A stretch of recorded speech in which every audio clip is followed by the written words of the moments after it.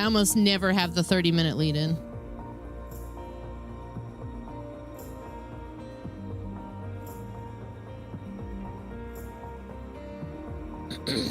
I did work on some Meet TV stuff today. Would you guys like to see some of the changes? Before I pull the trigger on YouTube? Okay. We have time. It's not like a massive amount of change.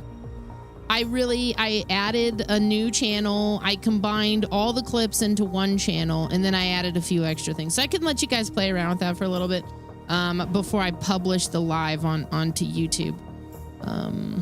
Where on earth? Hold on. There's a process here I'm still trying to teach myself with all of my buttons and stuff. Trav came in here earlier and said, you look like you're hacking stuff. Because I had like a command thing open, downloading clips.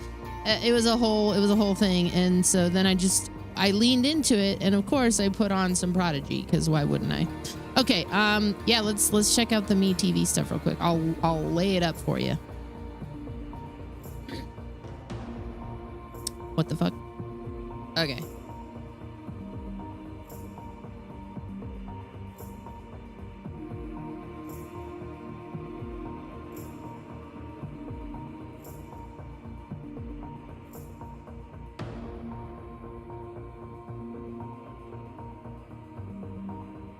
So channel 3 is now news. Actually, channel 2 is news.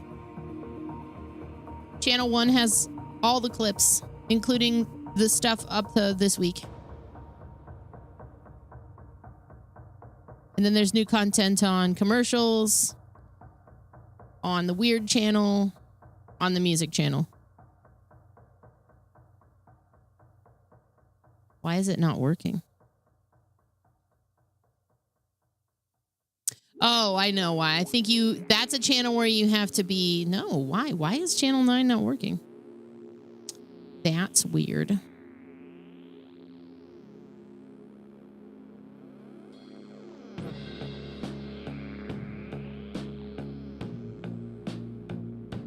This I need to fix. I gotta change this too. I'm still updating. We're still updating.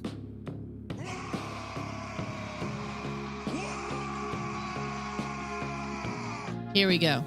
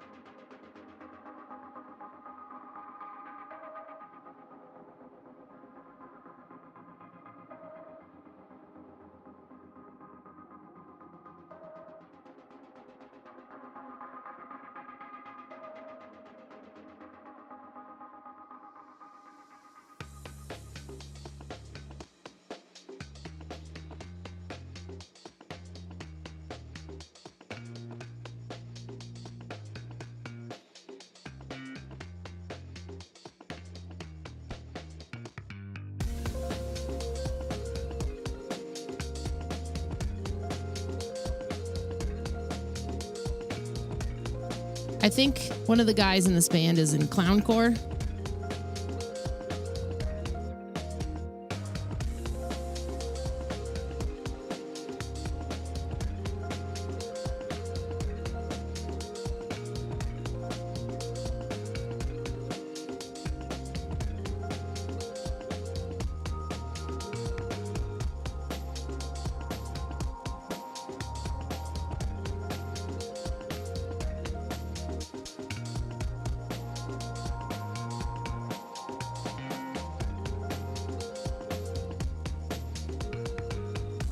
All right.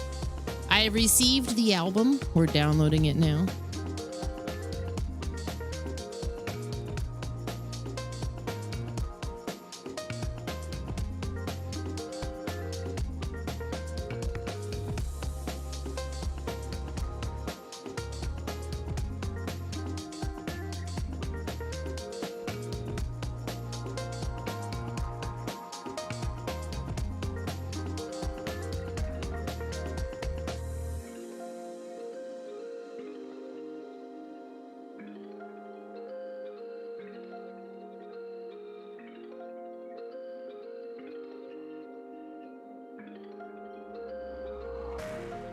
My friend.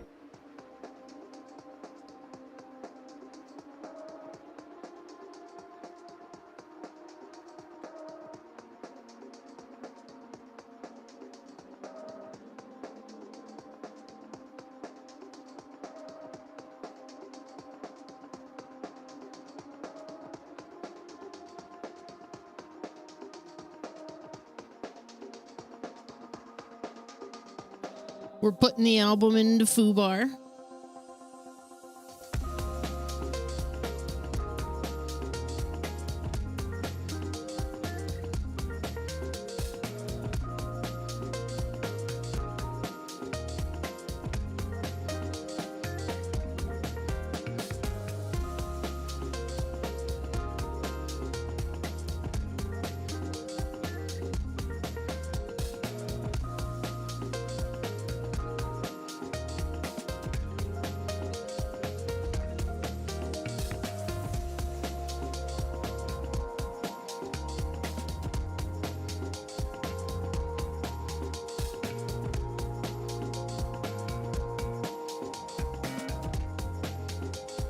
I'd like to eventually on the music channel and maybe some of the other channels have like the title of the video show up at the bottom.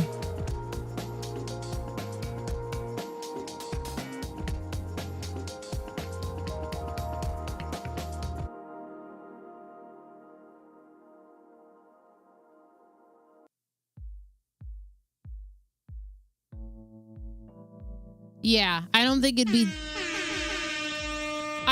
difficult to do. I just have to do it. It's a lot of moving parts here.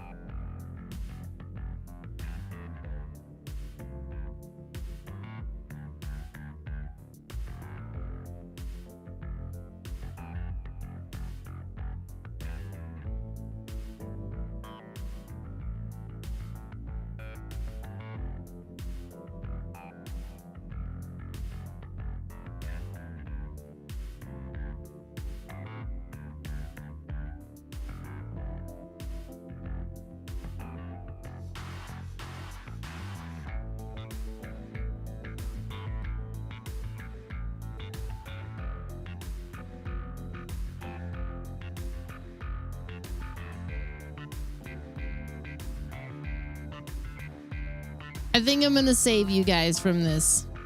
Would you like to be saved from this?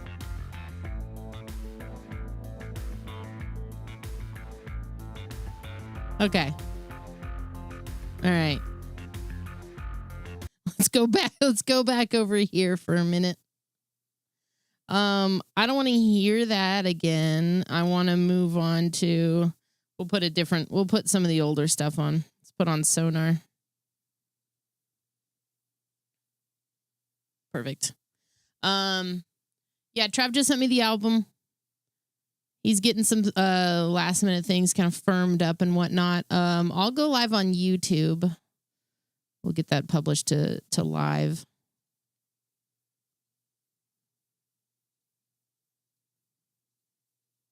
Okay. So some of those channels will not turn. They're on a timer. So you have to watch what you've been cursed to watch for an amount of time. That's just how it is. There are some permissions. Some of the channels that have an asterisk are locked to like Patreon or Ko-fi supporters. I want to make it tier 2 or tier 3, but I'm having a harder time with that as code. But I honestly think it's easy. I just haven't, every time I sit down to work on that kind of stuff, it's like an afterthought that I'm trying to do it like 2 a.m. or something. So anyways, there's consequences. There's consequences to the TV.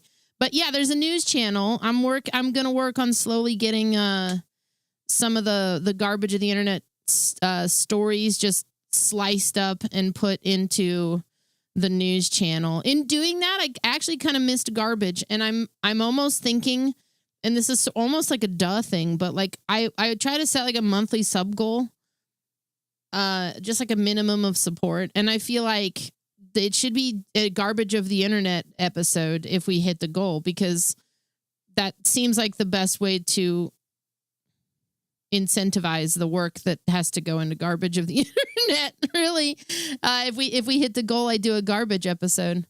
It won't be like a monumental goal, just keeping the lights on here and stuff. When's the last time I did one? I was trying to figure that out. I honestly think it was 2024. I don't think I did one at all last year. I don't think I did one at all last year. Maybe one. I was trying to separate them into seasons. Let me take a look. I think I can suss this out with Ko-fi. There was a point where I didn't want to look at the news, no matter what it was. It was just kind of a pain in the ass to have to sort through any amount of news to find the funny shit. Drawing from reserve power. Posts. Here we go. Episode 120 from a year ago, it says. Gassy and Sassy. May 23rd is the last time I did an episode. That's funny that it's called Gassy and Sassy, and I just said that I was gassy today. Yeah, I miss doing it. I still would like to do it on the YouTube kind of idea that I had, but I think as a live show it still has some merit. But I think because it does take a lot of work to do it as a live show, maybe I'll incentivize it. That way it's in your life no matter what. But hey, and then I can bring back things like Sub Sunday with the demos. We can do movie night, which we are going to do next Friday. I'm going to have the details about that probably tomorrow. What's up, chick drummer? I saw you tagged me in a painting of ranch dressing that Beth did. I feel like I need that painting also. All right.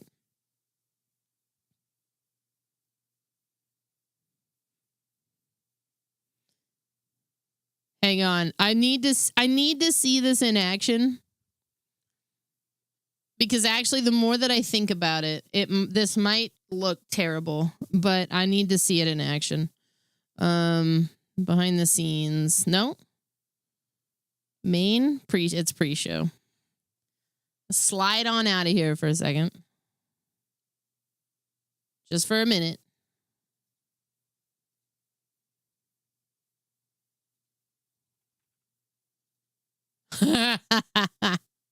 Okay, wait a minute.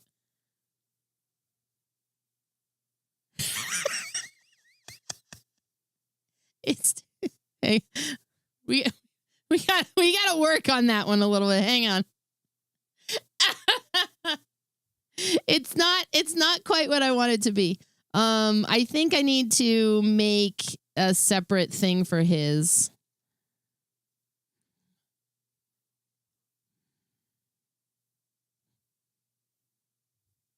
It's not my like the art is one thing. That's going to be I'll fix that. I'll make it better. I literally just kind of shat that out in a couple of minutes. I do not care.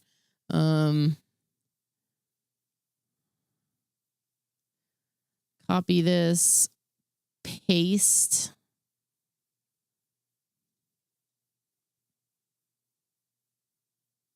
Move it down here. Rename Trav back of head. All right. Properties. Property Brothers.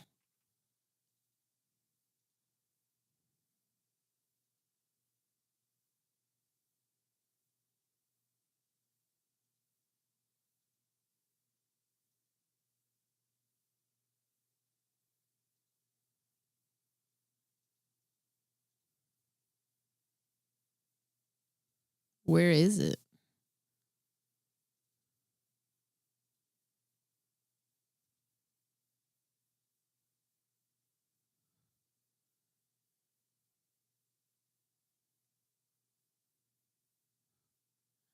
Where is it?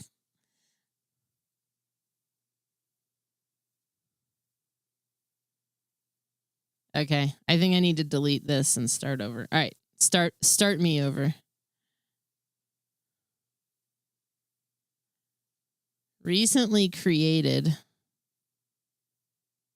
image.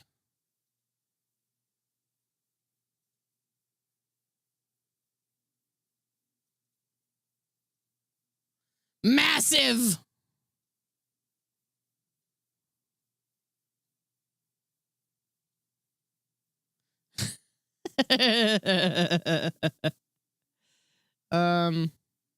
You're just getting all the behind the scenes stuff. No big deal.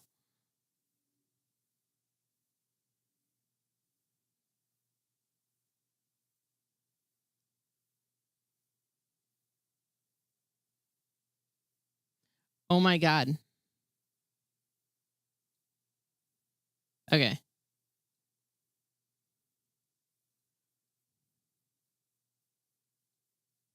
Rename it.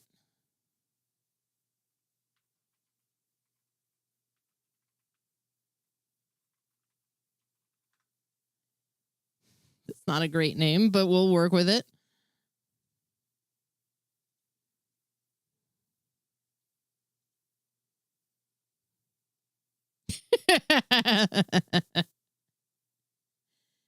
Not enough thinning.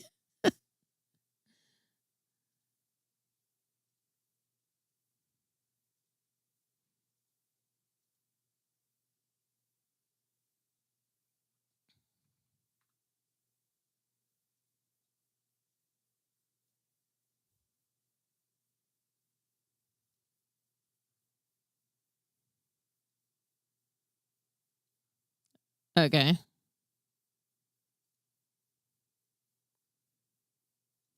I know you hate that effect, but you'll be fine. You'll learn to love it.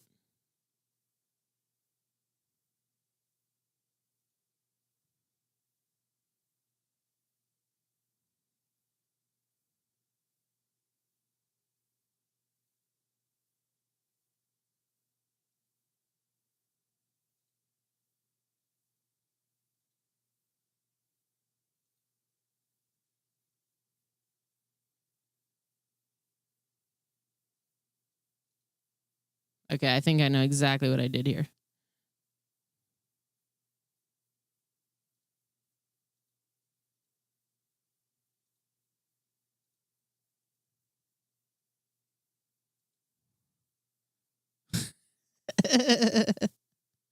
I'm glad I'm having fun.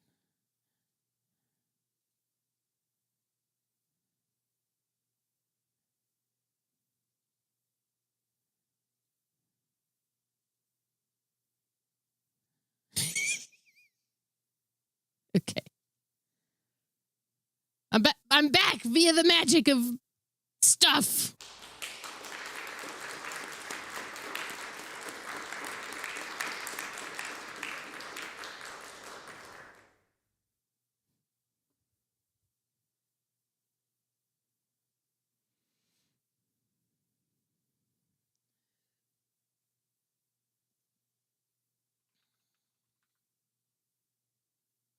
Jimbo, thanks for the 133 months. Chem Story, 63 months. Rafe Tier, 20 months. Hero Toxico, way before I started, but I still counted at 47 months. Welcome back. Trav's going to be up here in a couple of minutes. We're going to listen to his album. He's going to take over the stream and talk for a little bit.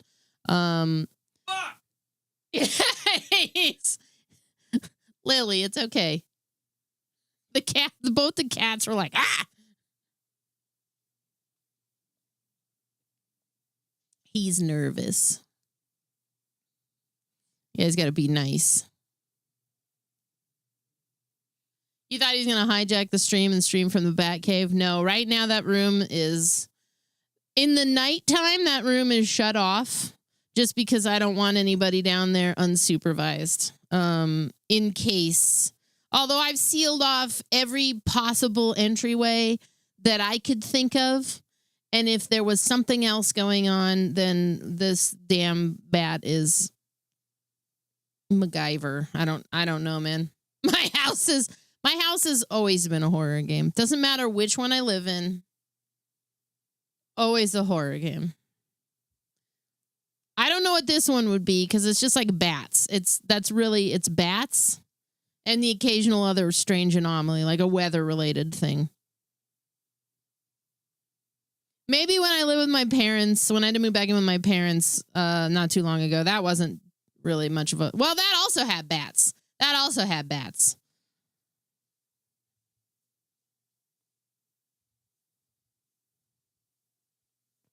They didn't have nearly as many bats as I do, though. Like, so that's what my mom said. She goes, they must be following you because that's insane. Yeah. I think it is. I think it is.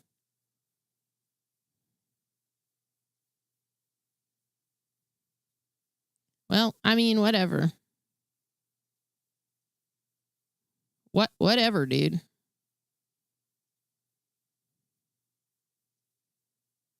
Let me test this. Oh, yeah. Oh, yeah.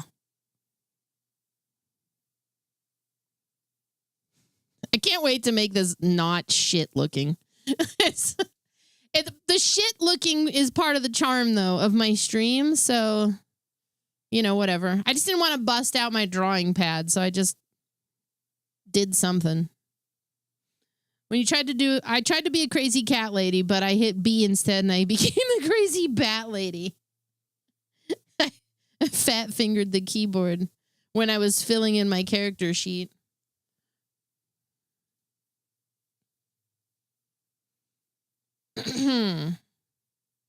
Anyway, yeah, Garbage of the Internet is now channel 2. I'm going to have more clips from that going forward. I fixed the older I got rid of, I had 2 distinct clip channels. I just jammed them all together because I keep having consistent issues with these scripts that I'll find for clips that just dynamically pull from Twitch. So the one that I wrote that just works on my local machine is fine. And I have a hard drive on my computer called Dumpy that I put in here specifically for me TV. So live from Dumpy, Meat TV. That needs to be a bumper for the whole thing.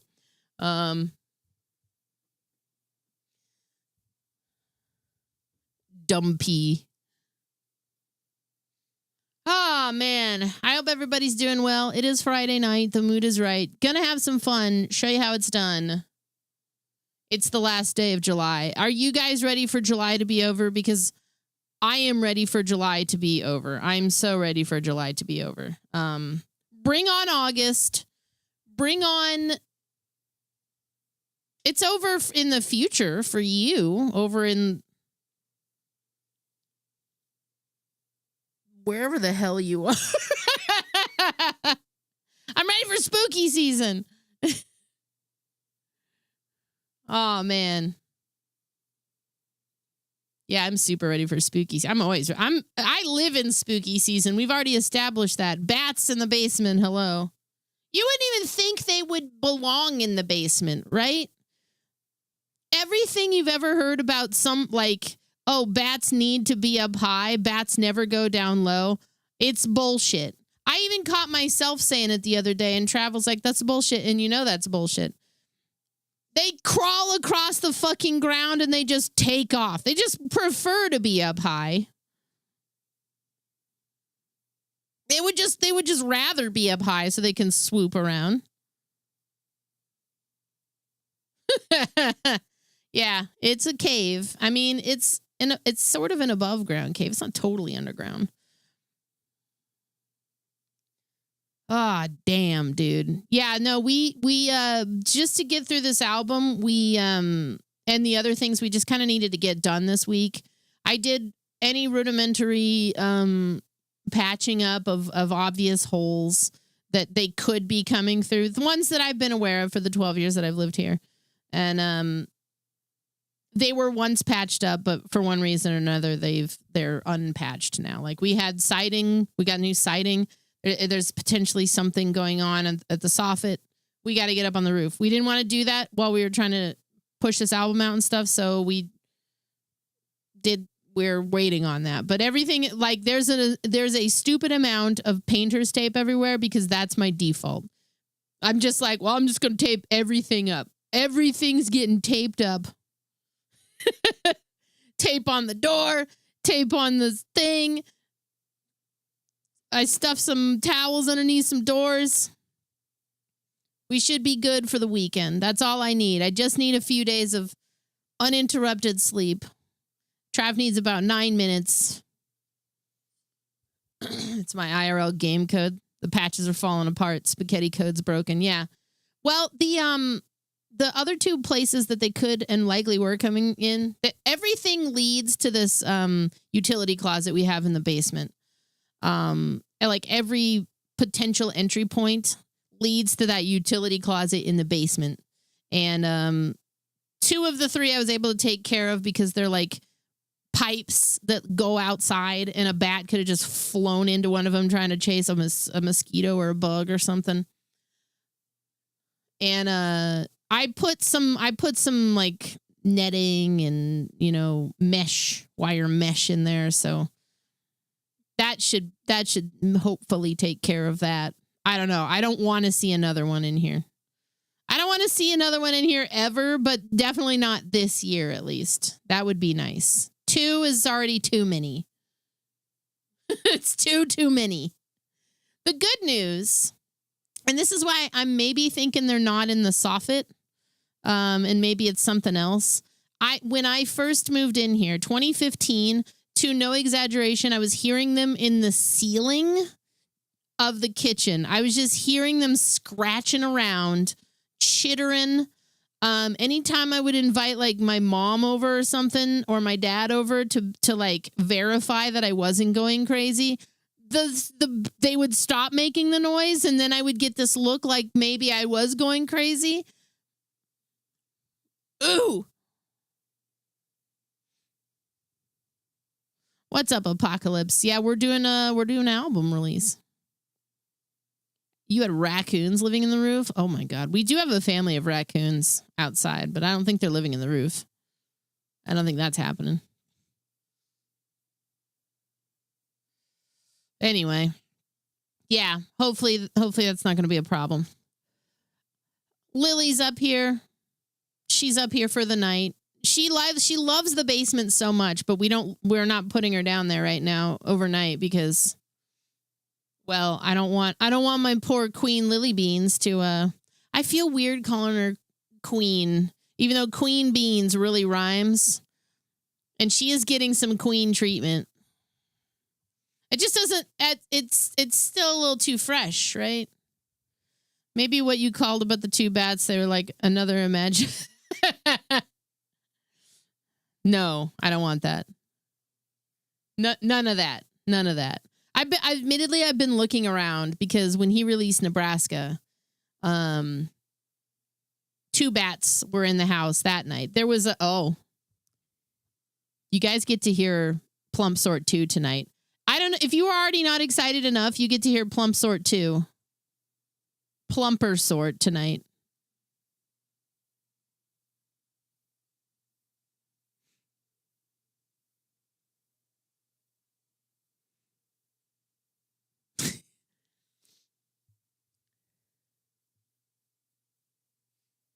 How do you talk over this? I don't know.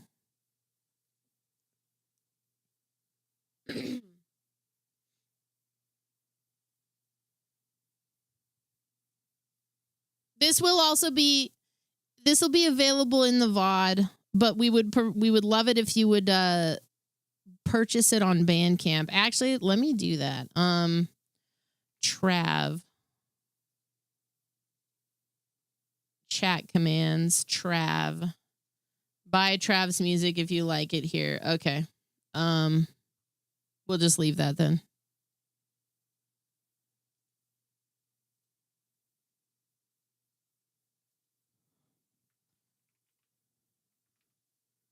I'm going to update the title.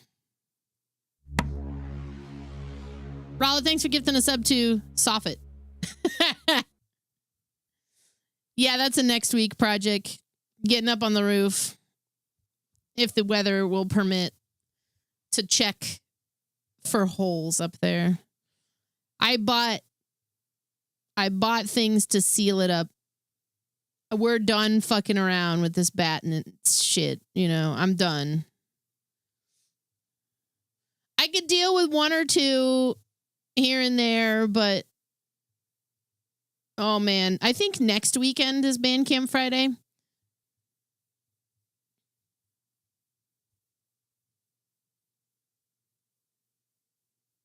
You'd buy it on Bandcamp, but you're monetarily desolate right now. Well, Bandcamp Friday's next week, so you got time. It's all right.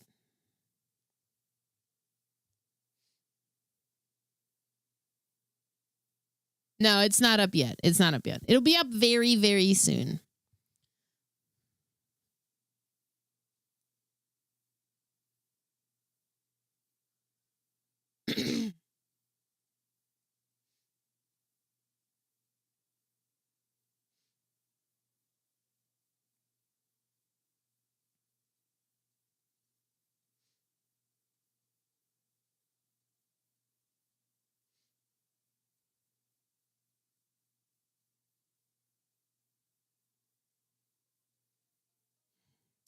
I can't.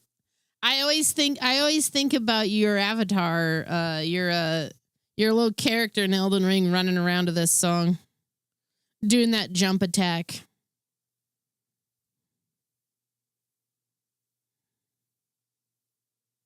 Yeah, he's got a 90-10 split with Bandcamp right now.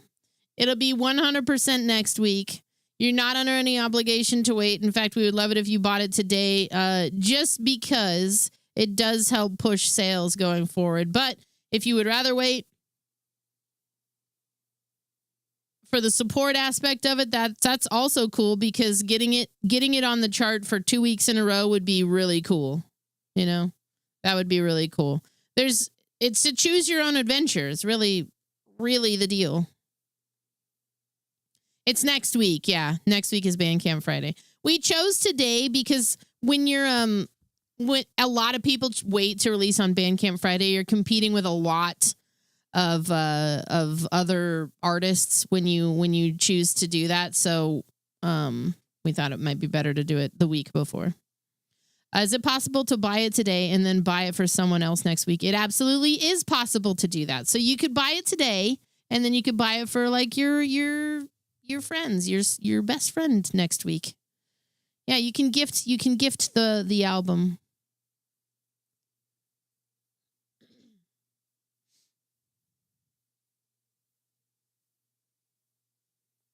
I like this song.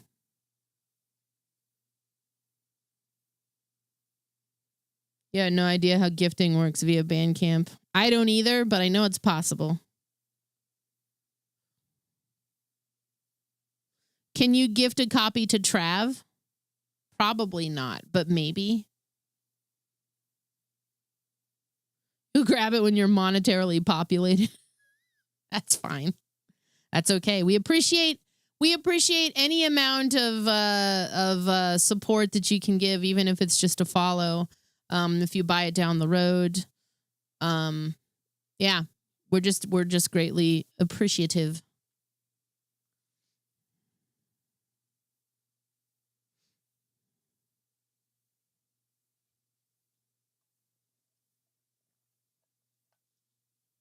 Oh man, I got to figure out what horror games I'm playing later. I kind of have a short list. We'll just pick some random ones that I was going to do last week and the week before and the week before that. When is the lounge singer coming out? He's just pacing around backstage, driving himself crazy.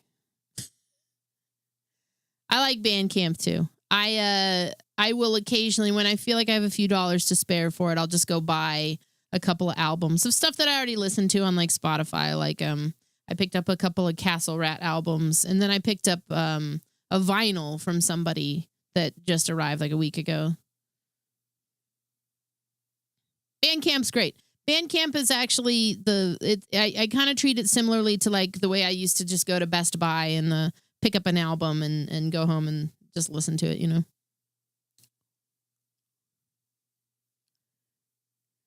Can we just get like a flood of support for Trav in the chat here? Kind of like, you know, like when an artist is about to come out and everybody starts clapping and stomping their feet and they're just like, Trav.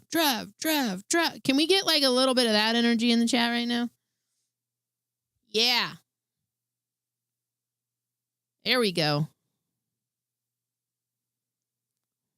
Let's make him blush.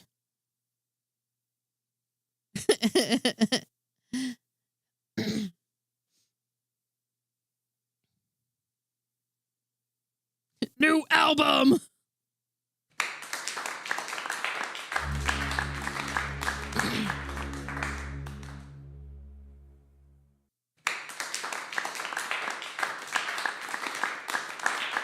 Well, because a lot of you, he's not incorrect. A lot of you are maybe newer to my stream. You're not aware that Trav was actually a streamer, and for a streamer for way longer than I was before I started. And that's kind of how we met. So, but you hear me talk about him all the time because that's what I do. In the before times, in the long ago. So you might want to, you know, associate a personality to the entity that you constantly hear me reference if you're newer to the channel and you're not familiar. And he's gonna provide that. And I will also be playing. I'll probably repeat this later on in the night. Nonsense. Just so people who are coming in later can hear what he has to say, and then listen to the album as well. Who is this Trav that we keep discussing? Who on earth is this Trav?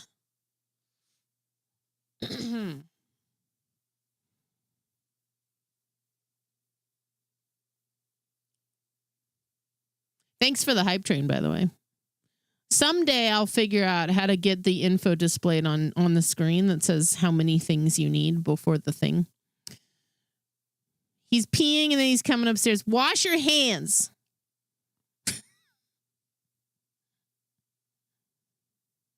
Wash them. The best part is when he complains about how my audio sounds. That'll be that's what you're waiting for. Give us the male-female lyric.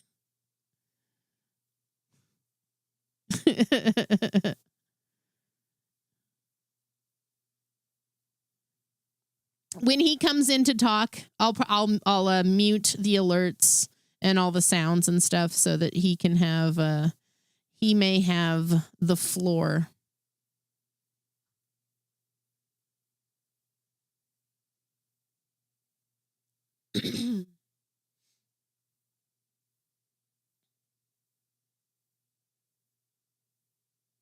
Or the couch, yeah. In this case, the couch. You're right.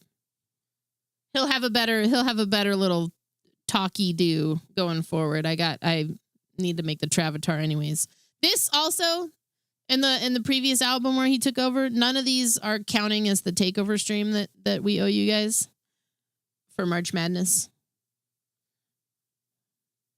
He'll do that soon.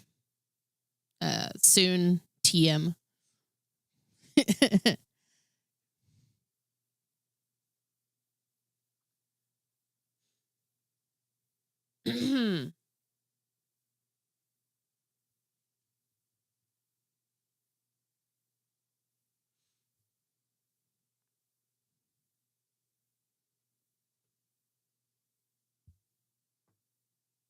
He's going to take over. He's going to change all the audio settings.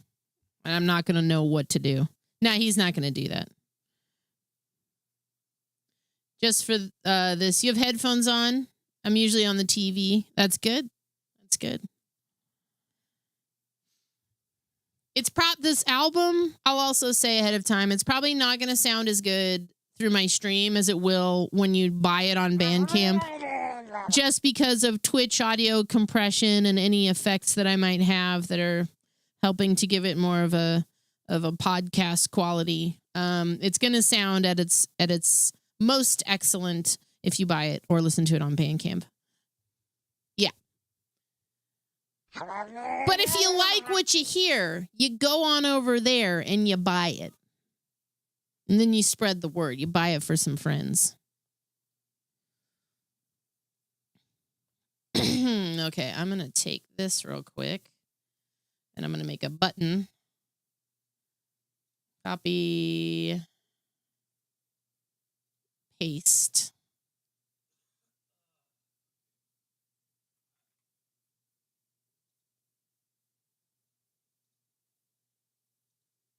Set from file. Hang on a sec.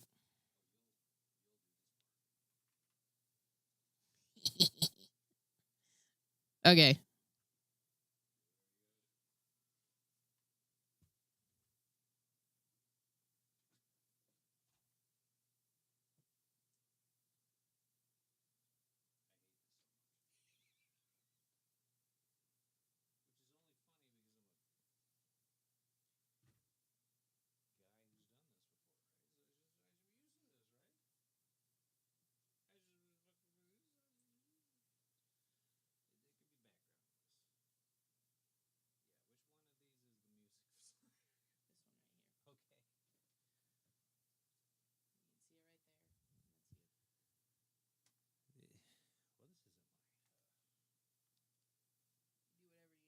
Oh, this is mine. The very first thing I'm going to say is, what the fuck is this noise gate?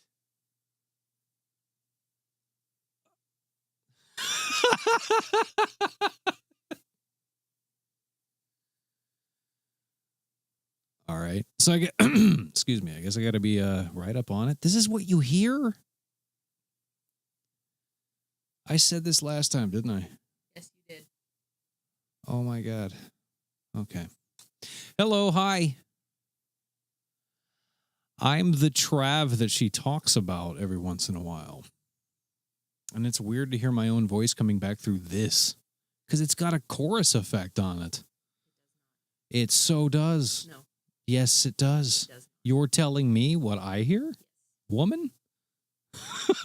There's no chorus effect in No, here. I'm saying that there's a... who in the hell cares? Like, it doesn't sound like this when I'm listening to you. Yeah. hearing it myself, this is weird. This is weird. Or maybe I'm just not used to doing this anymore. I used to do this for years in front of a microphone, but I had it all set up the way that I like it. But I can hear the fans. I can hear. Oh man, that's crazy. That's wild, dude. Okay, so you've got your chat in 2 places. Which one should I look at? I know I can look at. This one's gonna combine all of All right. them. This is Twitch. That's This is YouTube. okay. That's why Oh, there's a YouTube It's chat. YouTube. Say hi to YouTube. Hi, YouTube. Apocalypse and Erica. Hey, you two. You two on YouTube. Nice to see you. Hello. Yeah, no, this is me. The Trav that Skin Teen talks about all the time. If I need what louder? My earphones? Yeah, My headphones? Yeah. Yes. Yeah. Oh God, yeah. But is that going to bleed back through? Because these are, well, no, these aren't open back. All right, we're good.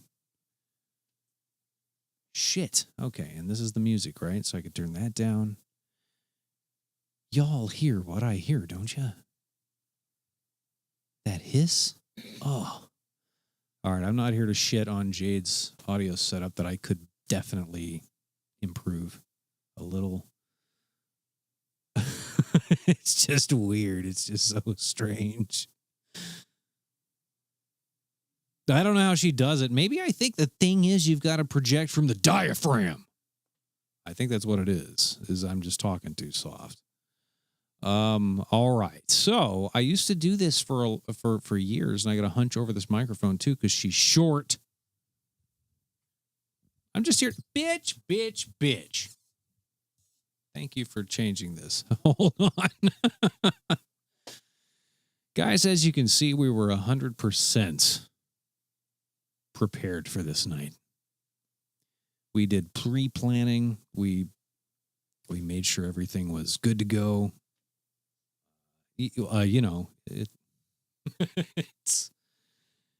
is what it is. Hi, Z Monolith from YouTube. Aterios, Eccentric in Texas. Blue Star, hello. You're a mom. Chumley, hello. You know, it's good to see you. Thanks for helping me move out of my house. What are you doing now? What is this?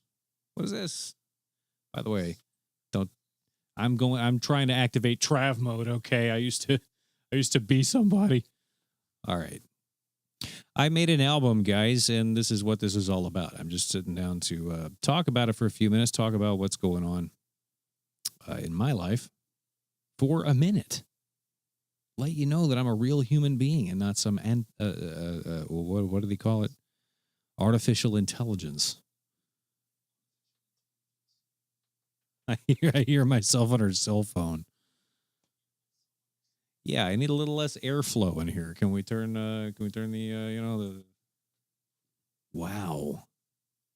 It's weird. You know, I feel like I should have practiced. Like we should have had a practice run. There we go. Yeah, okay. Yeah, no, I'm feeling good now. Yeah. My her Canadian boyfriend. What are you talking about? Yeah, this is me. Hello. I'm talking differently because I'm hearing myself in headphones and with a noise gate that I'm not used to, but I think I just got to get right up on this motherfucker. Gotta get right up on it. All right, kids, stay a while and listen. Got to get the vocal cords warmed up. Yeah, no shit. Dude, I don't remember the last time that I had a microphone in front of my mouth that I don't remember the last time I did this. I really don't. It's been years. We'll get to that. Hey, Carson. It's good to see you, dude. Hello. Good. It's really good to see you. You know, I went through Discord and just DM'd everybody that I know which is like 9 people. And I said, I'm releasing an album. Like I messaged Gassy Mexican. He didn't reply. He's not here. So fuck you, Max. I messaged Carson, though, and he was like, cool. I sent a message to, who the hell did I message? A whole lot of people. I messaged a whole lot of people. Like 9 people. That's like a lot, Corbel. Get real. How many people do you know? 8? Pussy. You are now hearing Space Kites. Yeah, this is my worst song. I don't know. No, actually, Plump Sort probably is my worst song. The only reason that I released Plump Sort on that album to begin with was because Jade walked in the room when she heard me listening to it on my computer speakers. My computer speakers. She walked into the room and she started shaking her ass. Okay. And I said, this is going on the record. This is going on Sonar. How can I not? Yeah, exactly. Right there. That there emote. That's what she did. IRL. I can't stand this noise gate, but I'm not going to bitch about it. I don't want her to come in here. I don't want her to touch this Rodecaster. I don't want her to do a thing, but I am going to fix this. I'm going to fix it. Because I'm hearing myself cut off. That's the problem, is maybe the way that I'm talking, right? The way that I'm speaking, maybe a little bit softer. I think she speaks from the diaphragm more, guys. But I keep hearing myself cut off, and that's just throwing me off. It would probably be better if I took the headphones off, to tell you the truth. She speaks loud. She's loud. So she's like up here, but then sometimes she gets real quiet, and I'm just like, are you kissing this thing? Are you filleting the microphone to make this work? I'm giving her shit. She's staring at me right now. You got something to say? Say it to my face. How do you fix this noise gate? I've never used this software before. Yeah, I'd be happier, to tell you the truth, if the noise gate was just not there. Turn it off. Let them hear the hiss.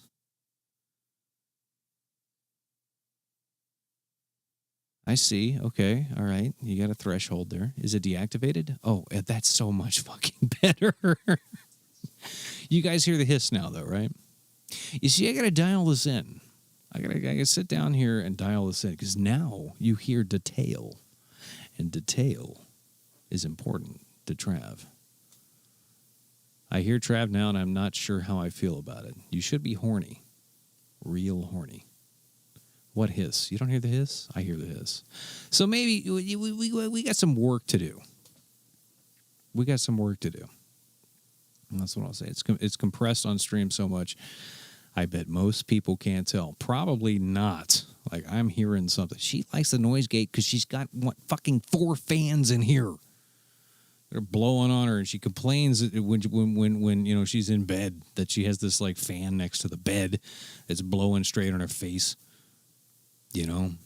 She's got like 1, 2, 3. I don't know how many fans in here that are going constantly in this, because you got to have a noise gate to cut that out. I'm just like, holy shit. It's a wind tunnel in here. My throat hurts. Onlyfans.com. That's right. It's hot, yeah, and this is an upstairs room. To be honest with you, she should be sitting in the basement. I took over the basement a long time ago. What has it been now? 8, 9 years? Something like that. But anyway, no, I can hear myself now, and it's not changing the way that I talk. That noise gate is brutal. It's brutal. What did she say, Carson? Oh, I do love fans too. I'm not used to doing this anymore, man. Summer Snow. You are now hearing Summer Snow. Listen to Summer Snow by Travelyan.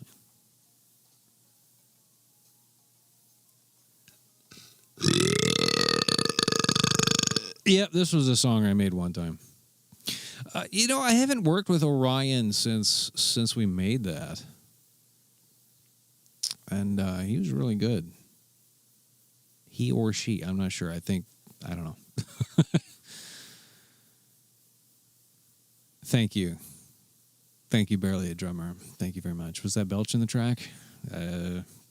No, but, we could go back in time. I could remix these things. I could remix my own songs. That's a thing I could do. That's what I had to do for this record that I made called Dyscomfort. I had to basically go back in time. I had to get a time machine and fucking undo a rat's nest of bad decisions that I made like 2 or 3 years ago. Because a lot of the songs in the album is, a lot of the songs that are on this thing that I'm going to play, or that she's going to play when I get up and stop talking to you guys, were from 2 to 4 years ago, like 30-second, starter ideas, loops that I had made that at the time I didn't feel like they were good enough to share. They didn't belong in the album that I was working on whenever I was working on them. And so I had to open these project files, and the first thing I'm thinking is, what the fuck was this guy doing? I had tracks that were routing to other tracks, doing side chain stuff, and like 19 plugins on a Rhodes piano. I was like, what the hell were you thinking? So I tried to reverse engineer a lot of this record and bring it up to my modern standards. Do I scrandle? I tried scrandle a couple of times, and I did not do very well. Barely a Drummer. I guess my tastes are different than the average Joe. Do you know what I mean? I don't understand it. Every day that I get up, Barely a Drummer, every single day, it's about 6:30 in the morning, and I will go downstairs, and I'll make myself a cup of coffee. I know she's listening because I can hear it in the other room. I make myself a cup of coffee. All right. And I sit on the toilet. And I almost invariably have diarrhea for whatever reason. And while I'm having my diarrhea, I do Wordle. And I don't even do the Discord Wordle. I go to the New York Times website. And I'll do it there. Because I don't want to embarrass myself by fucking it up in Discord. I don't want to embarrass myself, so I do it single player. Do you know what I mean? Do I drink the coffee? Well, no, I don't. I mean, I start the coffee. It's like a single serving coffee maker thing. I put the cup in and I put the little K-pot or whatever in there, and I start the machine. And while that's making the coffee, I go poop. And while I'm doing the poop, I do the Wordle. And usually by the time I've figured it out or hit 5 or 6 guesses, I'm done. Yeah, it's good stuff. At least we've got a bidet. We actually have a bidet for each toilet now. And then the Tushy, they're called Tushy bidets. They shoot a little jet of water up your butt, and it's not something that we know about in the United States of America. Once you get a bidet, you don't go back. How do you live after you've used one? Right? Like, how do you exist as a human being after you have used and experienced a bidet? You just angle it, and it cleans you off, and you just pat it dry and get the fuck out of there. I don't know why I lived for like 35 years without this luxury in my life. And they cost like $120. And you can even get them where they're heated. They run off of the hot water that comes out of your sink if you got a sink in the bathroom. You don't have to plug it in. There's no electrical nothing involved. It just uses the hot water line from the sink. It's really good stuff. I haven't actually experienced the heated bidet. I've been using the cold water. And by the way, a cold jet of water up your butthole in the winter is refreshing. Do you know what I'm saying? You got a bidet attached with $25. Well, if it works, it works. But I'm telling you, these tushies, they're outstanding. I can't live without it. Your bidet warms its own water. And it has a heated seat. You Monopoly man. Do you rinse off your monocle with your fucking... And a light and a fan? All right.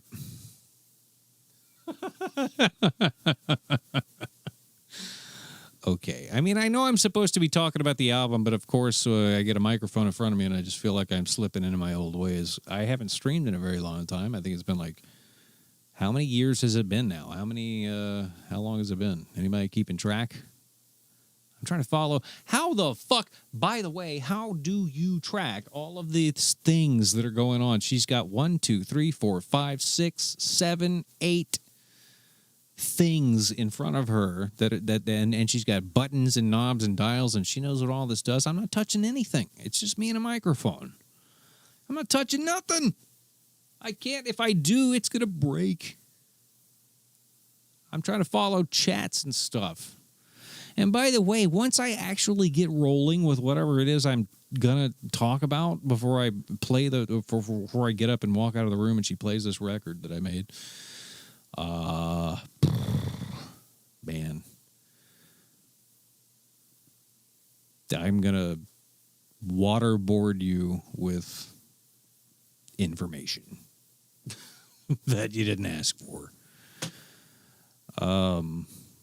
I don't think that's what I was trying to say. I'm just like, wow, this is a lot of stuff. This is a lot of information in my face. I'm not sure how to deal with it anymore, man. It's been so long since I've done this. You know, slight tangent. I've been watching lately for the last several months. I've been watching this guy called, and some of you probably hate him for various reasons, but The Burnt Peanut. And I just keep thinking like I was the blueprint for this dude. You know how he goes, all the time? And I'm just like, man, that's something I used to do. You know how he throws back beers the entire time he's streaming? I'm like, that's something I used to do. I keep listening to the things that he says, the jokes that he makes. And I'm just like, God damn it. Me and him are the same. We're the same guy.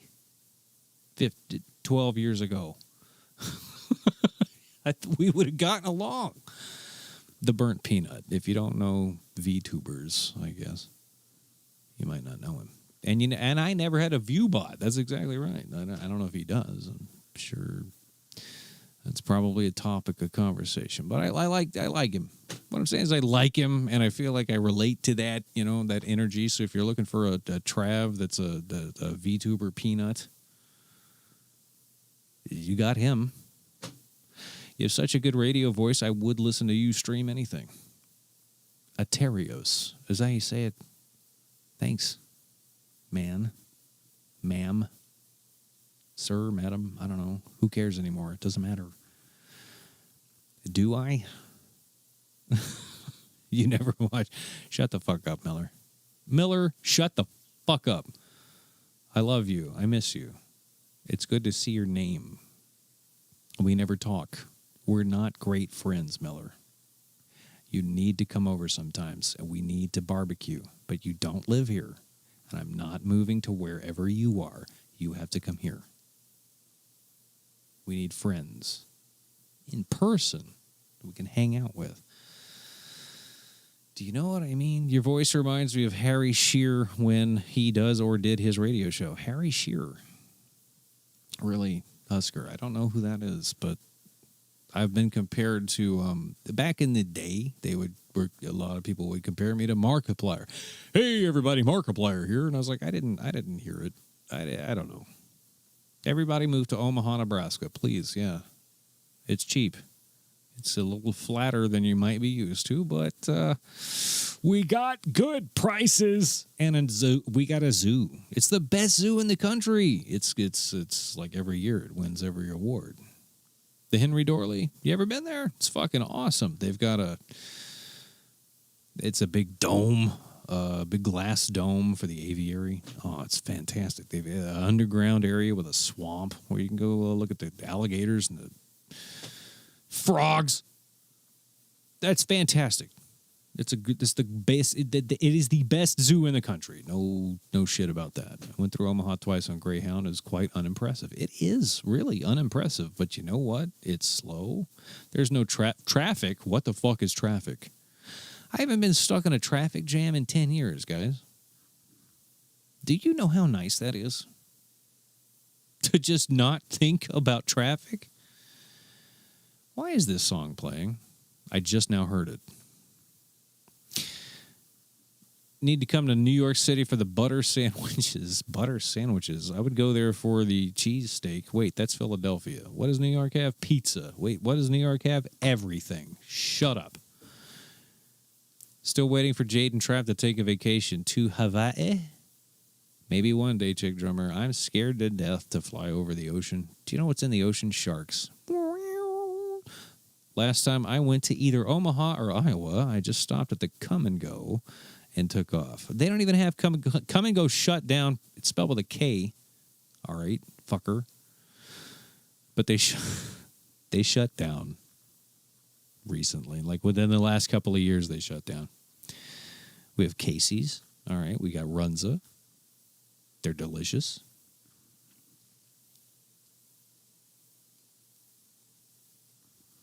What's playing now? I'm trying to figure out where the music's coming from. Oh, this is okay. I'm supposed to be here to talk about music and not literally do what I'm doing. I'm supposed to just talk about the album that I made, and I was supposed to release an hour ago. What is music? That's what I'm saying. What the fuck is music? No Stuckies?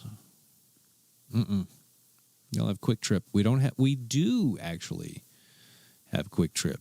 Or it's Quick QT. QT, Quick Trip. Not K-Wick Trip, but Q-Wick Trip. There, we have one. Take your time, dumbass. Who are you calling dumbass? Dumbass. You're the bitch.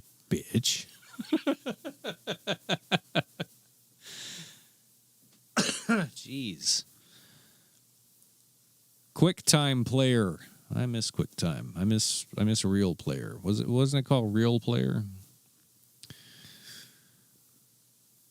The name is Dumas. Who are you calling you?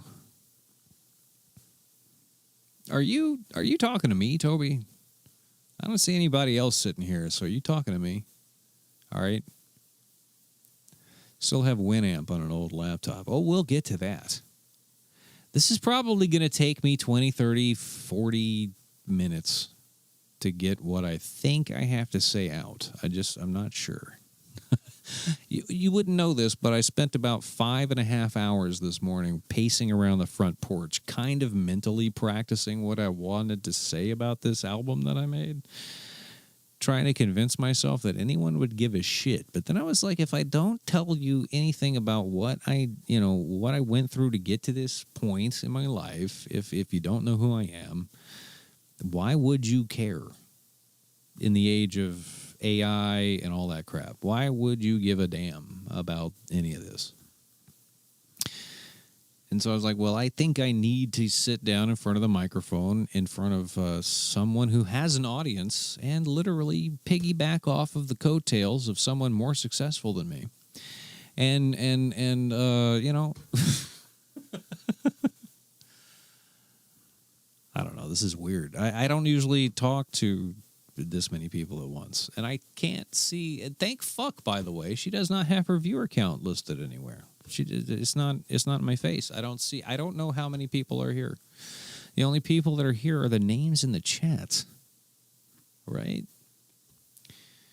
And that's a good thing. That is actually fantastic. I'm glad that I don't know how many people are watching. I'm looking for it and I don't see it. So I'm glad she doesn't do that. It's so smart. Fuck off, Grim Sage. I mean, all the way off. Whatever, that could be any number. It could be, I believe it because I've seen it because I watch Skin Teen. occasionally. At least one I'm focused on the Twitch chat because it moves faster, Erica, but I see you over there. Don't you dare say that about Plump Sort. Oh, by the way, on this album, yes, I wasn't going to include this damn thing. I made a Plumper Sort. Like a Plump Sort 2. Everybody likes that song for some reason. So I'd made the most annoying song possible. But this album ends on such a shit post that I can't stand it. Like, it is a shit post of a song, and it's annoying to listen to, and I hate it. Therefore, every one of you are going to love it. You're going to love that song. I'm just preparing you now. You're going to love that song. And Jade heard it the other night, not the finished version, but she heard it, you know. Jade, by the way, has only heard about half this record that that we're going to play tonight. I got a fucking burp. Jesus. That's exactly right, Ursangus. Or else. I was really proud of Soundgazer, and when I listen to it, I hate the mixing. I hate that I hate that sound so much for some reason. I cannot keep up with chat in a large with a chat moving like this. I can't do it. Well, I could. I don't know. Maybe I sell myself short constantly. The end of Plump Sort, I'm looking at YouTube now. Erica, the end of Plump Sort, the original, is great. It's so grand and big. Well, I have a tendency to kind of do this build-up thing where I start stacking layers, and by the end of a song, it becomes this like soup of noise. I do that a lot. I don't know why that happens. I come from kind of the school of like Devin Townsend. I listen to Wall of Sound productions a lot. And I don't know where I was going with that. I'm just saying that I find myself very often doing that, where it starts off kind of quiet and then ends really loud and shit. Why this album? Because music.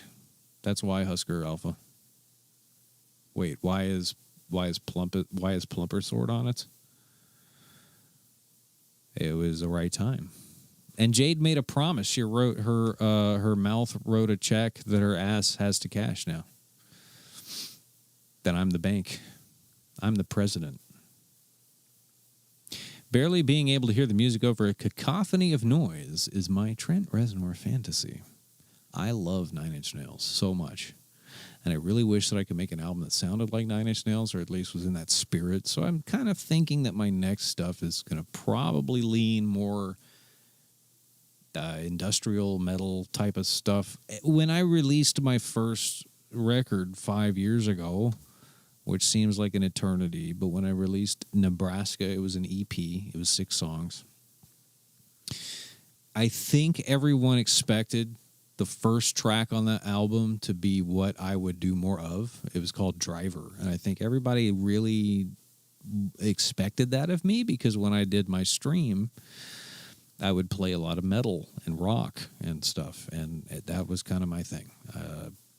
Helmet, Failure, Nine Inch Nails, Killing Joke, Metallica, Megadeth, Pantera, etc.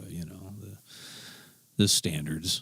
Slayer and all that, but then I would delve into a lot of modern rock and stuff. And I haven't looked at that playlist that I made on Spotify in a very long time, but it's called WTRV 109.9 FM, and it's a playlist on Spotify that I would link to you if I wanted to touch her keyboard and mouse, but I don't, because I don't know what the fuck any of this does, and if I touch it, it'll break.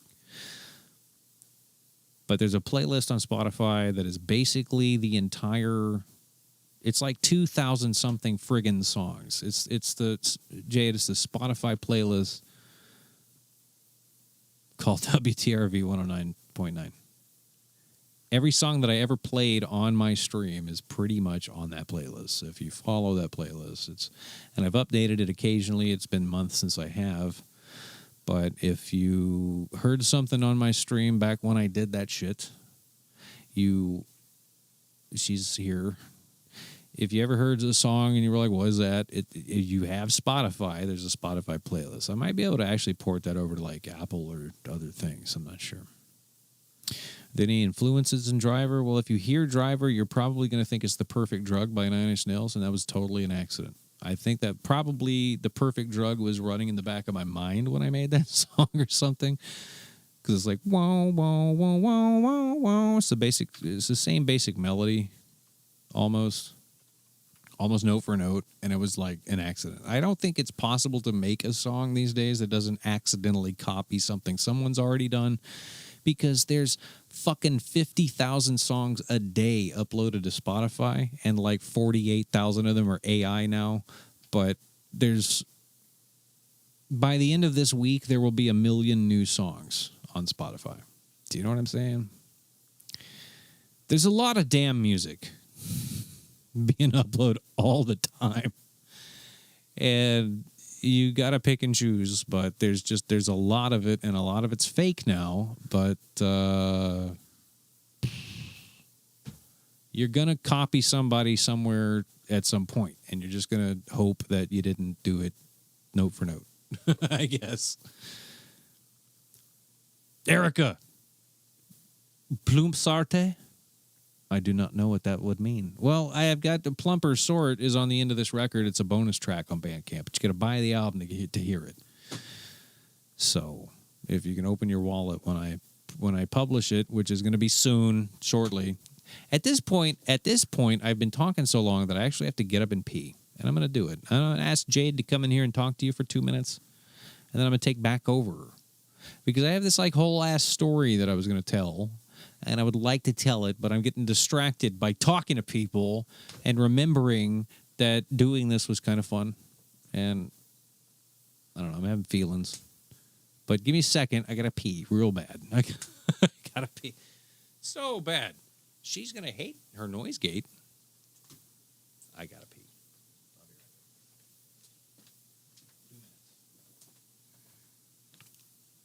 He's going to take a 2-minute pee. You want to know why I have the noise gate? Because I can't stand to hear all the hissing. And then he tells me that I'm listening to it too loud in my headphones, and I just had to turn it up like way louder for him.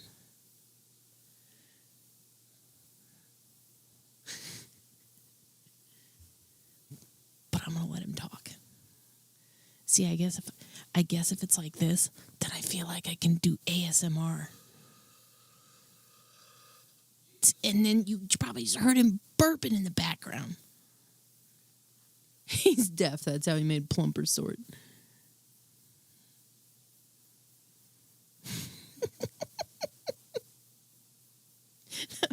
That's why I have the noise gate. There's too many things going on. I don't need it. I think my noise gate is fine. It's just fine. It gets hot in here, man. I gotta have airflow. I gotta have constant airflow. So I have the quietest fans I could find. They're usually blowing on or around me. I'm not motionless and sleeping with my mouth open for 7 hours, so I'm not breathing air in directly. I know. Well, it's part of the reason I have to whisper is because the headphones are up so loud. I'm going to blow my fucking ears out. I turned it back down. Now, I could change this back to the way that I like it. Like that. Oh, are you back? Okay, you're back? All right. Yep. I bet they wish I wasn't. No, that's not true. Is that the mute button? This the mute button? No. Everybody can hear you. Damn! Okay. This is the button that makes you go, whoop. Wow. Yeah. So I can push that? Hold on. Yeah. Yeah! Wait, hold on. Boom!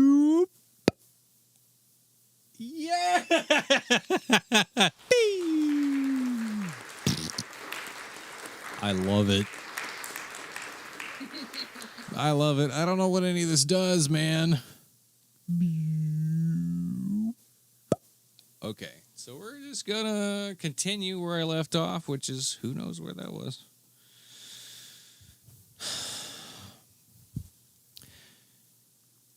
Should I stream again? It's been long enough. Should I just... I'm a Twitch partner, for fuck's sake. I probably should.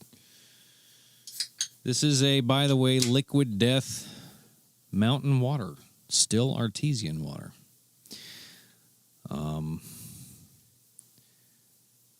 This infinitely recyclable can of stone cold mountain water clawed its way from deep inside the earth to murder your thirst. Water is good. And she's got a cup holder here clamped to the desk. Yeah, y'all say yes. But you don't know if you really want that. Liquid Death is not a sponsor of Scantine. Yet. I don't know. You should always stream whenever you feel like doing. The best part about streaming is you can pick it up and put it down whenever you like as a hobby. I know. But I got all self-conscious and then gave up. Could stream yourself composing music? Not in a million years, Blue Chips. I tried one time to show people what I was doing, and it's like my brain shuts down. Have you ever watched those body cam videos on YouTube where it's like the cops have the guy on the ground? Like, they're like, get on the ground! And they lay down on the ground, face down, hands behind their back. They're like, put your hands behind your back. Let go of the knife. Drop the knife. And the knife is like 5 feet away from them. Get on the ground. And it's like their brain short circuits. That's me. Get on the ground. I'm on the ground, sir. I'm addicted to body cam videos. I can't even lie. I'm just addicted. I can't stop watching them. What's it called? Midwest Safety. Oh, shit. That's addictive. Midwest Safety is so good. There's another one called Police Activity, but they have like a lot of shootings and stuff. Saw enough of that in some of the 2020 protests. Oh, yeah. I mean, well, you know, I'm just saying they it's like the officer's brain just shuts off. It's got to be adrenaline or something in that moment. This is not an apples to apples comparison. I'm just saying that, you know, they have to go through the whole script, even though it's even if it's misaligned with what's happening, they don't know how else to do it. I'm telling you, it's like the training kicks in. You know, drop the knife.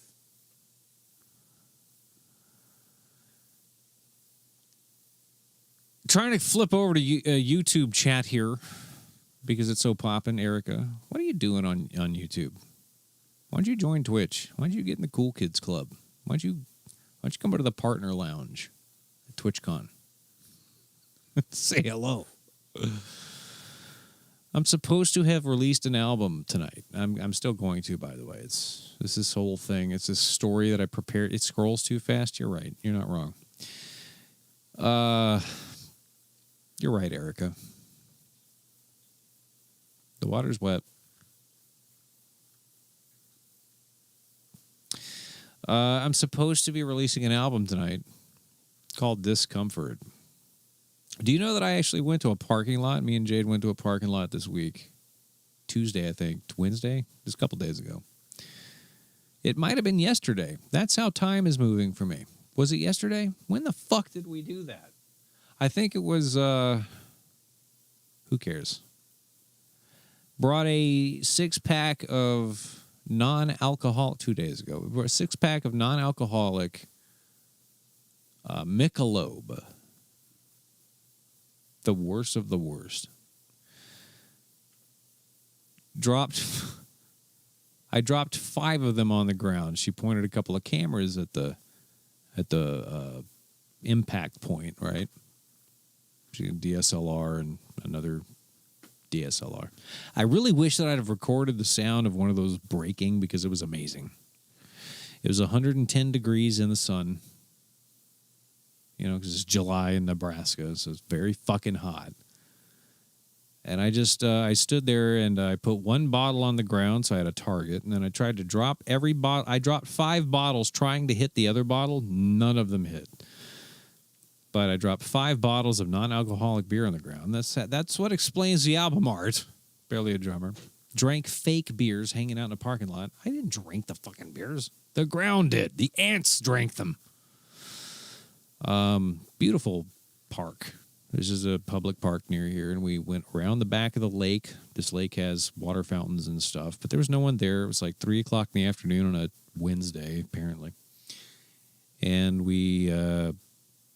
I was trying to capture the moment that the glass shattered. I had this, we won't call it a vision, but I had an idea of what I wanted to achieve with that cover. Didn't quite work out because you need one of those million frame per second cameras that the slow-mo guys use. You know, you ever seen those slow motion videos on YouTube where they have these like 3 million frames per second cameras that capture every single detail? They have cameras so fast now, dude, that you can actually see light itself. There was a guy that captured. He turned a laser on, and you could actually see the laser travel through the air. Like, it captured the speed of light. I'm not saying we needed something quite that expensive, but I am saying that I wanted to capture the exact moment of the glass shattering. So the best I could do was capture a bottle shattering in front of another bottle so that it kind of sort of looked like that bottle that was on the ground was shattering.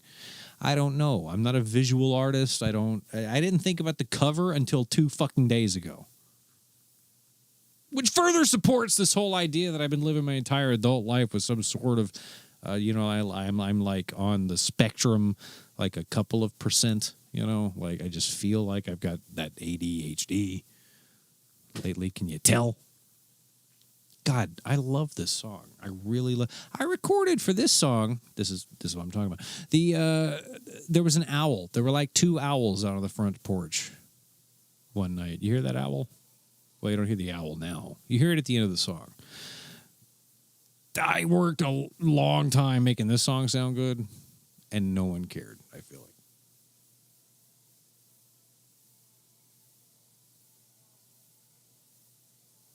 I don't know where I got that sample of the lady going, all night.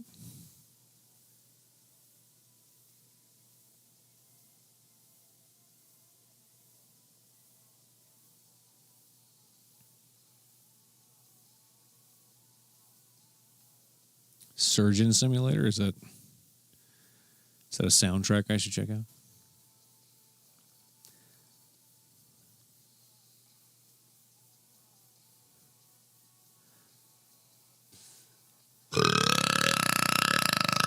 This is the owl I'm talking about. Hold on.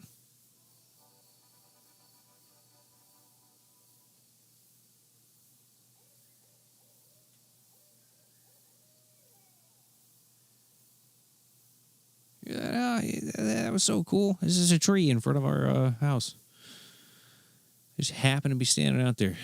Every once in a while, I hear a whole bunch of foxes and everything else. I like to record Foley. I really wish I had a nicer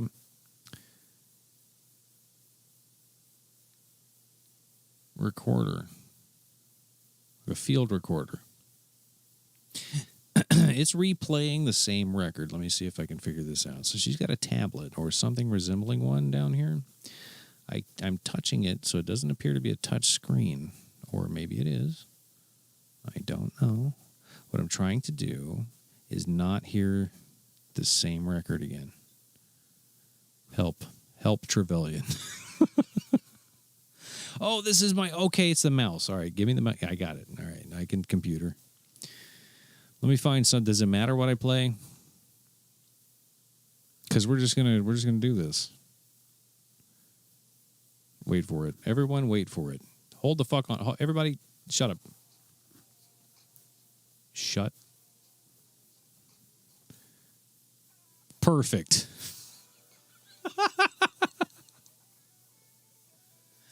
Someone asked, where do I get my samples from? Random places. If I use them, let's see. I can't even think. I'm not sitting in front of my computer, so I don't know. I've collected stuff. I mean, I've been collecting stuff on hard drives for 25 years. I've got stuff that I'm using on this record that I think are from sample packs from the 90s. I'm not kidding.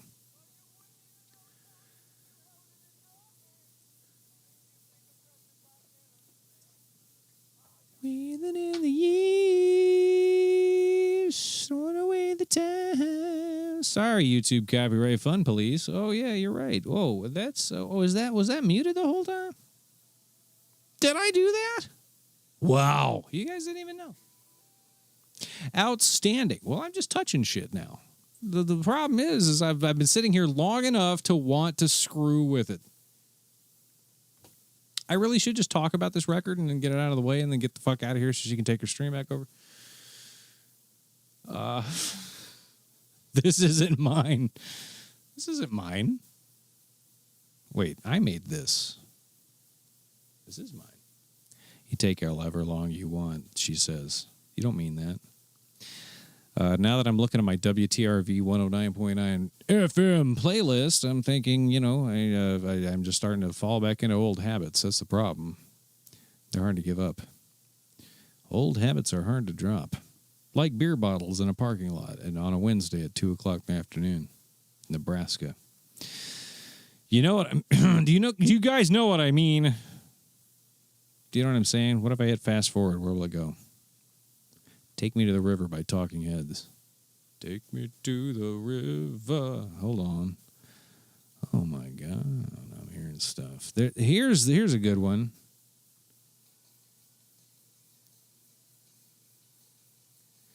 There's a place called Ocean Avenue where I used to sit and talk with you. We were both 16 and it felt so right.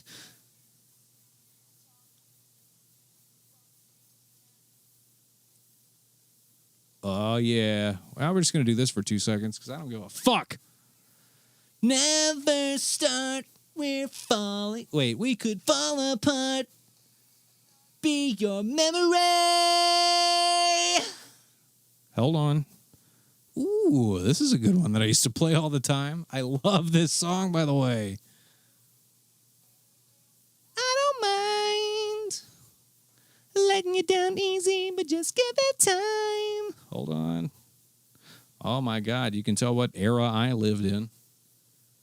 It just takes some time, little girl. You're in the middle of the ride.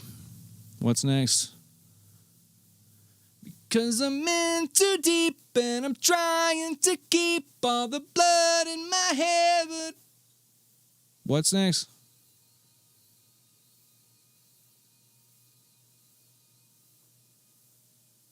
Yeah. Wait. This is my playlist, in fact. It's like mostly 90s so far. But wait for it.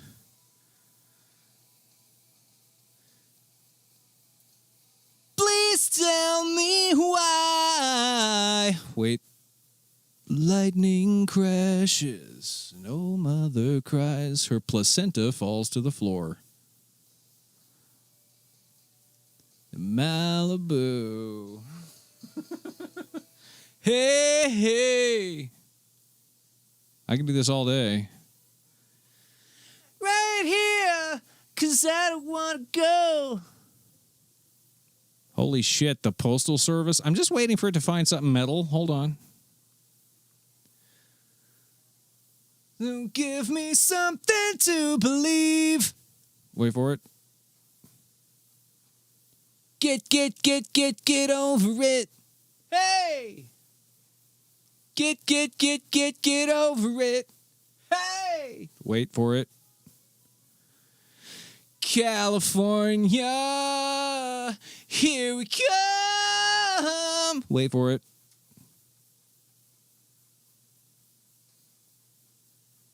Stacy's mom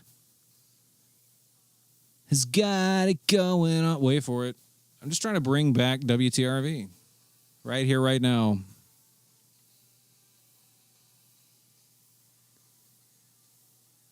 I had visions, I was in them, I was looking into the mirror. Wait for it. Kitty up my foot and I wanna touch it. Kitty up my foot and I... Everything falls apart.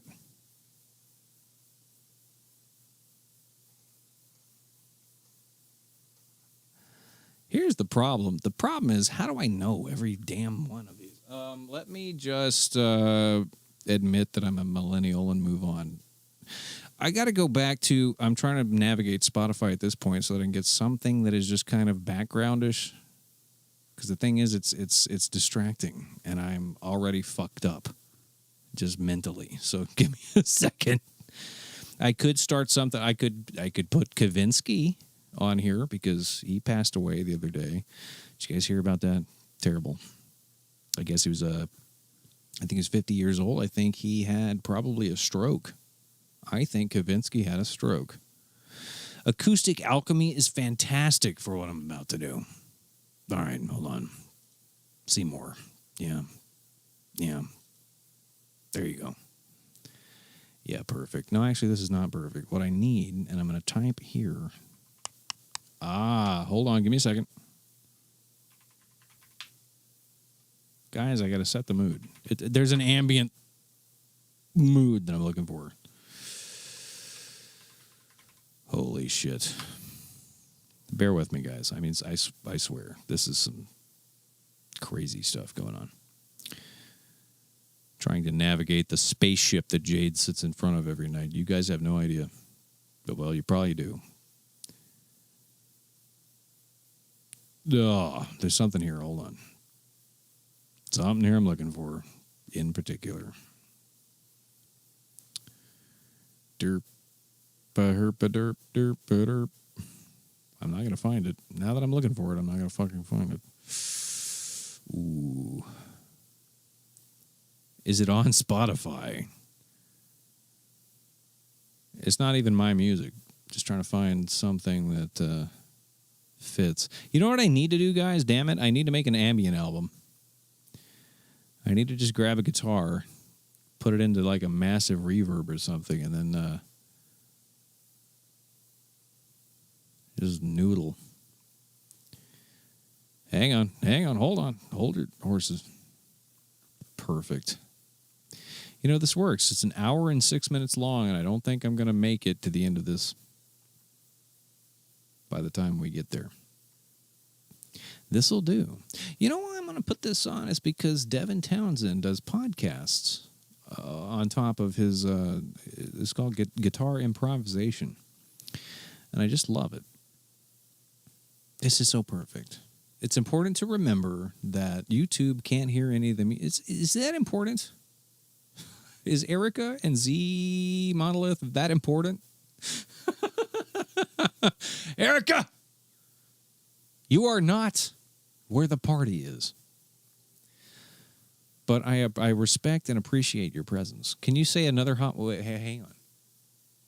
Another hot one out there today in Omaha, Nebraska. We've got 89 degrees and partly sunny skies. Winds northwest at 5 miles per hour. Temperature 79 degrees. Wait, 99 degrees. I don't know. Your 5-day forecast. Current traffic conditions in your area.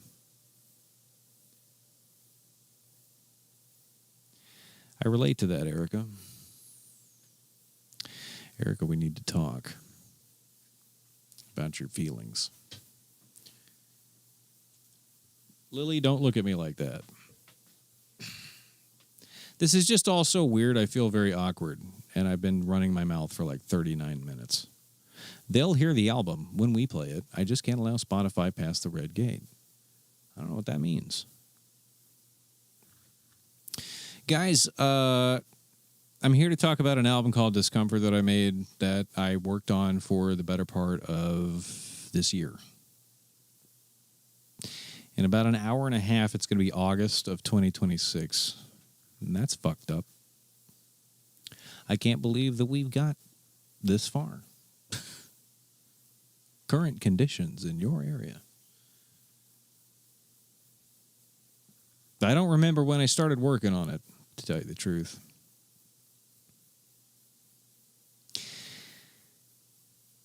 I guess, let me tell you about Dyscomfort. This is not from my album. This is Devin Townsend playing a guitar with a reverb pedal. Just so you know, if you're on Twitch and you get to enjoy this, I guess YouTube can't hear it. So you're getting awkward silence, Erica. That's fucked up. That's fuck you. Why? Why would you torture yourself? The music is intrinsic to what Trav does.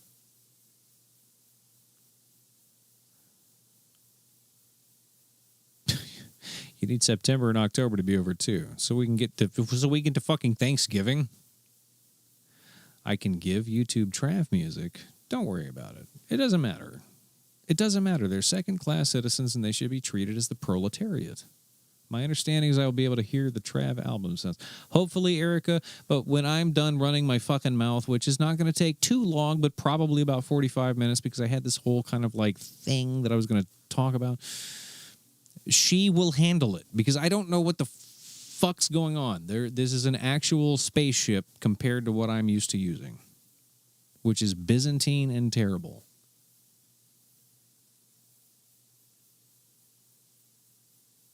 Stuck in Texas, and November is when hurricane season ends. You could come up to Nebraska, where we have tornado season for most of the year. Boy, is it fun when those sirens go off. She is from the future. You don't understand. She's just got so much going on the screen. There's a lot. Jade actually... Shut up, Carl. What do you want? Carl, what do you want? Can you hear Carl? Carl! Meow. Yeah, buddy. Yeah, he's talking.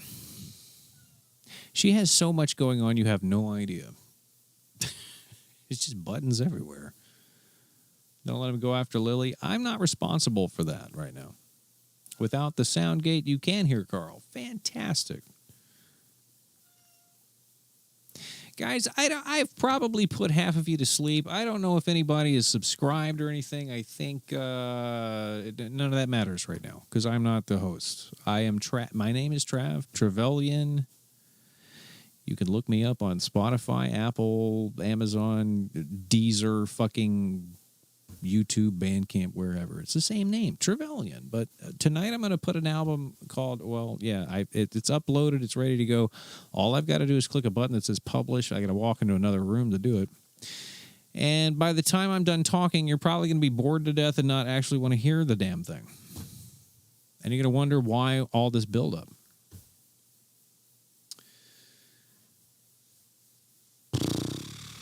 This entire time I've been trying to steel myself to tell you this story, because I feel like if I don't talk to you guys, and some of you might not know me at all, why would you care? Why the hell would you care?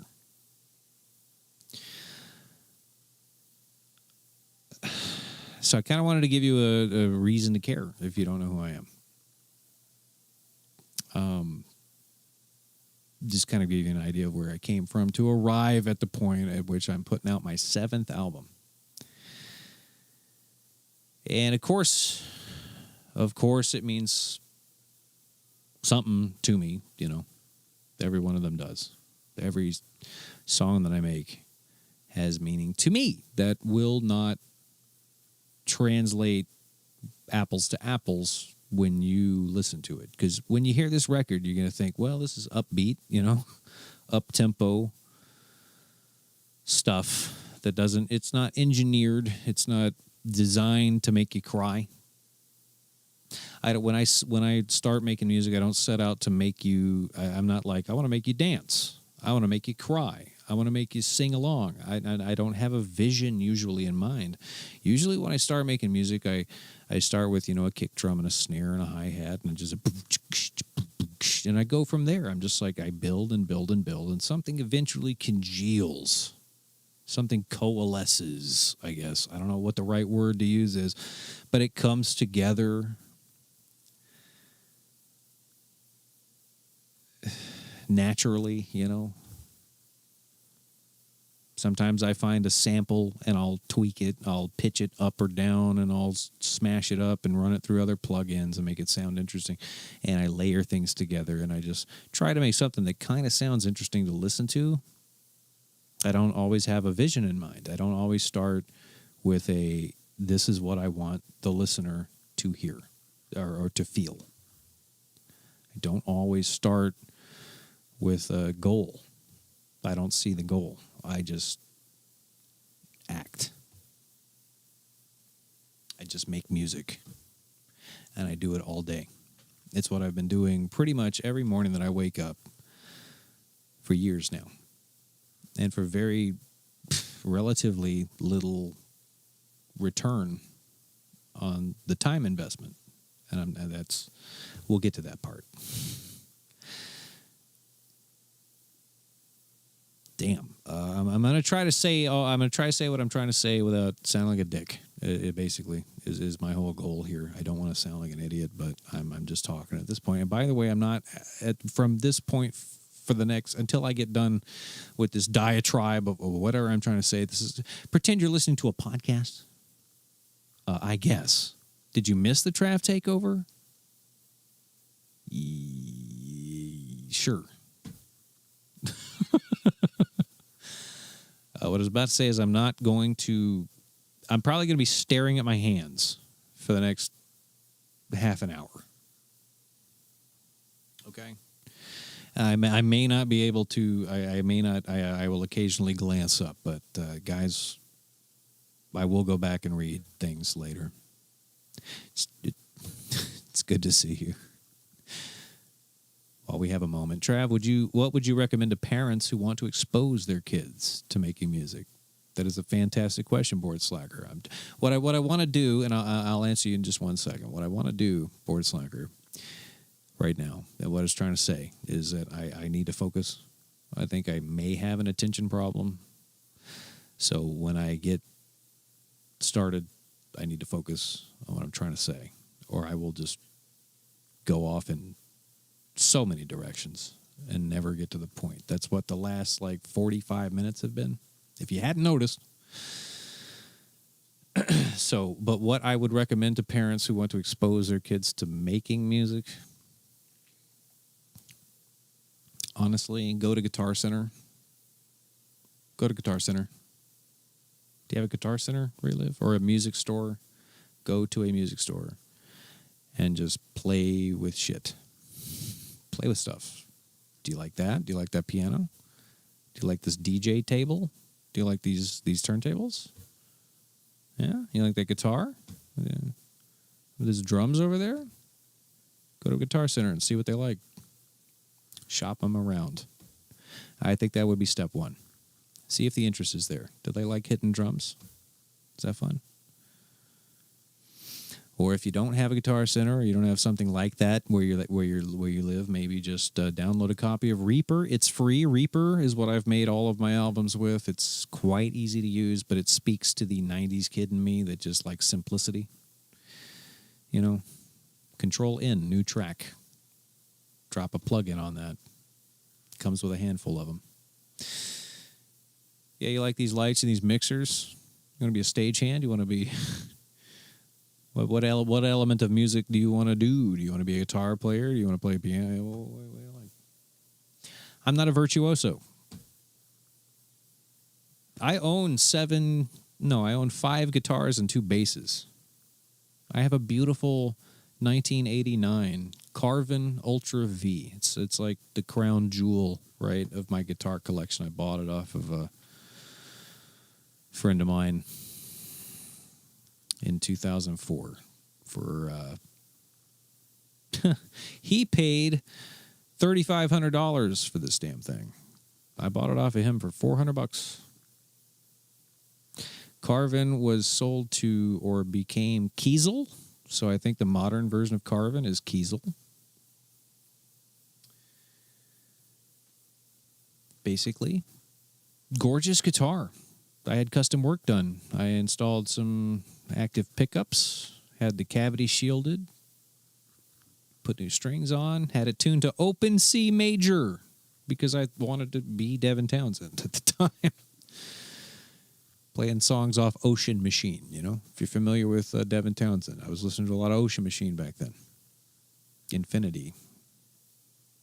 He had just released an album called Accelerated Evolution, and I tried to learn the whole thing on guitar. Thought it was a great record.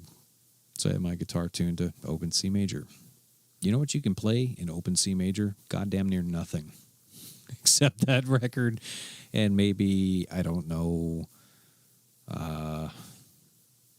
some Zappa. Erica, you use my songs at work to calm down when you're mad about whatever bullshit's happening? Really? Do you? Thank you. I mean, thank you. Ola You is an open C major. Is it? It might be. You see what I'm saying though, board slacker? Do you see how I gotta focus? I gotta stay on target. Stay on target! Or we'll never get through this. Anyone that showed up at 9 p.m. expecting me to have this album out, it's 10:51. Sorry. We're getting there. Bear with. Lock in.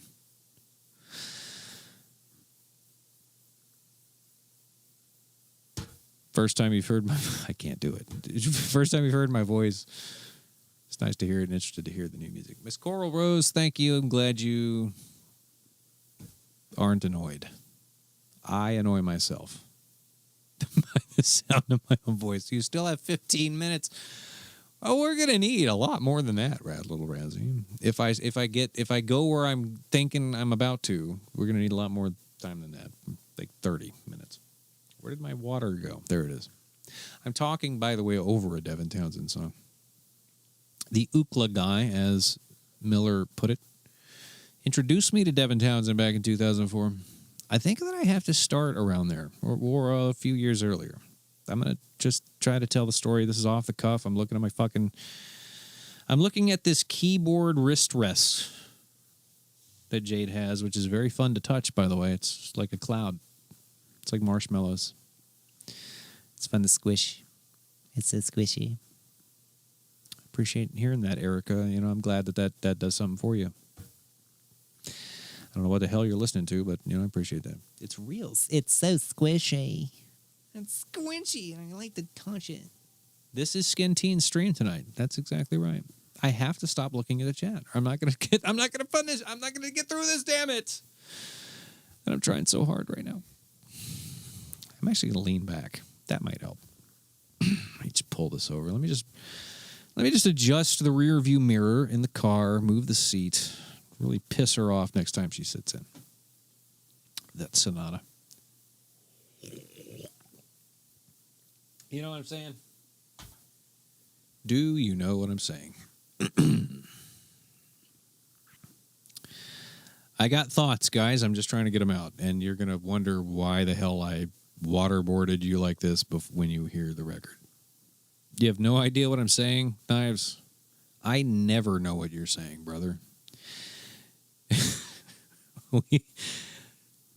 I have seen your name in a chat room for the last 14 years, has it been now? Never met. I don't know what any of you look like, sound like. It's this parasocial thing, you know what I mean? Maybe one day at a convention, if I ever go to one. It's a real shame, dude, honestly. I mean, there are so many people that I've met over the years that I've been involved with this kind of thing that I will never meet or may never meet and have developed, a one-sided kind of relationship with. You know way more about me than you know what I sound like. You've probably seen my picture. Maybe you haven't. I've got stream VODs. You can go look for them. You want to know You know what? You want to know what the face is producing this voice? Just go look at Twitch TV/Trevelyan. You know, there's videos. Used to really enjoy streaming. Really did. Kind of miss this.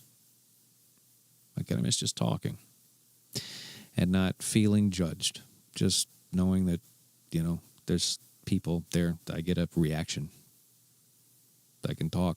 I can bounce off of what you say. But I'm very self-conscious. I'm an extremely self-conscious person. I think my voice is annoying, Rick. Yeah, but it's also your best quality.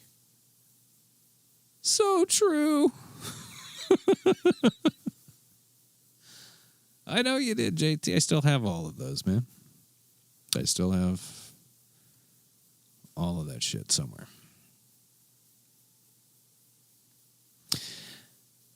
Holy shit.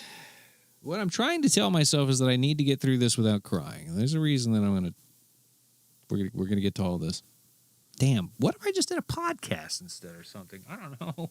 What if I wrote a book? I feel like I need to write a novel. Like, not a novel, but one of the memoir situations. People tell you, you sound exactly like Jack Black. I mean, I'd roll with that. Do you look like Jack Black? Do you fuck like Jack Black?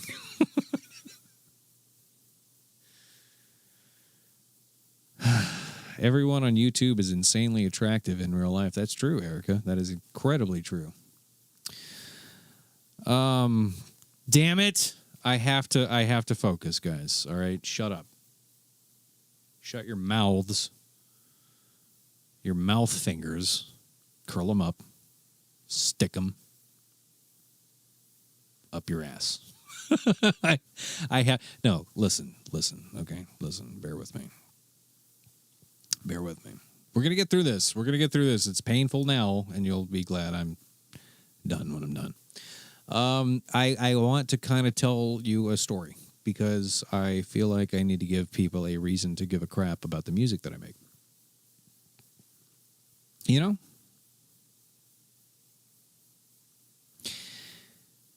Because I'm not a big social media guy. I think that prior to tonight, the last time that I posted something on Instagram, for example, was 2 fucking years ago. You may have noticed. Like, I don't talk much. Jade talks about me all the time. I don't usually chat. I'm private. I'm kind of a private guy. I don't know why. The people tell me that they like to listen to me talk, that I have kind of a musical quality in my voice, you know. I try not to be monotone. I try to kind of keep it interesting. I try to be funny. I try to, you know, be the best version of me I can be when I got a microphone stuck in front of my mouth. But most of the time, I'm very reserved. I do not like to listen to myself. I don't like hearing myself come back through in these speakers, headphones. I don't like it. Weird. I think a lot of people think that their own voice is sort of nails on a chalkboard. I don't think I'm unique in that. I think that, you know, when you hear yourself, you're not hearing yourself the way that you do in your own head. The vibrations that come through your jawbones, your ears. When you're talking out loud, you hear yourself in usually a bassier form than you actually sound, you know. This microphone is not dialed in the way that I would like to do it if I was, you know, going to stream. I'd get rid of this hiss. I had to have Jade turn off the noise gate because it was cutting me off. I think I'm kind of a soft-spoken person most of the time. I don't like to project if I don't have to. You can mute yourself if you'd like. How do I do that? Is it this button? I'm going to push a button and see what happens. Okay, you still hear me? Don't tease me with that. Just hit the green button at the bottom of channel 1. Oh, this one. Oh, okay. All right, that's the button that mutes it. Got it. Cool. I'm learning. Once again, for the umpteenth time, I'm going to try to just not look at you people and talk, because if I don't get this out of me, I'm never gonna. It's 11 o'clock. It's 2 hours past when I said I'd release this thing or start talking. So here we are, 2 hours later, running my mouth. This is how it starts. No, I just have to look away. I just literally have to just not look right now. I'll go back later. And, I want to interact with you guys, but if I don't get this out of me, it's just not going to happen. So here we go. Where do I begin?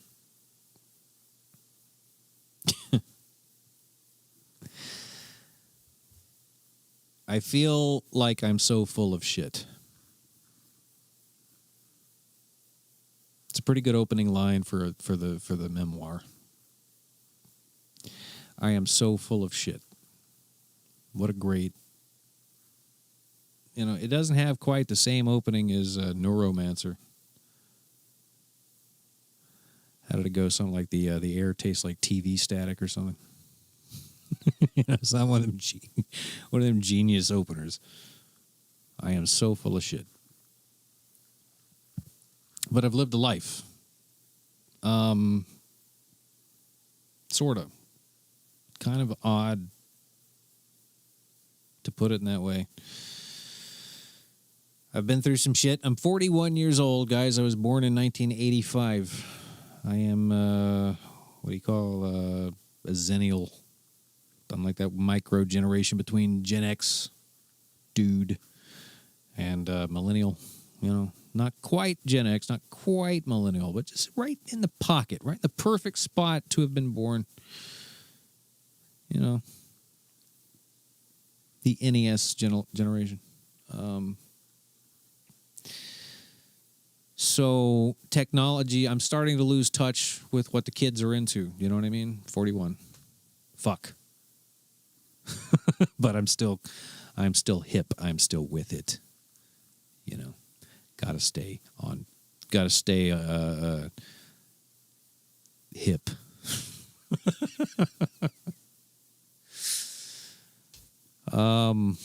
Analog childhood, digital adulthood. I remember what it's like to not have the internet. I remember what it's like to not have cell phones, to not have YouTube, to not have Google, to not have all of the modern conveniences that we currently have. Old enough to remember that. And if you were born after, say, 95, you probably had a slightly different childhood than I did. But I'm not going to take you all the way back to when I was in elementary school. No, we're going to start at around when I graduated high school, which was 2003. Ever so slightly before that. Let me try to kick my own fucking brain into gear here and actually start telling the abridged version of the story that I'd have to tell, so that you can relate and give a crap. That was the whole point of this. In fact, I'm going to preface. It's funny to say I'm going to preface what I'm about to say, but I'm going to preface what I'm about to say with the fact that an ex of mine, okay, and Jade suggested that I say this to kind of get me into gear, to fucking put the clutch in and shift it into first. An ex of mine told me when I was streaming. The year, by the way, would have been like 2016. 2016, she said this. She said, "You emotionally manipulate people into paying you money by crying on your stream."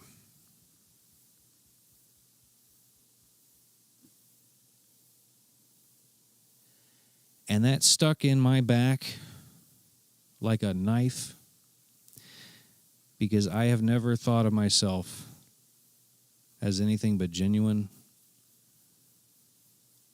and touched when someone would do something nice for me, like tip or subscribe or whatever.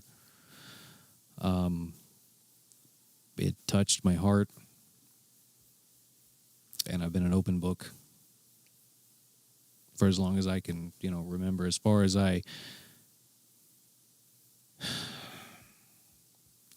know, I've never intentionally done that. But she said that. She said that, and ever since then, anytime that I felt those emotions kind of coming up in me, I would go on a break. I would go on a 10-minute break. I'm not going to tell you who it was. She was a Twitch partner. She disappeared off the face of the planet after we broke up, after I sent her home.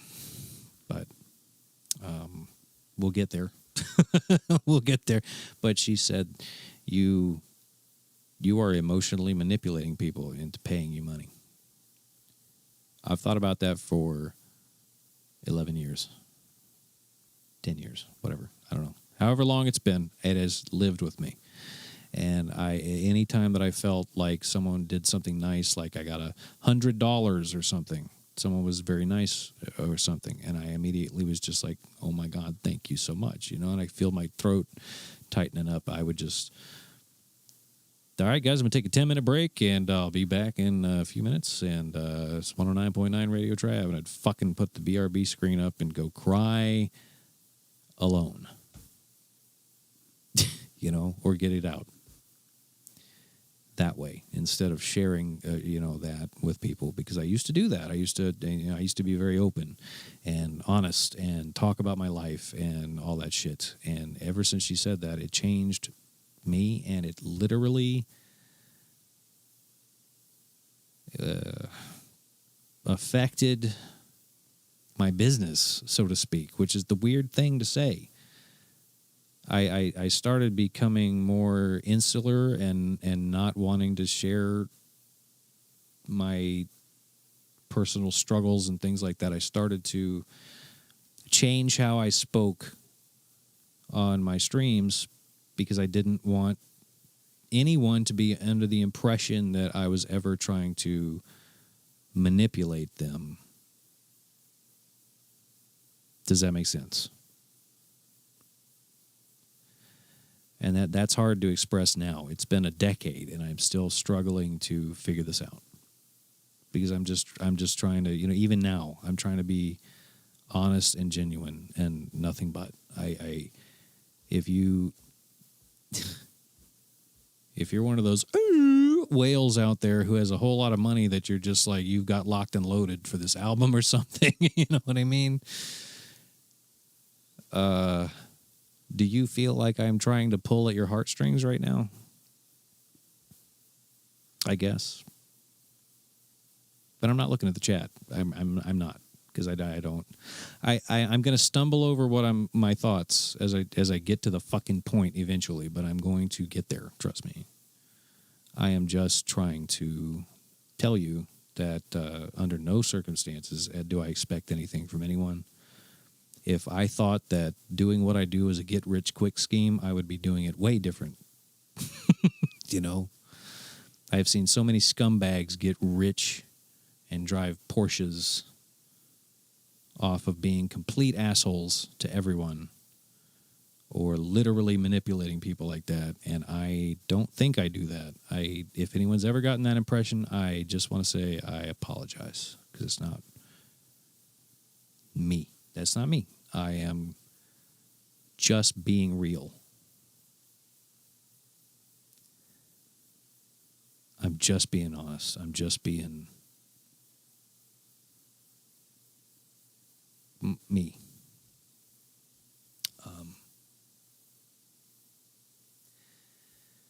I don't know how else to be, man. I don't know how to do this. I can feel myself starting to want to cry right now. This is almost therapeutic.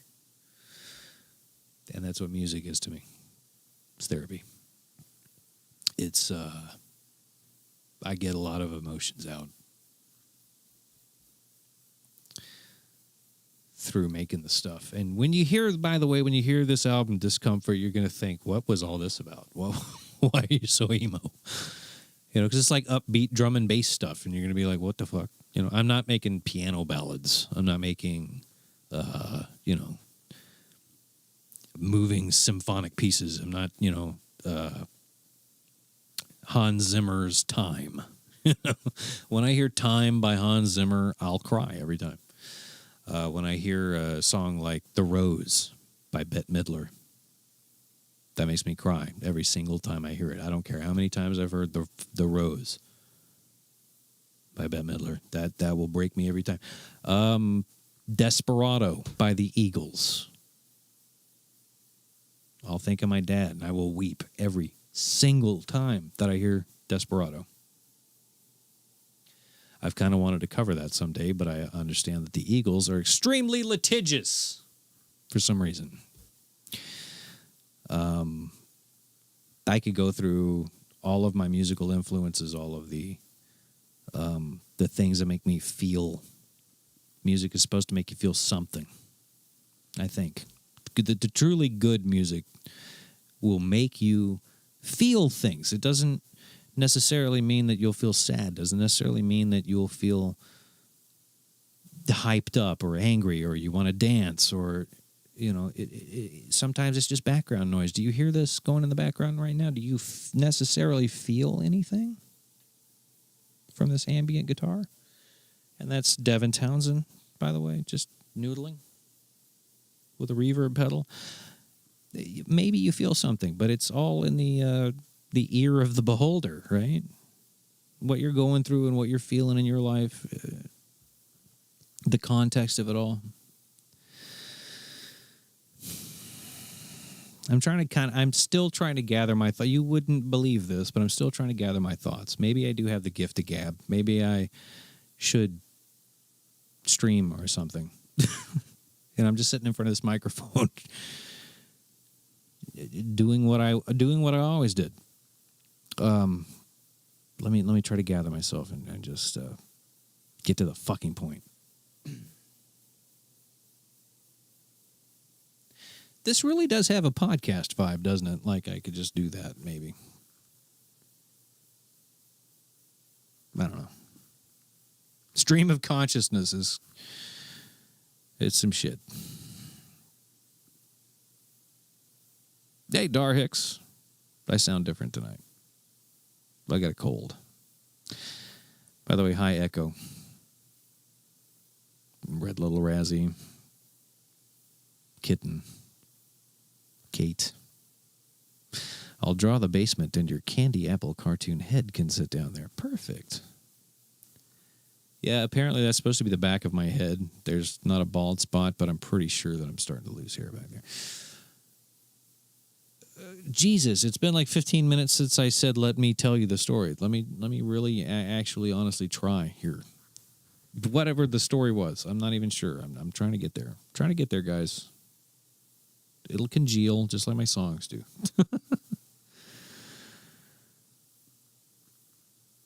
Not going to take you back to elementary school. Going to just start by saying this is okay. That this is where I was. I did my damn ex said something that stuck in me like a knife.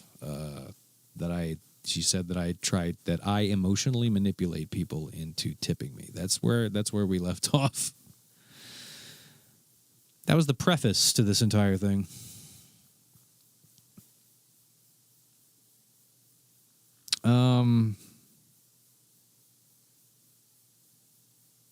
So it was me. Sorry if you're somebody that ever watched my stream and thought that. Never, not once, did I ever intend to do that. Then I'm making music, and sometimes the music that I make, I feel like it, is. I do set out to sort of once I start making it, I feel like there's certain songs I've made that are kind of emotional, like. Gone But Not Forgotten was about Jade's cat, Sam. Sort of. More to the point, I tend to I give the songs titles based on what I was going through or feeling, my emotional state at the time that I was producing the song, that I was working on it. that's most 90% of the time, I guess. Is that's where the title of the song comes from. Is I can pull it up, I can see the date, and I can tie that date to an event in my life or whatever I was going through, or whatever Jade and I were going through, or wherever I was in my life, and I will entitle a song based on that. More than the feel of the song, more than anything else, it's where I was at the time that I was working on it or conceived of it. Whatever the music turns out to be, it could be plump fucking sort. is I think I was playing Elden Ring. That's why I was called that. I called it Plump Sword. Why else would I have called it Plump Sword? That's a white sign you can leave on the ground in multiplayer. Be wary of Plump Sword. It's not deeper than that. Most of the songs that I have are not very much deeper than that. But some of them hit different. Some of them are I actually some of them I assign a meaning to, to me. And they mean something to me that they could not possibly mean to someone else unless I literally told you in the way that I'm trying to tell you now what they mean. And I am going to tell you about one particular song on this record, and I think it's going to, kind of explain things. The overarching, let me get to the point, finally. The Dyscomfort. The album is called Dyscomfort because I quit drinking. Several times, by the way, over the past year. I guess I started looking at this record maybe late last year. I put out an album called Comfort. So I, cleverly titled this one Dyscomfort, right? I put out an album called Comfort. And a lot of the song titles on that record were about basically going back home to Atlanta. I live in Omaha, Nebraska. I went back home to Atlanta, Georgia to visit my mom. Hartsfield, for example, is like track 2 on that. I don't have the track list pulled up in front of me, and I hardly remember what they were called, to tell you the truth. But like one of the songs, Hartsfield. When you listen to the song Hartsfield, you may not feel like you're standing in the Atlanta Hartsfield-Jackson International Airport at 4 o'clock in the morning after leaving a Waffle House, after having the biggest panic attack of your life in a Waffle House parking lot because you thought you had testicular cancer, because you felt a lump on your balls, and you smoked weed with your mom, your 76-year-old mother. So you had a panic attack, okay? And that song is what you were working on when you when you remembered that. Do you understand what I'm saying? That's what I was thinking. It just, for some reason, that song reminded me of Hartsfield Airport. Waiting to get my mother crying because I was leaving again, right? Bawling her eyes out, telling her goodbye, doesn't know if she'll see me again. She's 76, she's sick. Her colon cancer test came back positive, etc., etc. I'm panicking for so many reasons. When I hear the song Hartsfield from Comfort, that's what I'm thinking about. But without that context, you would have, what the fuck does that sound like to anybody else? It's just a weird trip-hop-ish / ambient thing. I don't know how to explain it. I have a story kind of like that for every damn song that I've ever put out. Every one of them. I can tie them back to some event, usually a stressful moment or a sad moment or sometimes happy moments, but far and few between. And I don't know why that is, but I have a story that is accompanied with each one of the song titles that I pick. There's a song on this record, Dyscomfort, that really does have meaning to me like that. And it's almost on the nose. When we get to that song, when I finally play it, probably in the next, I don't know, half an hour, if I can just get to the point, dude. Don't bore us, get to the chorus. I hope nobody's bored. But again, I'm not looking at the chat. I'm looking at this. I'm looking at and touching this this cloud-shaped marshmallowy wrist rest that Jade uses. So where was I? God damn.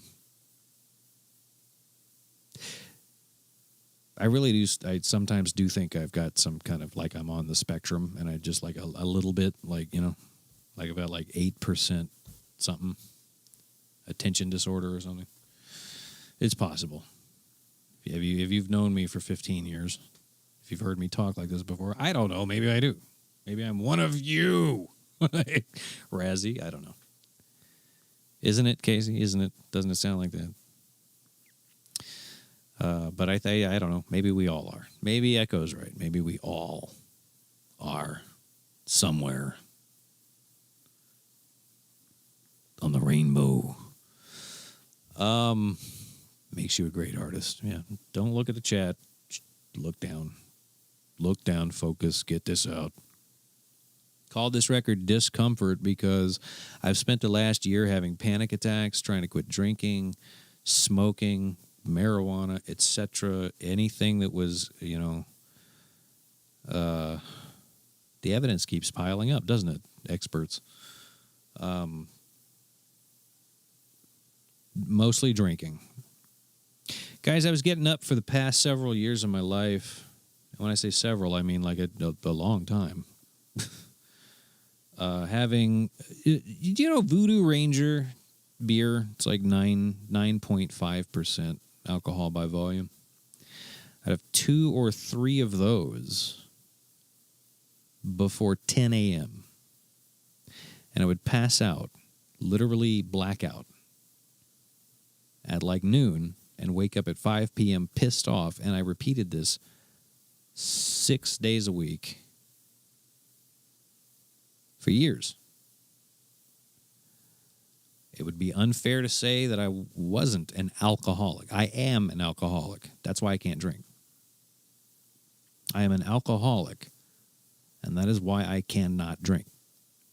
Because if I start, I can't stop. If I have 1, I want 2, which will be 3, 4. I can't stop till I pass out. The cover of this album is a beer bottle exploding because I dropped it like a bad habit in a parking lot.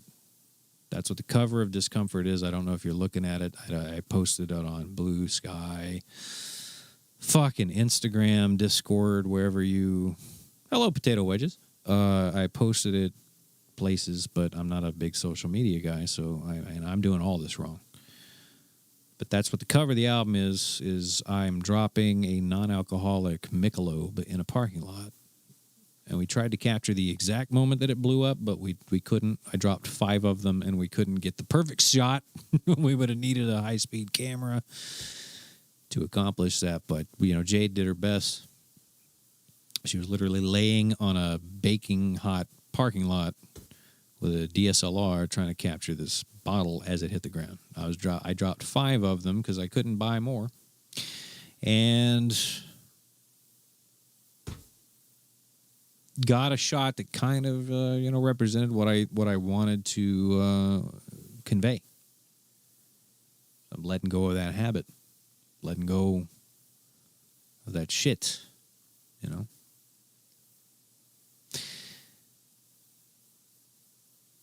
Absolutely an alcoholic, though. I can't pretend I'm not. You ever watched my stream before? You know that. I mean, I did a show called every Saturday night, Smammered Saturday. I'd go through 12 beers. My drink of choice, because they were kind of not as strong and they were easy to... Someone say it. Knives, are you still there? What, Miller, what was my drink of choice? Come on. What was my drink, Miller? This is embarrassing. What was my drink of choice? Come on. You know, you remember. It was Bud Light Lime. I drank like 12 Bud Light Limes a night. And then, because I streamed overnight, I knew that the gas station opened at 7 a.m. I'd go to the gas station drunk as a skunk. I'd walk there, by the way. I'd walk to the gas station that was nearby my house, and I would buy 6 more. There were nights that I was streaming on Twitch where I would have up to 18 beers.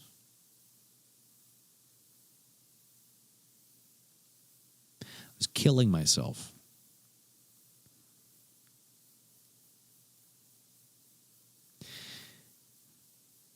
It was not sustainable. Obviously not sustainable. Not only that, I was not only drinking beer, but on my breaks, I was hitting the bowl or, chain smoking on the porch. Like, my health was taking a bad hit for the better part of 5 or 6 years, to say the least. And you think that only happened on Saturdays? That was like Monday, Wednesday, Friday, Saturday, sometimes Sundays. Yeah. And you know why I didn't want to stop is because I had, 300-400 viewers. And I felt like I had to keep the party going, because when I would end stream,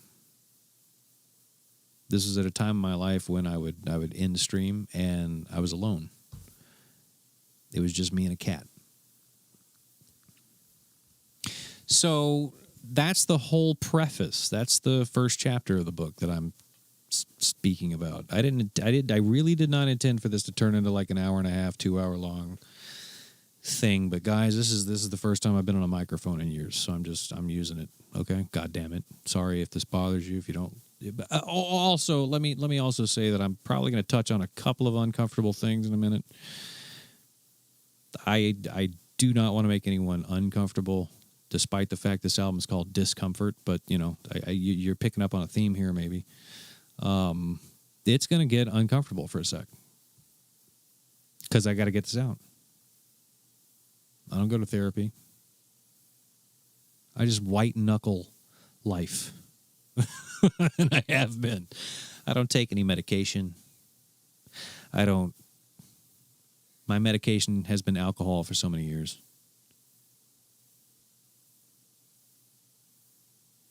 Panic attacks, anxiety, that type of shit. My standard mode of operation is one notch below excruciating anxiety. You know what I mean? I live there.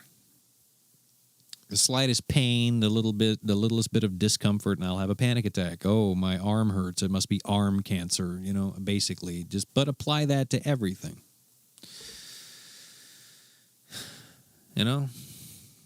Brought my foot up in my chair and stepped on my own balls, and then like a day later it aches. Well, that's got to be testicular cancer. I better go to the doctor. That's where I live. I have health anxiety like a son of a bitch. I really do. And it's uncontrollable. But anyway, let me try to redirect myself back onto the point. I'm really trying real hard right now.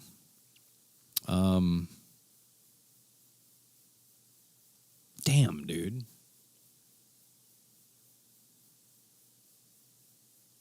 Thank you, Red.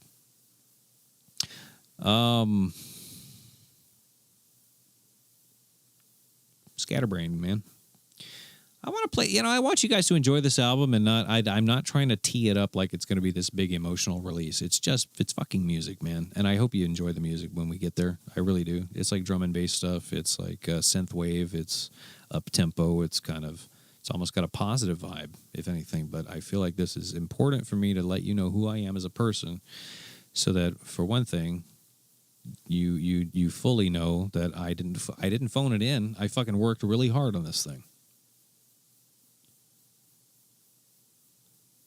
It's called Dyscomfort.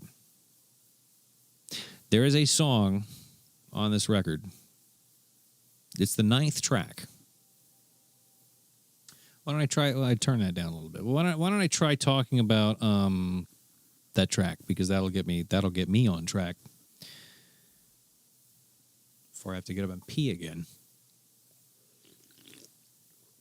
I appreciate that, Blue Star. You weirdo. The song on this record that it's the last track. You might say it's a little emotional to me because it does have meaning. I was talking a few minutes ago, if you can remember, through all of the stuff I've been saying, if you can remember that I was saying that I title songs based on what I was going through at the time that I was working on them.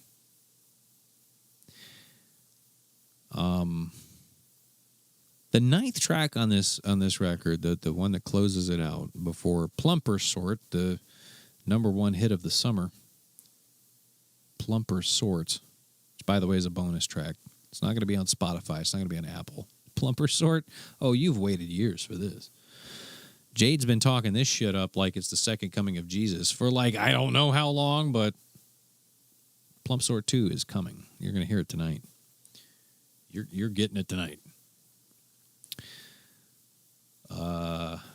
The 9th song, that's the 10th song. The 9th song, though, and when I pulled that up, I was going through old tracks that I had made that I had kind of chucked in the fuck it bucket.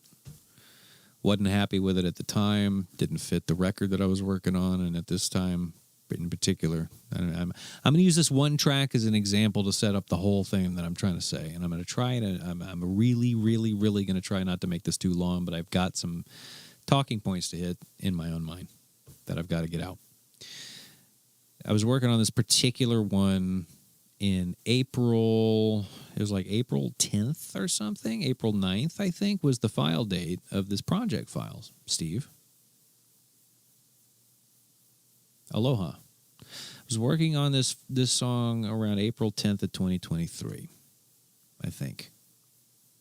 I don't remember the exact day that it happened, but that was around the time that we had to take my cat, Nathan, to the vet.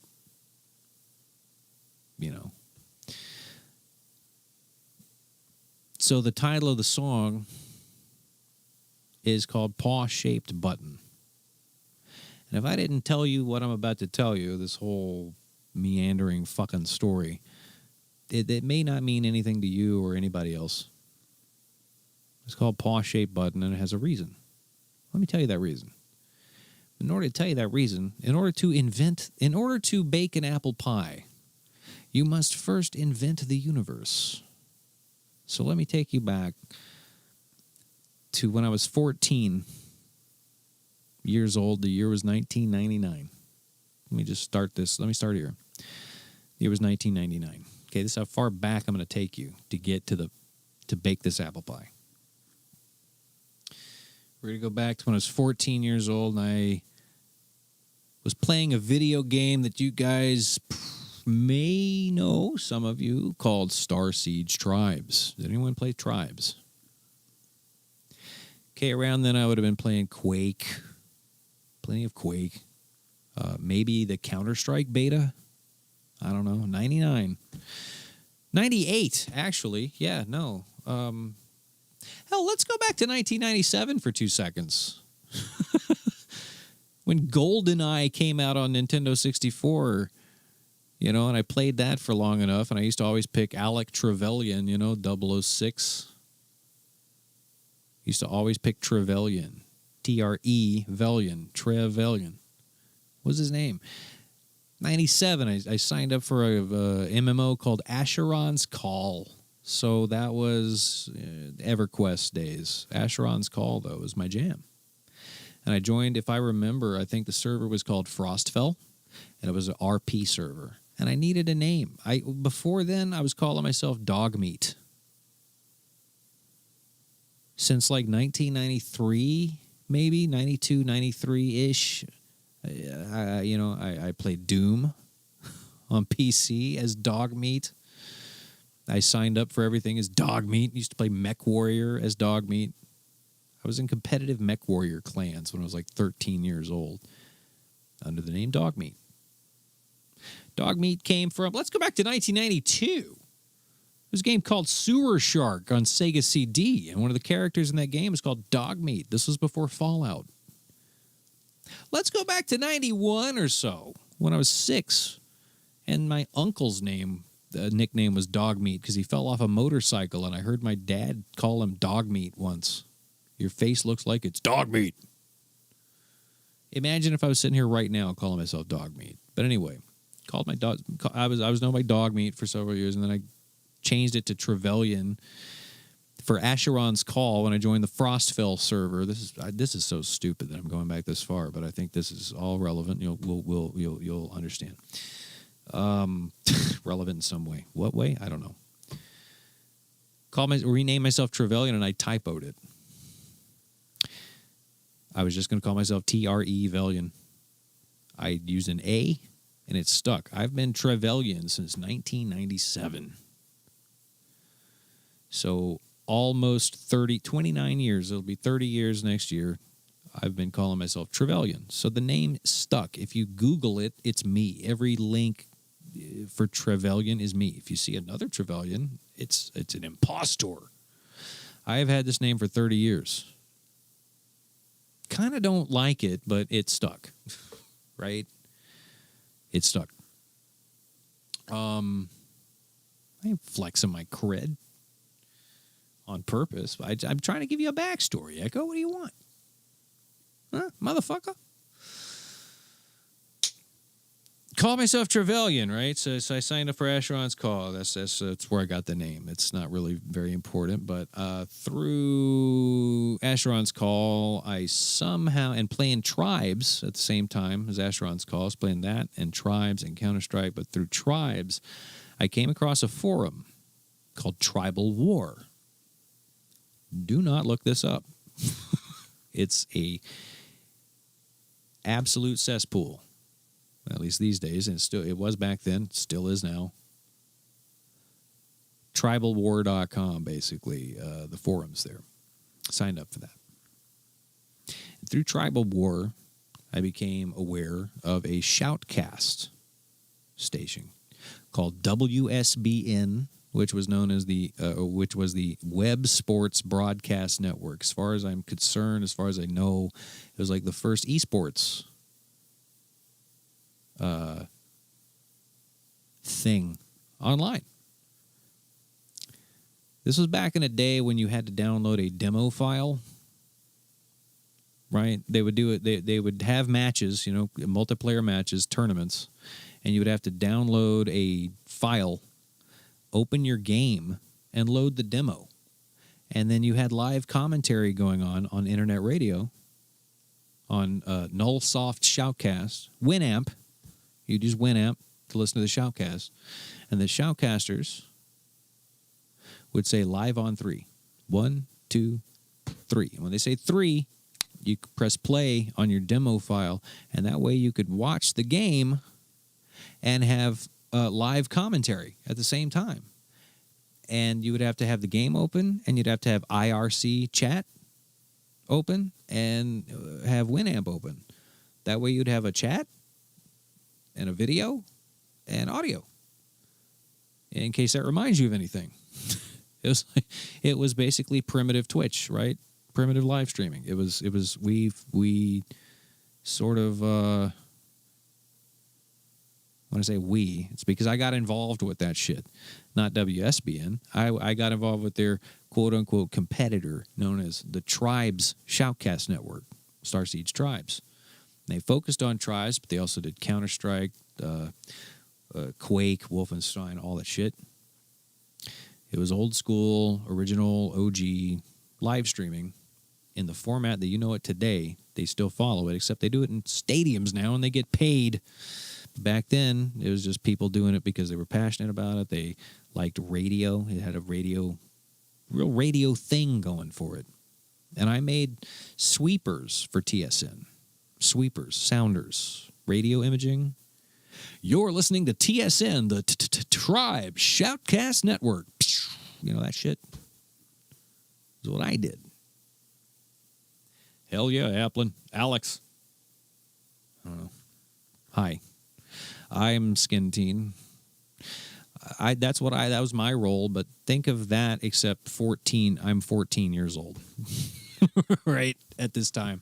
Because we're talking about like 98, 99, 2000. This around there.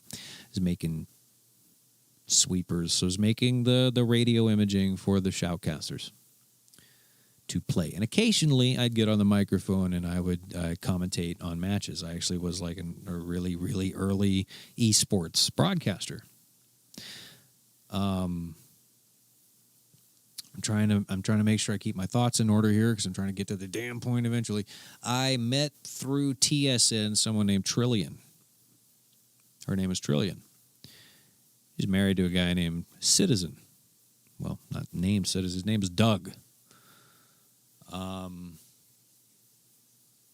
I met them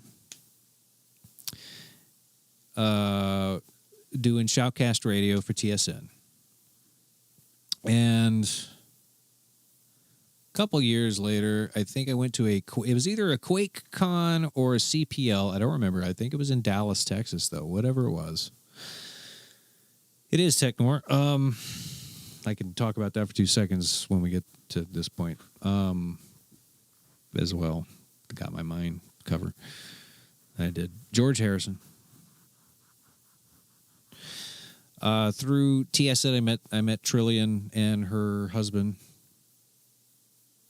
Well, her name's Allison and Doug. And Allie and Doug. And I think I was flown at. By the way, TSN, I was in high school. I was being flown to New York and California and Colorado and Texas and Washington and fucking Virginia and you name it. I was all over the country. I'd have to take time off school. I was getting to take time off motherfucking school on the regular to be flown out for free to run the mixer, basically, and the microphones, to be the board op for live shoutcast events. It was cool as hell. You know? Gaming tournaments. And I'm talking GGL, QuakeCon, CPL, World Cyber Games, all that shit. If you ever listened, if you were around back then and you listened to any of that, I was probably the guy running the faders and handing the microphones to people and running the commercials and all that. I remember one time at QuakeCon, I think it was in 2002, I think, the year before I graduated high school. I remember it was about 3 o'clock in the morning, and we had there was a PA system in the BYOC area where there were, thousands upon thousands of CRT monitors as far as the eye could see. And we had this giant PA system, and I just ripped a fat burp in the microphone at like 3 a.m., and hundreds of people applauded, and it was the proudest moment of my life. It was a brap. Woke everyone up that was asleep at their, computers. I got a round of applause, like a standing ovation. I was like, I'm sorry for doing that. Here's Seether. Because I was just playing music. I was running the stream overnight. So kind of doing the radio thing, but it's, as far back as that. Point is, what I'm trying to say is I was living in Atlanta, Georgia at the time. That's where I grew up, and met Trillian and Citizen, Doug, Allie and Doug, and met them at QuakeCon in person. And I think I had graduated high school, so this must have been 2003, late 2003, or 04. My timeline, by the way, and the timeline doesn't, the exact details don't matter. I'm just trying to give you kind of a quick and dirty overview, because I could go into details, and this is probably why I should write a memoir or something, or do a podcast. Seriously. I've been talking so long, my throat's starting to hurt. Hang on. Yeah, Erica, Frostville. Did you play on Frostville and Asheron's Call? Because I'll be damned if I ever run into somebody who remembers that.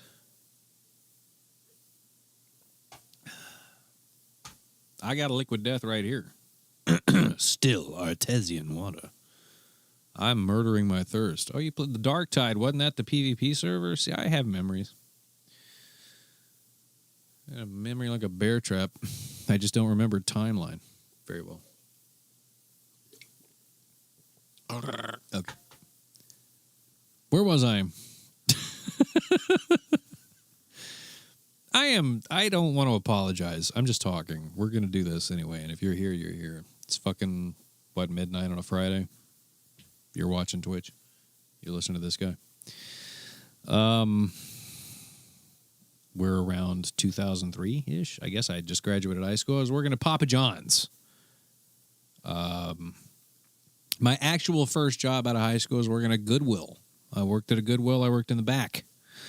I'm the guy that took your garbage and sorted through it and took out the 3 things we could sell and took the 47 things we couldn't sell and walked them about a half a mile across the building to a dumpster and threw it out and pressed the button on the trash compactor that smashed it up.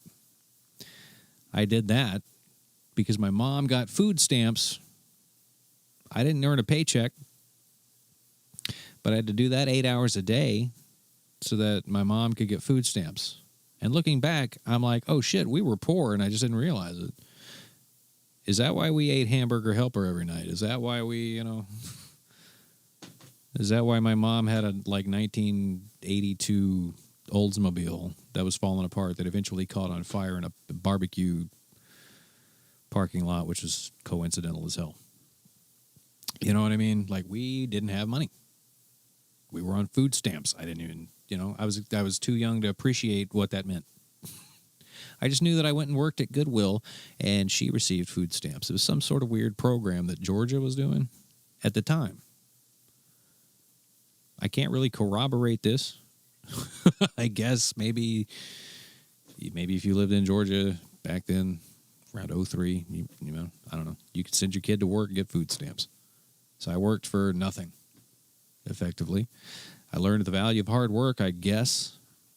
Quit. I finally decided to not do that anymore. I argued with my mom and said, I don't want to do this. And so I started working at Papa John's. I was an insider. I was slapping the dough. And they frequently didn't care that the air conditioning broke. And I would have to... We were next to a college, so slapping pizzas, making pizza dough and docking them with the roller thing and putting them on the wire mesh and walking it down the line, putting on the sauce and the fucking toppings and the cheese and putting it in the oven and waiting for it to roll through the oven and taking it out of the oven and putting it in the box and cutting it up and slamming the box shut and putting it up on the thing and making $5.25 an hour, 38 hours a week at Papa John's to do that, and then watching as the guy who took the 25 pizzas I just fucking rushed to make walk back in, flipping through his tips and just getting increasingly pissed by the day that this dude that literally drove it across the street with his air-conditioned car is literally flaunting it in front of me. His name was Kevin, and he can get fucked to this day. I hope he's dead. I hope he crashed that fucking Camaro.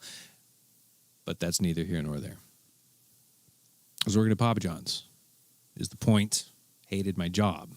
But on the side, I was doing Shoutcast Radio to really just bring us back around to the point.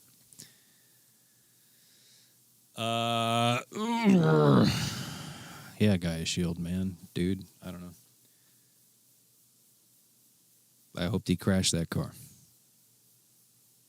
Because he would do that shit, too. He'd walk in and be like, I just got paid $122 tip or whatever. I swear to God, one time he made like $120 tip for a giant pizza order. And my takeaway was $5.25, and I made every one of them pizzas. And you don't get tips if you're the guy making it. You're sweating into the dough, dripping off your forehead to get it out in a timely fashion so that your manager doesn't fire you. And then the guy that walked it across or drove it across the street about, I don't know, 500 feet, massive tip, walks in and has the arrogance to do that. Yeah, I started to hate my job. I was like, why can't I do shoutcast radio like for money? Like, do people make money streaming in 2003? So I'm sitting at... You see how it takes me a long time to really get to the point? That's fascinating. 2003, I think, QuakeCon. I go to... It was either 02 or 03. I don't really remember. I think it was 03, though, because I had graduated high school. I was working at Papa John's at that point. Flew out to QuakeCon, was in Dallas. We went out to a steakhouse on, I want to say, the last night of QuakeCon. And I'm sitting across a table from Allie and Doug, and Allie tells me... Trillian and Citizen. Allie tells me,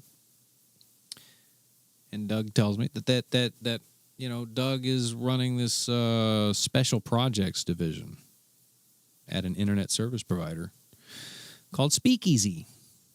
And Allie and Doug lived in Seattle, Washington. I lived in Atlanta my whole life. What's up, amazing Cartopolis? So I get to talking to them. I'm 19 years old. I work at a Papa John's. But her husband, Doug, runs the special projects team at Speakeasy, and they're starting a gaming company, or a gaming division, rather, called Game Cloud. No, you didn't. I mean, it's been like almost 3 hours, and I'm still running my mouth. We're going to get to the album, Cartopolis, and anybody that's still here, Erica. We're going to get to that. I'm just trying to give you the backstory. He is running a special projects team. Part of their deal was the Speakeasy speed test. So if you went to speakeasy.net/speed test back in the day, that's what he built. He built that speed test. So I was talking to them, and they needed a content manager or content editor. And she was like, well, why don't you move out to Seattle? You're working at Papa John's. Why don't you move out? You can move in with us and maybe get a job working at Speakeasy to work with them. It was a 5-man team. Mike 1, Mike 2. I think there was a guy named Olivier. Edward. There was a guy named Edward. Who else? Doesn't really matter. But the point is there were like 5 guys. And I did. I moved out to Seattle. I moved from Atlanta to Seattle. I was 19 years old. I took the clothes on my back and a computer and, moved in with him. And I got a business card. I went from working at a Papa John's slapping dough to moving across the country and having a desk job with 2 36-inch CRT monitors, my own desk and a tiny little, Seattle, early 2000s Seattle, fucking exposed brick, pipes in the ceiling type of place, real startup feel to it. I had a business card, and I had, my own desk, and my entire fucking job was to upload files, because in addition to Game Cloud, we did something called File Cloud, which maybe you remember the website called File Shack or File Planet. It was that, but File Cloud. So my whole job was to describe shit and upload it. That was it. That's all I did. Went from making $5.25 an hour to something like $14 an hour, living in Seattle. 1903. Awesome, right? I'm not gonna, turn down that kind of offer.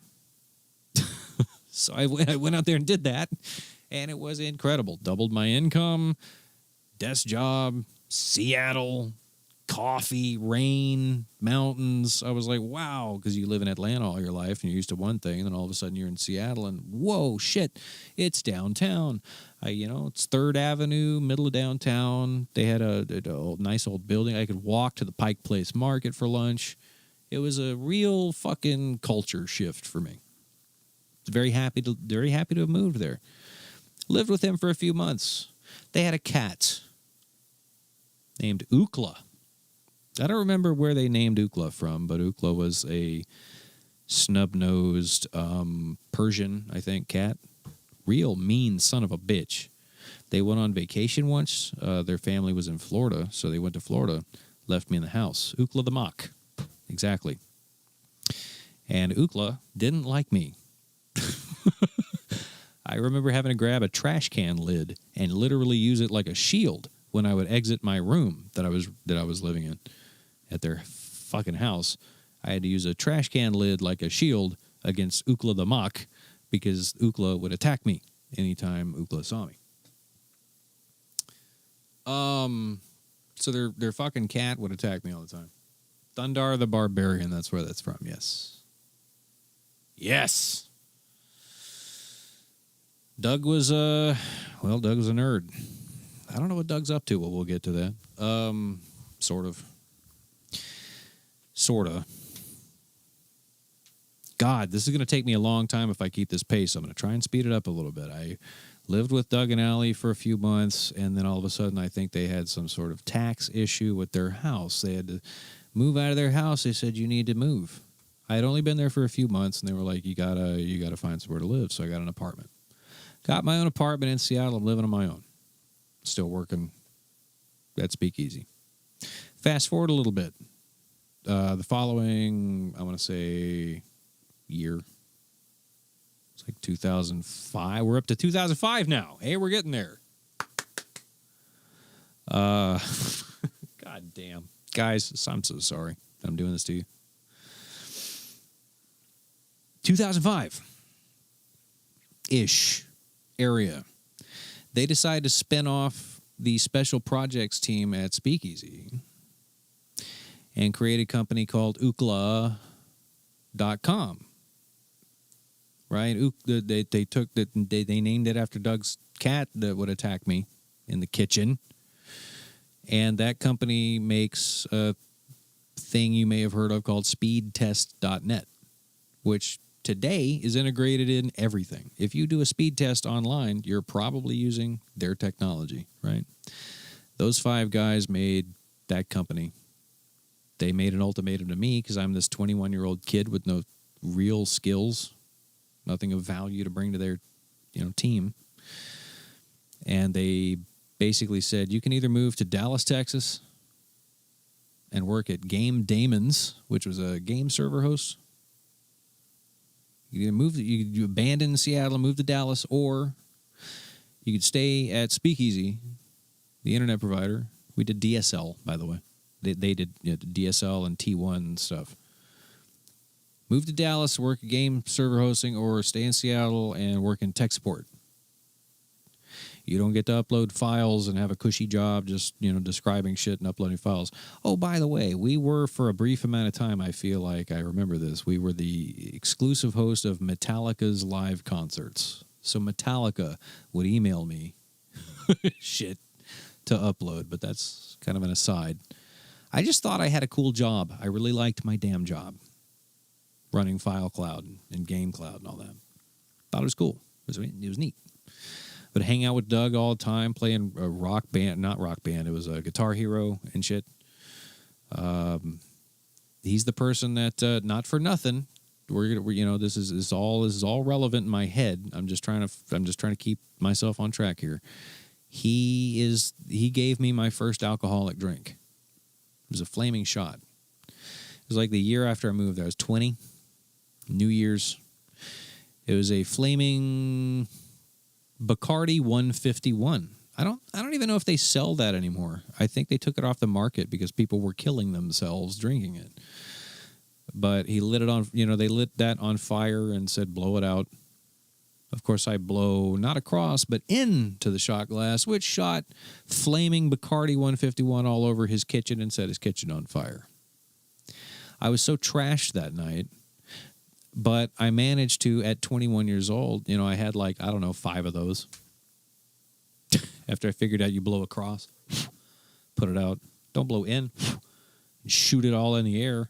My arms were on fire. They had 4 or 5 of them fucking things and other things. 21 years, not even 21 years old. I was 20, so I was not even legal to drink, but Doug gave me my first alcohol. What a slippery slope. Woke up the next morning at 5 o'clock, got on the bus and went to work, took like a emergency or something, mixed an emergency with water and drank a Red Bull and it was fine as wine, no problem. If I had done that today, I would be, fucked till next Thursday. It's amazing how that works. Your liver works for a little while and then it doesn't anymore.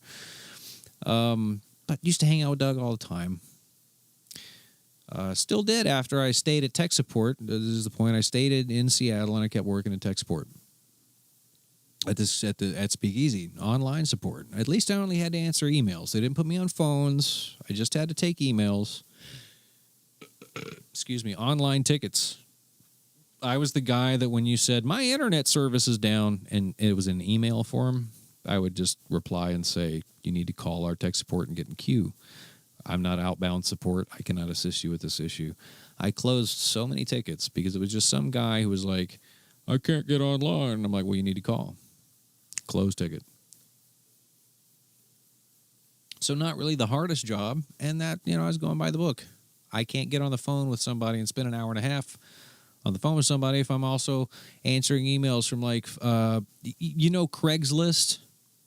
Craig of Craigslist was one of my clients. He used to email and complain about his web hosting. I was helping, Craig of Craigslist. Another one was a guy named Artis, who was a busker in downtown Seattle. Soundgarden wrote a song about this dude called Spoon Man. I used to have to talk to Artis the Spoon Man all the fucking time. I felt like I just had a cool job no matter what, because it was, because I'm living in Seattle. Fucking talking to Spoon Man and Craig from Craigslist, and Craig was an asshole. For that matter, Artis was a bit of a dick. But anyway, a couple of people I knew via that. This is not a flex. Just these are people I've run into over time.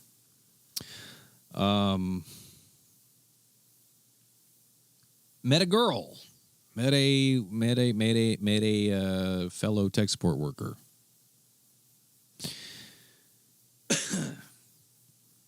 Started hanging out with her, just as friends. So we're up to 2006 now. 05. I really don't remember. I was drinking a lot back then.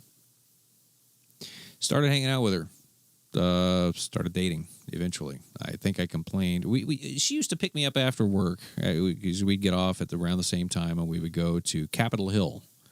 If you live in Seattle, you've been to Seattle, Capitol Hill is kind of like the gay capital of Seattle. I think we went to a bar all the time called Charlie's. They had a shot or a mixed drink called the Unicorn. Is this colorful piece of shit. Somehow I managed to pour half of one of those into my shoe while wearing the shoe. I remember I took my shoe off and it was full of the Unicorn. A weird memory to have, and I'm not exactly telling that story very well, but I used to always get the damn Unicorn from Charlie's in Capitol Hill in Seattle. We would go there all the time. You've been there because of the Unicorn. Well, see, it all wraps around, doesn't it, Jade?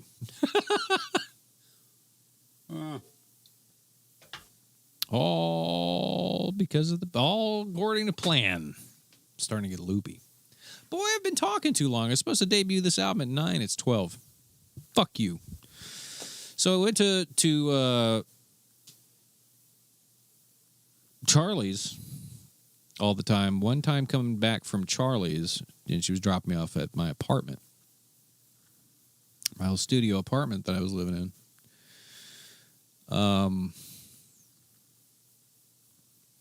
I think I was bitching, and I said, everyone treats me like I'm their little brother, and I don't get it. It wasn't a pickup line, because she had a boyfriend, and she would like put her arm around me and shit and lean on me and stuff while we were at the bar at Charlie's. Not the bar, but we'd get a table at Charlie's, and she was always kind of just a little flirty. But her boyfriend was on the other side of her. I'll tell you something about early 2000s Seattle. Everyone was dating everyone. Look to your left, look to your right. They are fucking, and they'll soon be fucking you. Do you understand? I don't know how to put this. It's just, that's kind of what it felt like. It just felt like felt like polyamory was just huge, and maybe it still is. I don't know. But she was flirting with me right in front of her damn boyfriend. And I never felt threatened or anything, but she would do that.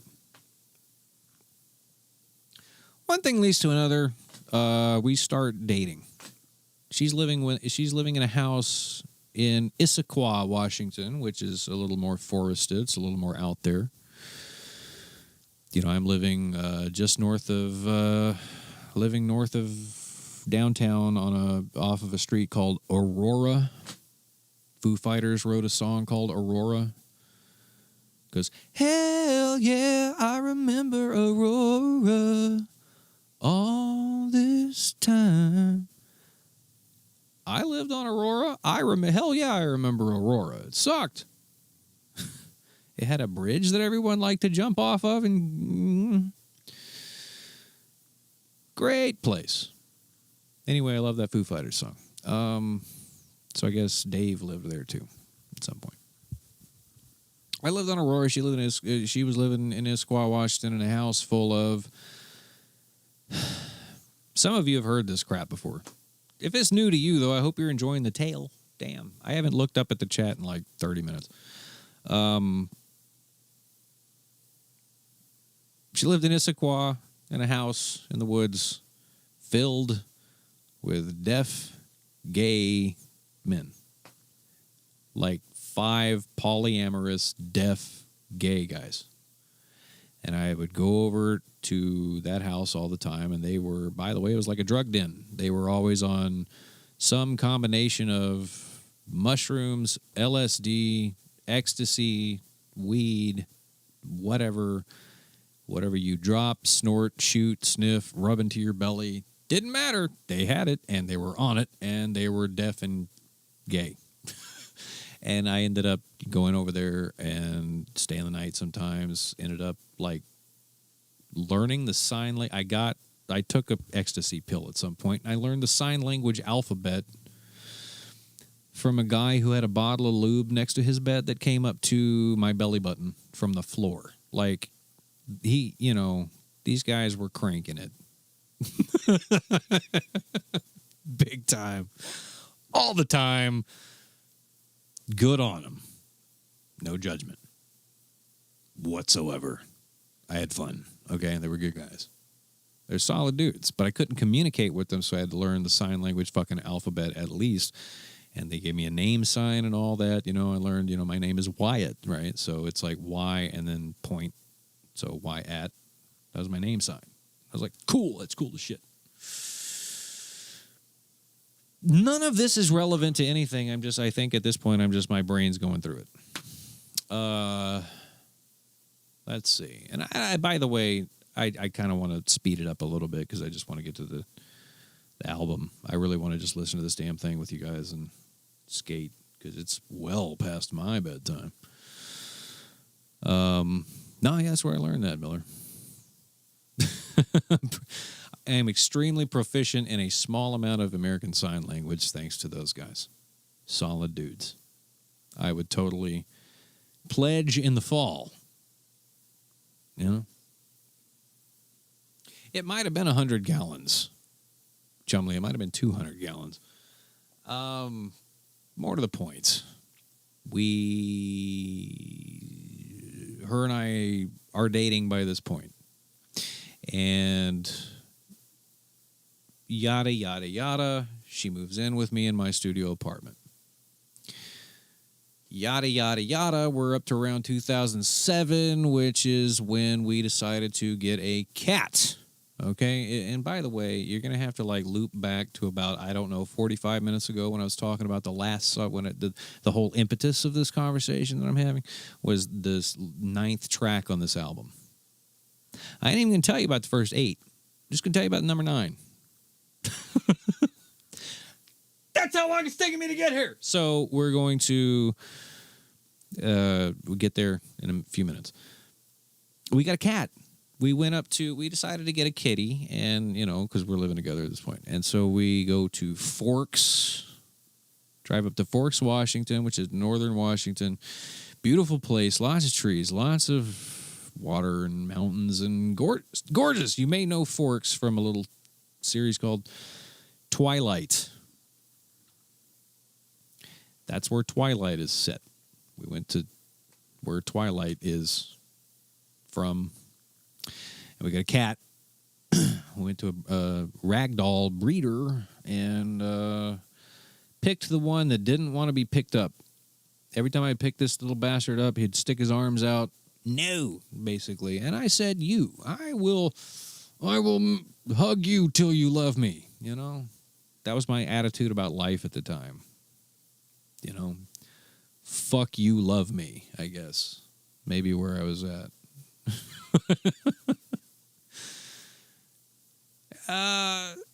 It picked him out. Venusian, Wolf's Inn. Picked him out. Took him home.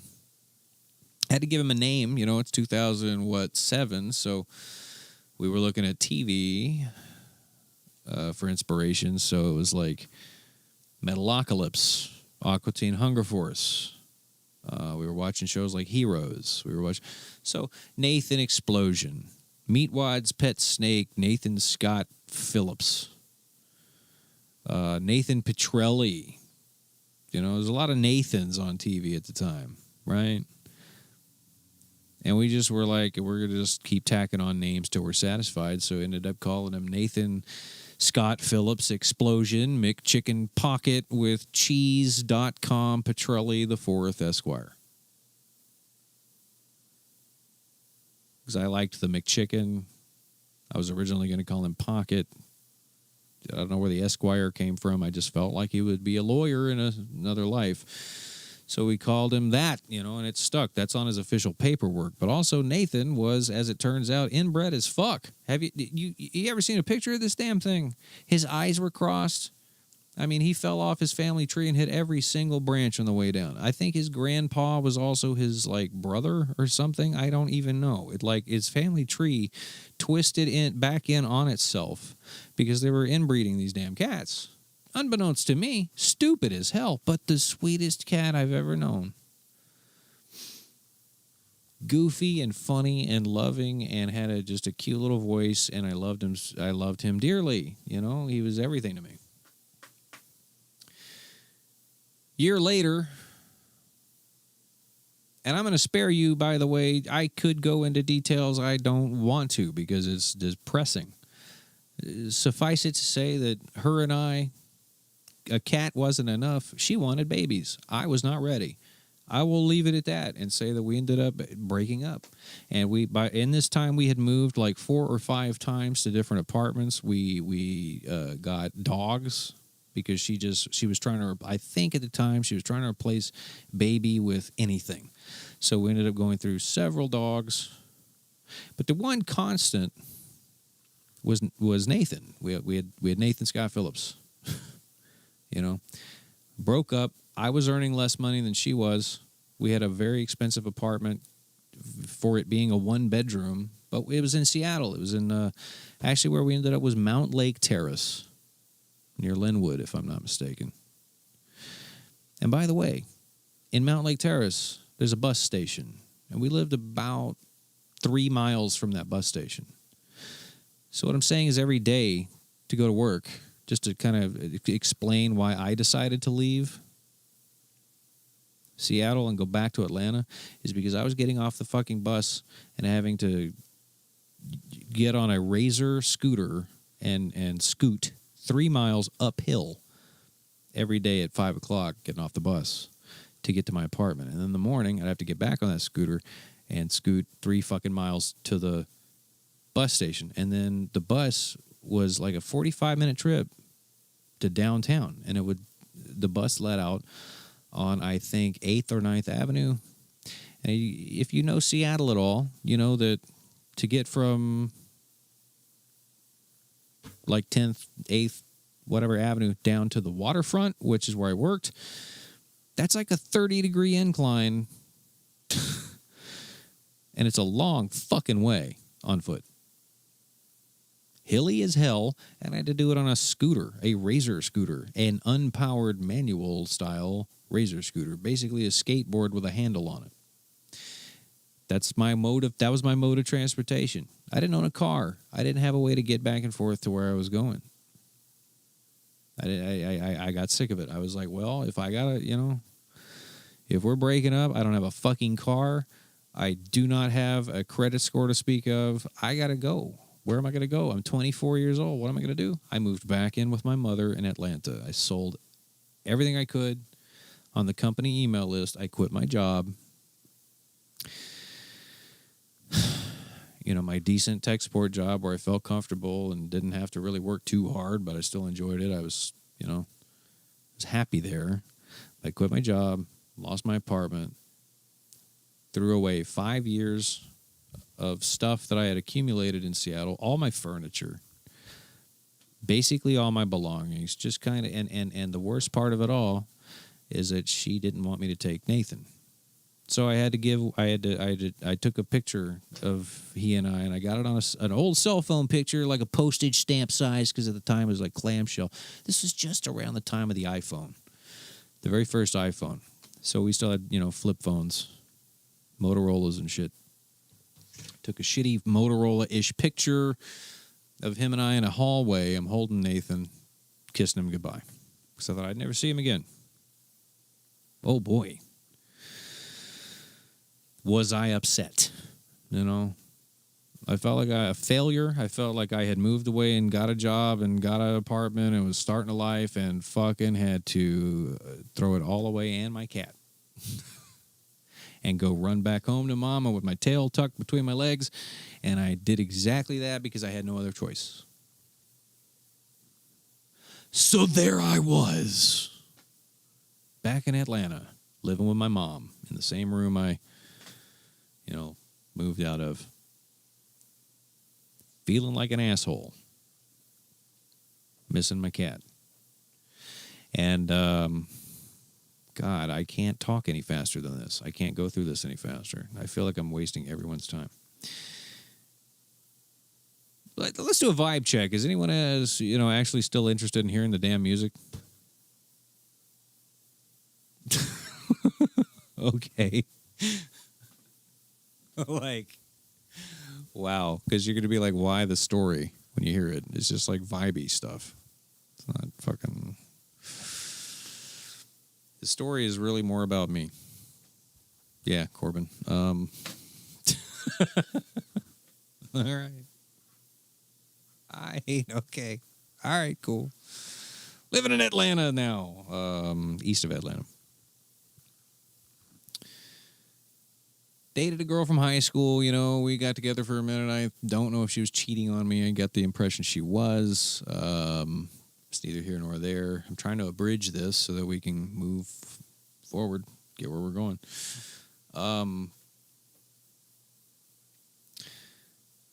Still was, but, my ex from Seattle was still in my ear. I miss you, I still love you, et cetera, et cetera. Jesus, where's that even coming from? I'm drinking water, dude. I'm drinking water, bro. I miss you, She, okay, move out.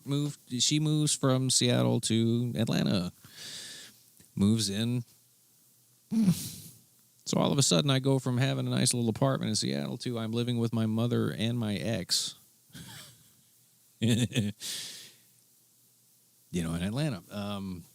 But she brings Nathan. So, I have Nathan back. And so, she's back. Nathan's back. This is where this 2008. This is like 6 months later, right? But she fucking followed me. In that time, I got a job working for a Wi-Fi company. And what I did for that Wi-Fi company is mostly tech support. Again, because now I'm in the tech support industry. It's not what I went to Seattle to do. If I come back to Atlanta, I'm working in tech support. Basically, if you've ever been to a Pilot, a TA, a Love's, a Petro, a rest stop in the United States of America, I either supported or installed the Wi-Fi antennas at those motherfuckers. I would go around in a white van and get up on the roofs of everything from airports to hospitals to old folks' homes, rest stops, truck stops, you name it. And I would install the Wi-Fi. That is not exactly why the Wi-Fi sucks. I did my best, okay? And I'm not responsible for all of them, but a lot of them, particularly from Texas, like Houston to Oklahoma. Every truck stop on that route, at least, I am responsible for, pointing the antennas, crawling across black-topped roofs with a drill and trying to shove Ethernet cable down through a black-top roof in Oklahoma in, late July is like trying to push a golf ball through a garden hose. Do you understand? Hard work in the beating sun to get that done. And then you'd come back and you'd work tech support. You'd take phone calls and have to be like, thanks for calling such and such. My name is so-and-so. Can I get your name and the location that you're calling from, please? Hey, this is Steve from, we're at the, I don't know, where the hell we at, Marlene? Oh, we're at, I think this is the Petro in Hooker, Oklahoma. And we just pulled in here and paid $4.97 to get on y'all's goddamn internet. And it ain't working for shit. I've been trying to pull up foxnews.com for about 45 minutes. Motherfucker won't even load up, and I want my damn money back, or I want you to get me online. Sir, can you tell me if you have a Wi-Fi signal and what that signal looks like? Well, I don't know what the damn... I just got this damn thing from the Walmart. I went to Wally World right across the street yonder, and dealing with these dumb fucks... I had a particular guy that when I worked there, he's living in New Mexico. God, what was his name? Mike. His name was Mike Skulltapper, last name.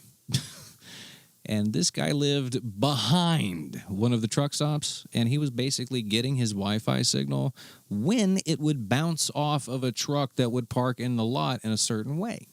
So if a truck parked for the night, he had Wi-Fi signal because it bounced off the metal fucking truck to his house. And when the truck left, he lost signal, and he'd call. And you know what he wanted us to do? Reboot the damn router, which, what does that do? It kicks off everyone in the truck stop. And everyone that he ever talked to would capitulate, and they would just reboot the router. Okay, Mike, we've rebooted it. Can you get on? Good, cool. All right, see you later. And he'd call back 2 hours later. I ain't got my damn Wi-Fi signal. Okay, we'll reboot it. He would do this so often that we started to put him on something called Park. Every time Mike Skulltapper, I recognized his phone number, and I would pick it up, and I would press Park 2. One time he called at like 2 o'clock in the morning, and I put him on Park 2. And he was still on Park 2 at 7 when I left.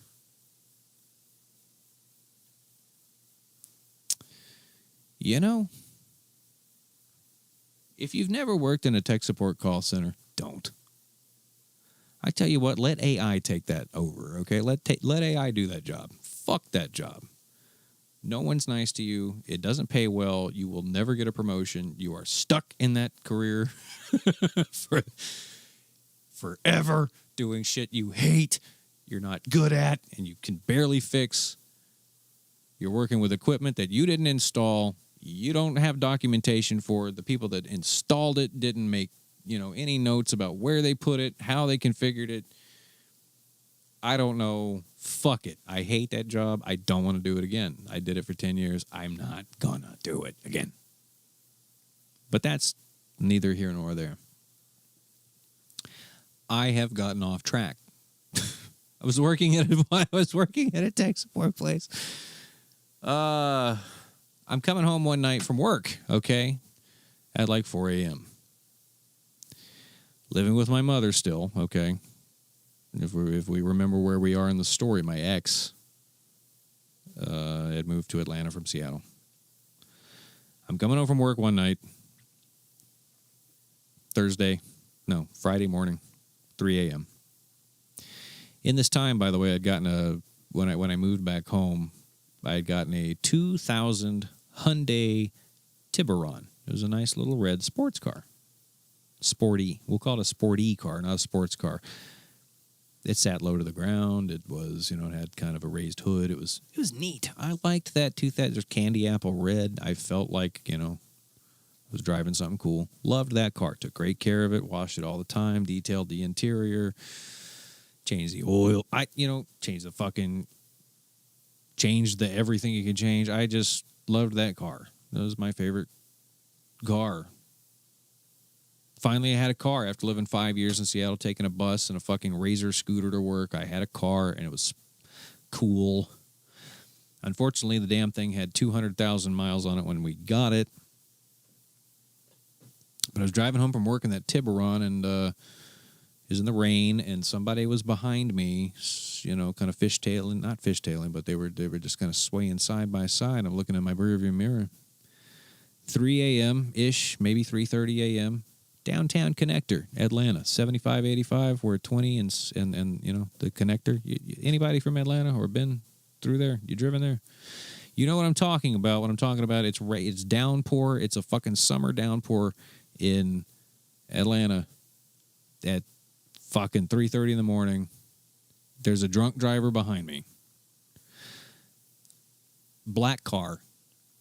Just swerving left and fucking right, hits me at some point. He just slams into my left side, and then slingshots just zoom, zoom, zoom, zoom, and he's off. So, of course, I hit the gas because all I want to do is get his license plate, but all I can see is his taillights. Through the rain and the dark, I can't fucking... I'm trying to get on the phone with 911 and say I've been rear-ended, on the highway. What do I do? Atlanta police is like, well... fuck all. Did you get their license plate? Did you see where they were going? Were you fucking with them? And I'm like, no. I have no information. I'm just telling you there is a black-ish car driving like an asshole going southbound on 7585. They just hit me. I heard glass shattering. Basically, I get home that morning. I look at the back of my car, nothing. This dude blew his headlight out on the rear of my Tiburon.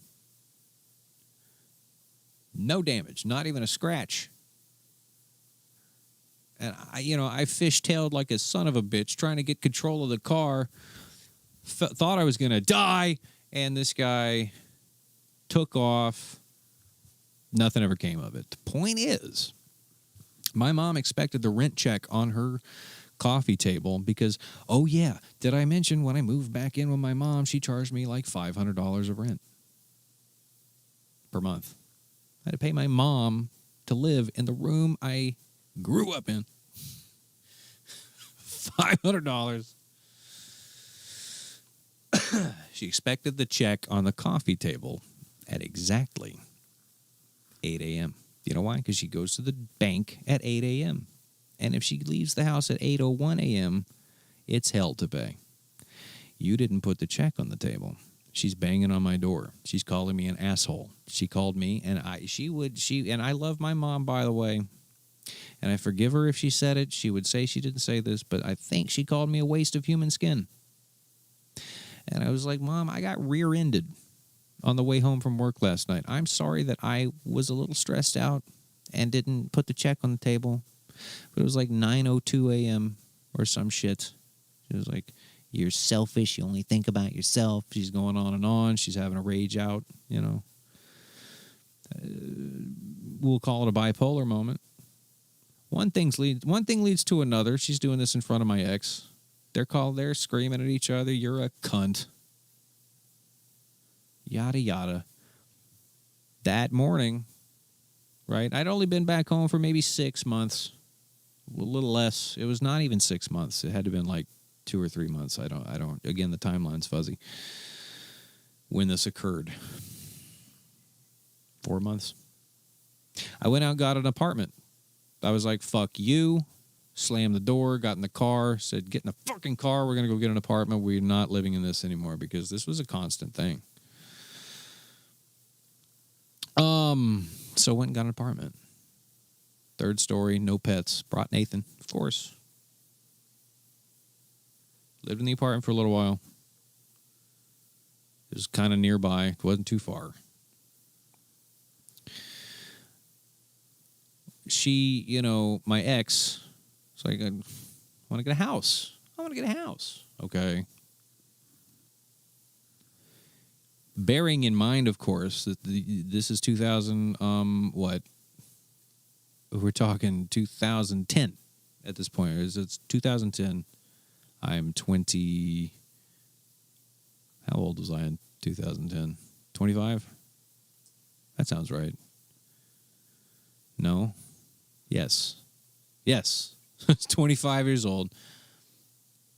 I'm house shopping for proper house in 2010.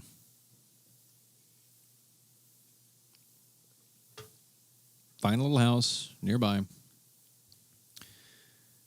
Somehow, I'm a 25-year-old guy. I get a 4-bedroom house, you know,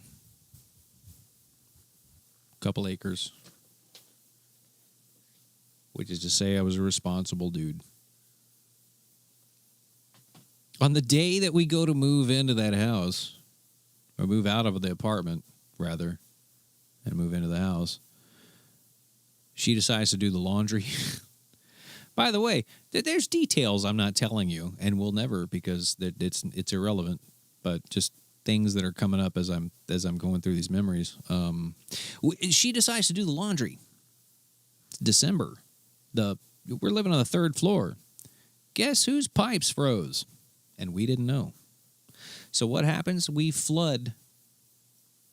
We're on the 3rd floor. We flood our apartment, the apartment below us, and the apartment below them.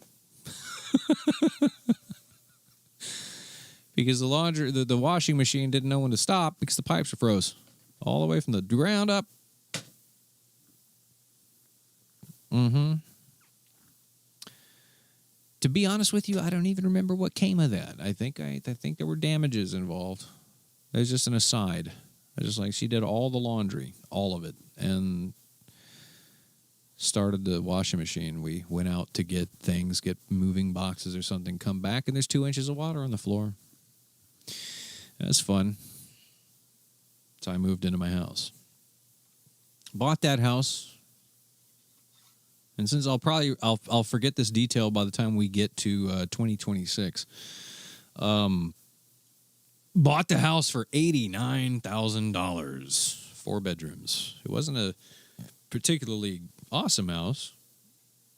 Jade's seen it. She can attest to the fact that it was kind of just a rubber stamp 1972 thing with wood paneling, you know, that very 70s brown shitty wood paneling. But I fell in love with that for some reason. The chimney had a brick wall. I loved that brick wall. For some damn reason. Decent area. $89,000. So I think my rent was like $800 a month, maybe $750 a month, something like that, given the interest and all that. We moved into that house. We argue a lot. Like a lot. Something we'd been doing for up to that point, like 5 years. She was with me in that house that I bought because she wanted it. We moved in there, I want to say in February of that? No, we actually moved in like January or February, and she left me again in June-ish. Might have been April. Somewhere early summer. She's like, I'm out. I'm at work. Overnight tech support. She broke up with me in a chat message this time. You know, I'm leaving. I asked her not to take the cat. She said she wouldn't take Nathan. Leave me with Nathan. I got to keep Nathan Scott Phillips, Explosion McChicken Pocket with Cheese.com, Petroleum 4th Esquire. At least, you know. Yeah, text message breakup after being together for, you know, over half a decade. It was awesome. Way to do it. You know. But she left the cat. She didn't take the cat. Thank fuck for that. Because he's all I had at that point. And, of course, I wasn't happy because I got home from work. She's gone. She was halfway to Seattle.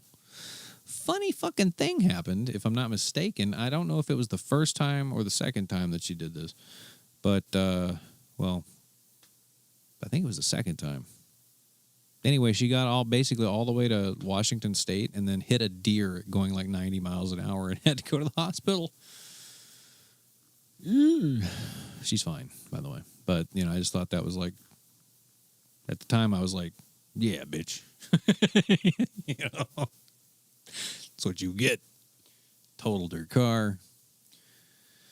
Glad Nathan wasn't in the car. Was more what I was trying to get at. I'm not a vindictive asshole like that. But what I'm saying is, she left me Nathan. It was awesome. So we're 2010. So I spend the next couple of days, or years rather, going to work, doing my thing, just existing. Things happened, such as my dad, who had moved away when I was 13 to live with a woman in Reno, Nevada. He moved back home. He moved back to Atlanta around then. And he moved into an apartment not too far from my house that I had bought that I was now living in alone. He was living in Reno for, since I was 13 to 26-ish, 20, yeah. And I hadn't talked to him for years. He came and visited me once in San Francisco when I was there for the World Cyber Games doing Shoutcast. Remember when I was talking about Shoutcast about an hour and 40 minutes ago? He came and visited me when I was doing a Shoutcast thing for WCG. When I was still living in Seattle, he came and visited me in San Francisco.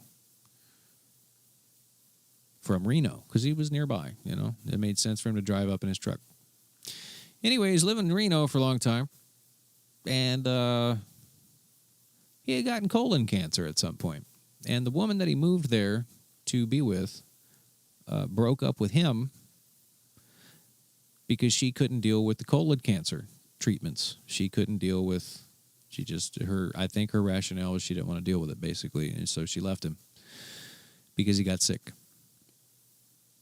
And him having nothing in Reno, I think he knew the end of his life was kind of getting near, and he moved back to Atlanta. And he had beaten it at some point. He beat the cancer.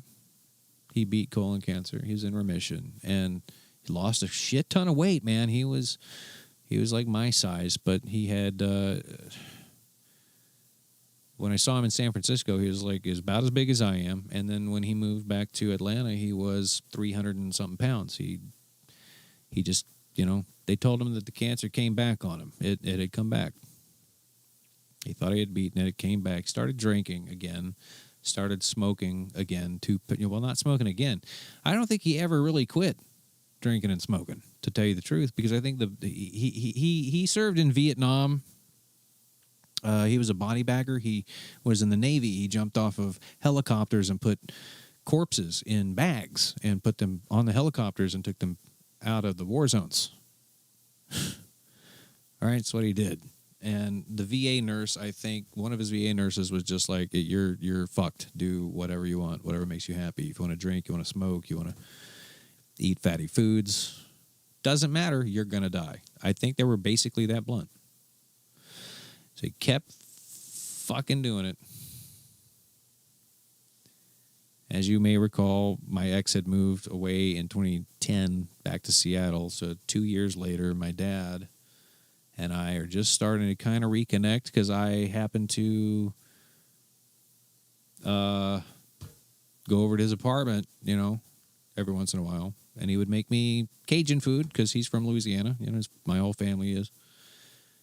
Bunch of dirty Cajuns. He would make me etouffee and jambalaya and gumbo. All that shit for lunch. And we'd talk a little bit.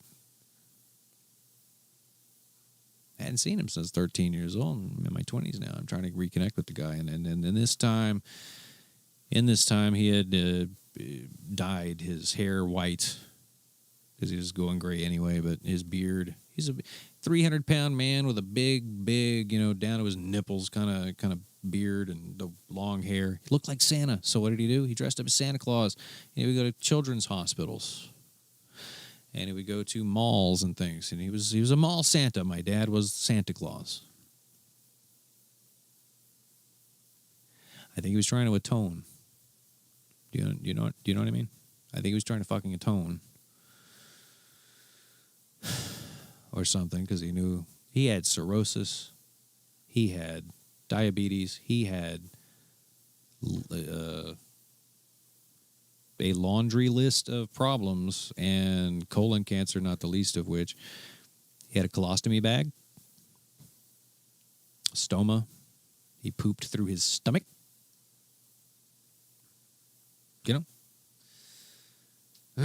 Anyway, because of his cancer treatments, I was taking time off work to drive him to his cancer treatments. I come into work one morning and they fucking fire me. They hand me a piece of paper and say, you're fired. So I talk to my dad because I'm freaking out. I'm fired. I live alone. It's me and Nathan Scott Phillips in a house I cannot afford if I'm fucking fired. 2012, by the way, is where we're at. So we're getting there slowly. Damn, we're getting there real slowly. They fired me, and then on Thursday, I think, I went to this place called Mellow Mushroom, where I lived. Mellow Mushrooms, pizza place. If you live in Georgia, you might know about Mellow Mushroom. My dad, in that particular Mellow Mushroom, was a member of the Beer of the Month Club. He has a plaque with his name on the wall. Because to get your name on the wall, you had to try every beer on the menu. A 20-ounce mug of every beer they sell. And they have 200 beers on tap. He went there all the fucking time. He has a custom engraved mug that they gave him for trying every beer on the menu. He had colon cancer! And he drank every beer on the fucking Mellow Mushroom menu. And is immortalized on the wall. And I went there with him on Thursday, the week that I got fired from my job, and I'm panicking. I just get losing sleep, sweating, freaking out. What am I going to do? Talked to my dad at Mellow Mushroom about him moving in. Because he was like, son, I'm going to, help you pay your mortgage.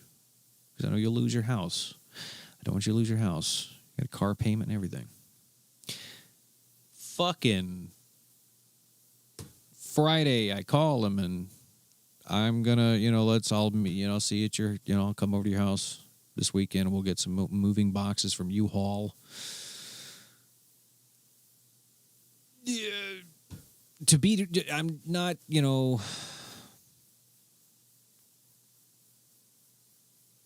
gonna get emotional about it. I just did Saturday morning. I just had a bad feeling. I just get in my car and go over to his apartment. His van's there, his dog's barking, his TV's on, his not answering the door. Usually if I'd knock on the door, my dad goes, "Hey, come on in," No answer. Fuck.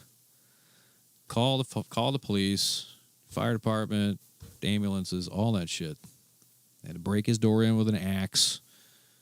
He's living in a low-income apartment, by the way, so every damn neighbor that heard the commotion and me yelling and stuff gathered around like actual vultures in the Serengeti. We'll get to that in a second, but yeah, he was dead. He apparently his computer was on, his TV was on, everything was on. He had Googled shortness of breath and walked around the corner and collapsed on his bed, naked as the day he was born. That's how I found out my dad had nipple rings. I didn't know that. My dad was cool.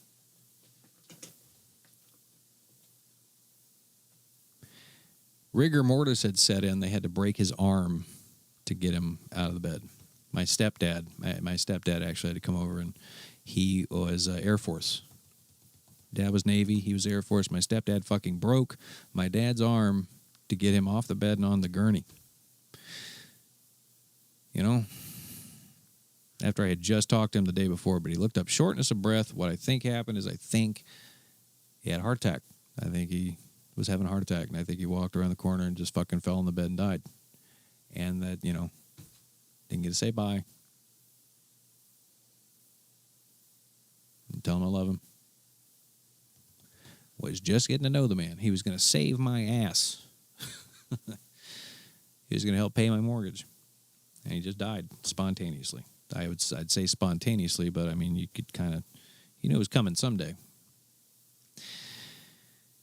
I've had time to kind of process that, but boy, did that suck.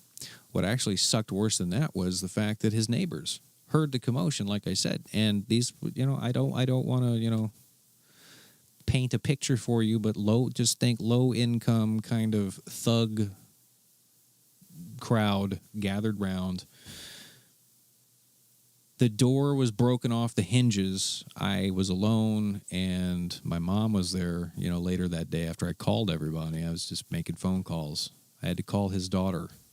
His daughter, my half-sister, different mom, same dad, lives in Australia. I had to call her and tell her that her dad died.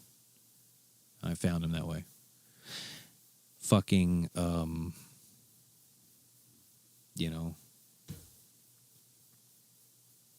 sucks. I guess. If you've never had to go through that, I hope you don't. The people gathered around, man. There was a guy that walked into his apartment that had a 9mm, I want to say Glock, poking out the back of his pants. Well, if I had the emotional maturity, or maybe I was armed or something at the time, I would have just said, "Get the fuck out," because I can't really tell you. It's hard to describe because maybe I've suppressed some of the shit, but there were people walking around my dad's apartment right after he fucking died, armed, rifling through his shit, family heirlooms. My dad was the kind of guy that would stuff envelopes with money and hide them in his apartment because he preferred that over banks. I never found any of that money. Listen, I don't know who took his Santa suit. There were just people I didn't know who said, "Oh, we knew him. We knew your dad. He said we could have this." And to just get them to leave, I said, "Okay, take it."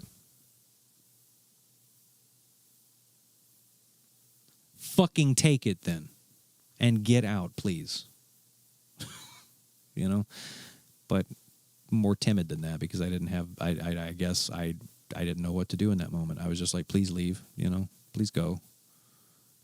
He had 2 cats. that I had to turn over to animal control. He had a dog, a beautiful dog named Buddy. White dog. Cute little black nose. I had to give his fucking cats up. I had to give his dog away. Possibly lost family heirlooms. Possibly lost God knows how much money. Actual vultures. Human vultures.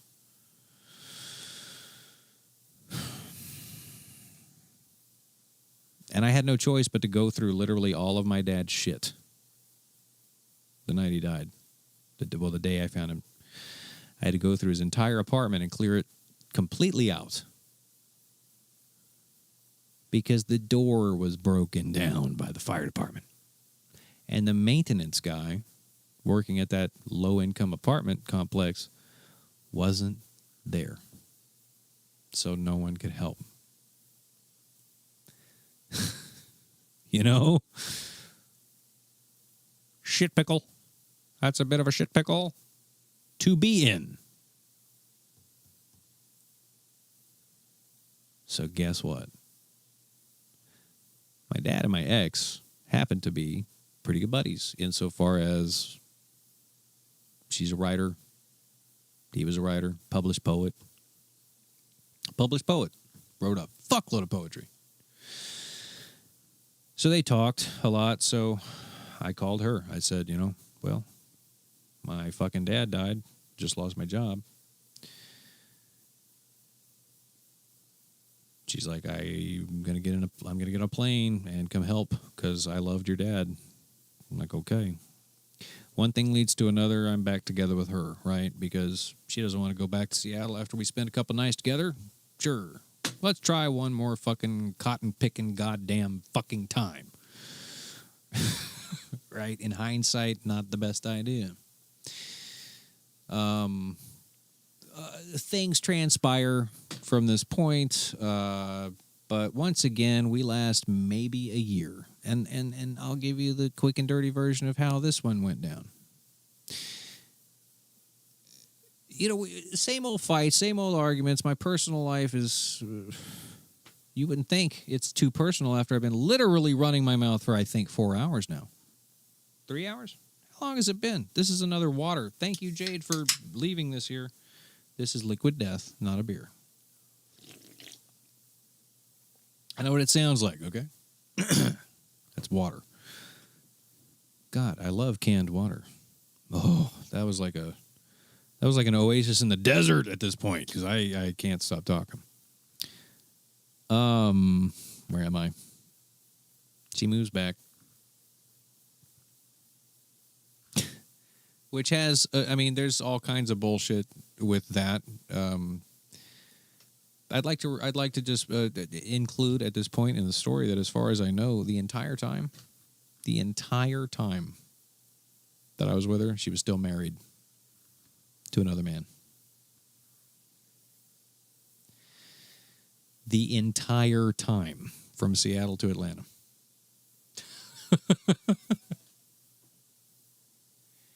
Yep.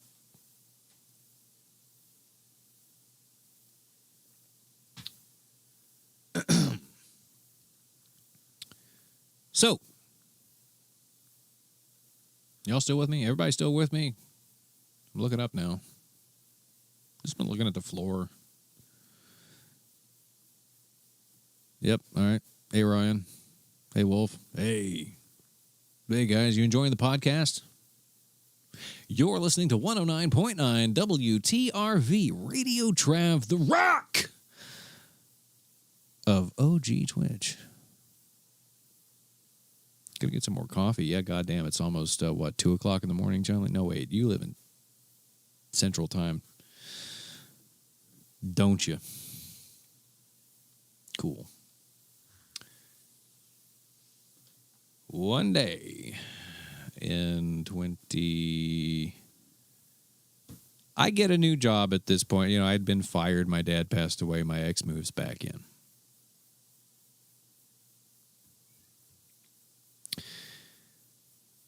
Get another job through a buddy who some of you might remember. His name was Malgrep. Malgrep fucking died also. He helped me move out of my house when I moved here to Nebraska, but he was a regular here subscriber. I hope he rests in peace. His name was Alec, and he was a good dude. Got a job working as his coworker. We both used to work at the Wi-Fi place. He went and got a job at this mobile device management company, which is the software that a company might install on a tablet, phone, mobile device, etc., that tracks you. It's basically spy software that your employer can put on your shit that they give you. Supporting that, right? So I went to work with him. Okay.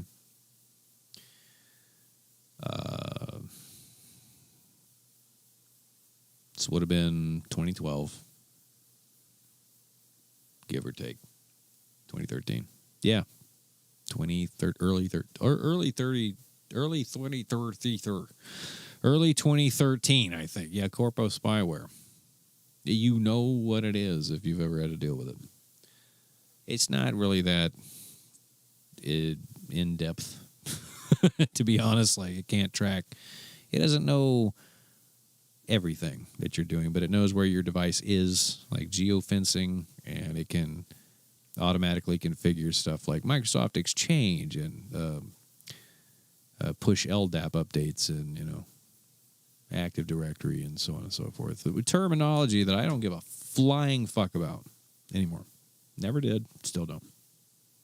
But I'll be damned if I didn't go from making $14 an hour to $40 an hour. I was making upwards of $80,000 a year at this thing. That was a pretty good upgrade. Thank you, Malgrep, right?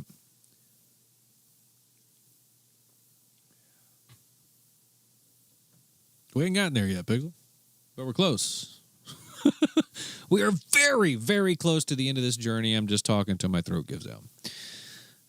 Real soon. I mean, seriously, probably 10 more minutes of me blabbing before I just get up and say, all right, listen to the music that I made. God, I'm so sorry. But I'm not sorry. I mean, I think this is good for me in some way. 2013. Yeah. I get one day she gets a job, right? She moves out, gets a job, decent job. I've got my job. I'm off work. She's at work. I bought a car. A Hyundai Sonata, incidentally. Same car that we have. One model year later, I think we had a 2015 Sonata. We were driving like a 2016 or something like that. Point being, she has the car. She's at work. Knock on the door. Guess who it is? It's the county. You're not taking care of your yard. Because I wasn't. There was some little trees growing. There were weeds everywhere. The grass was too tall. So they were basically like, fix it or we're getting a lawyer. We're going to sue you, or not sue you, but we're going to fix your yard for you and send you the bill. I said, okay. I'll man mode this shit. Man mode equals call my mother and ask her to take me to the gas station so that I can get gas to put in the lawnmower.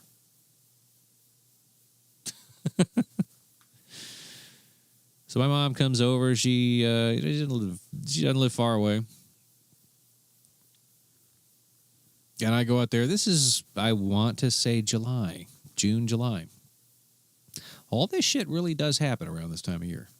The more I've gone through this, the more I'm just realizing this is just an ass time for memories for Trav. But I called my mom. She takes me to the gas station because I don't have a car. I need to fill up this lawnmower. And so I come home and I spend the entire morning. I pulled up all the little trees that were growing, little pine trees and things, because you get pine cones and pine straw and pine when you live in Georgia. It's fucking pine trees. Make a mess. And the yard was a wreck. So I cleaned it by hand, just myself, me and a lawnmower, because of this thing that got taped to the door. I don't want to get in trouble legally for having a shitty yard.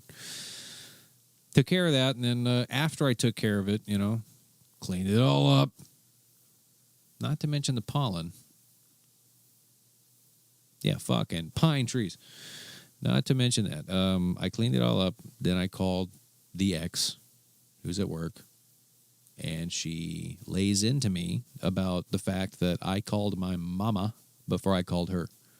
I said to her, somewhere in this conversation, would you have rather I asked you to leave work to come take me to the gas station, or would you rather I ask my mother, who is sitting at home and nearby, to run me over? She was pissed that I didn't ask her. It was just some weird fucking thing that she got mad at. And we fight on the phone pretty bad. I might have mentioned she had dental work done. This is the part that if you are triggered by such things, you may not want to listen. She had dental work done. I had a bottle of liquor. I knew where her pills were. And at this point, I was pretty damn tired of arguing with her on a daily basis about this, that, and the other, and being berated like that over decisions that I thought, were pretty normal. What did I do? I took 28 diazepams and 6 Lortabs over the course of an afternoon, along with a bottle of liquor. I didn't want to die. I just didn't want to be alive anymore. Have you ever just kind of just been there? Do you know what I mean? And by all accounts, I shouldn't have survived that. Didn't want to die. Just didn't fucking care if I did.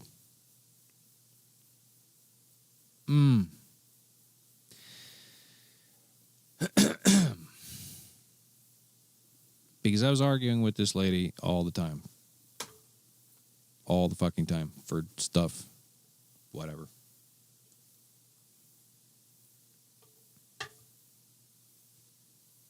My throat kind of hurts because I've been talking too much. I'm holding it together remarkably well. So she comes home from work after I'm 30-something pain pills deep and literally unconscious, face down on the floor, I think. It might have been the bed. I was in the bedroom. She walks in the door and doesn't even check for a pulse. She just thinks I'm drunk and leaves. Left me there. Ought to have been in the fucking hospital getting my stomach pumped. Probably. For safety's sake. Thank fuck I didn't actually, expire on the, pool of my own vomit.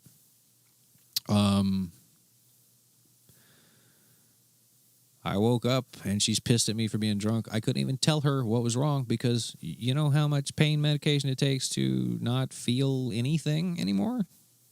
Way less than I took. So my tongue didn't work. My feet didn't work. I couldn't stand up. I couldn't even explain what had happened. She's just fucking mad. And I think her version of the events probably doesn't match, and I may be misremembering because, to be quite honest, I don't know what the fuck happened that day. All I know is it took about 2 weeks after that for us to finally break up again. And I said, if you back out this driveway, we're not doing this ever again. This is it. This is the last fucking time. Right. Right, gentlemen. Get out, stay out. I don't need this shit. Yeah, go back to your husband. Which she did.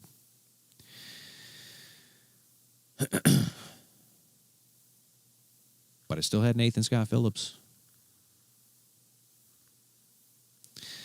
Had my little buddy. And he would curl up next to me at night and, keep me company. He'd greet me at the door when I got home from work. He's my best friend. He's my baby. Love him so much.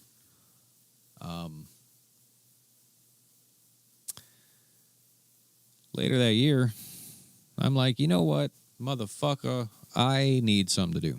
Because I'm going to work and spinning my tires in the mud, and I need something to do. I don't hang out. I don't do anything except sometimes I go to this place called Pint and Plate downtown Atlanta that I would go to for lunch just about every day, and I'd get a beer and a hamburger. They make real damn good hamburgers at the Pint and Plate, and I'm not even sure if that place is still around, but I go there just about every day. Sometimes for lunch and sometimes after work, and sometimes I'd get 3 beers and go back to the office. You know why? Because my boss didn't work in Atlanta. He worked in Philadelphia. So there was no accountability. I could just have a few beers at lunch and go back to my desk because I barely did anything anyway. Making $80,000 a year to literally monitor tickets that weren't coming in for a long periods of time. It was the type of job, though, it was high stress in the sense that it was tier 3 tech support. It was somebody had to get pissed off at the foreign call center worker, and then they had to be transferred to tier 2 who didn't know what tier 1 did for them, and then they had to get pissed off at them hard enough where the tier 2 escalated to me. By the time you talked to me, you were fucking mad and had wasted a lot of time. So I didn't have to deal with very many issues, but when I did, I had to be real personable. Most of my job there was de-escalating because I didn't know what the fuck was wrong. I could hardly ever fix it for you because I didn't design it. I had to get the information for you. I had to find the info that you were seeking, glorified shit. I'm so tuned into that.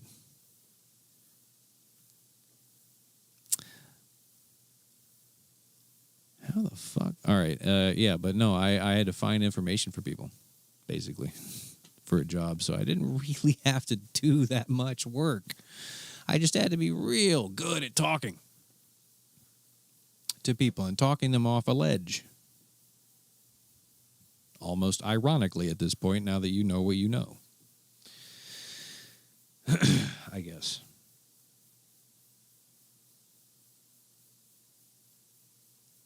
So I'm sitting around one night and I remember the Facebook post and I was like, man, I've been just doing the same thing so much. Kind of feeling like I need a little social outlet. I had signed up on Twitch in 2011. I think that's how old my account is. Excuse me. But I never actually, did anything with it. I just kind of watched. I think the first guy I watched on Twitch, his name was Widgety Bear. He was like a battlefield helicopter pilot. Really god dang good at what he did, by the way. Widgety Bear, I think, still streams. His first guy I ever watched. Widgety Bear. And I knew about Justin TV, but I never made an account because I just wasn't interested in that at the time because I was spending all of my fucking time. Because I don't want to entirely throw my ex under the bus. We had some good times. But I pretty much did what she wanted to do. I had guitars and I had music stuff and I was interested in things and I liked cars and all that stuff, but I did what she wanted to do. She wanted to go to bookstores. So I spent a lot of time at Barnes & Noble sitting there.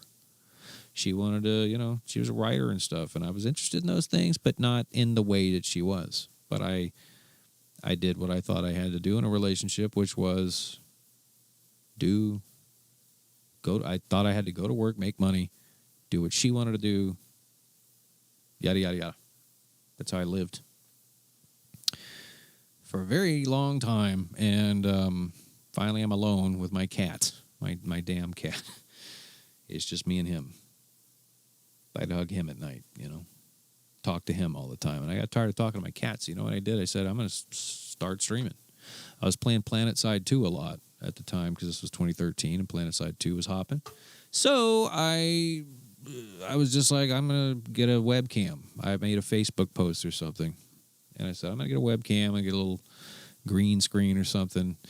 Because, I have the Shoutcast experience, right? So I had a decent audio setup at the time. Of course, when I started on Twitch, I had this Radio Shack mic, this little twisty thing, one earpiece.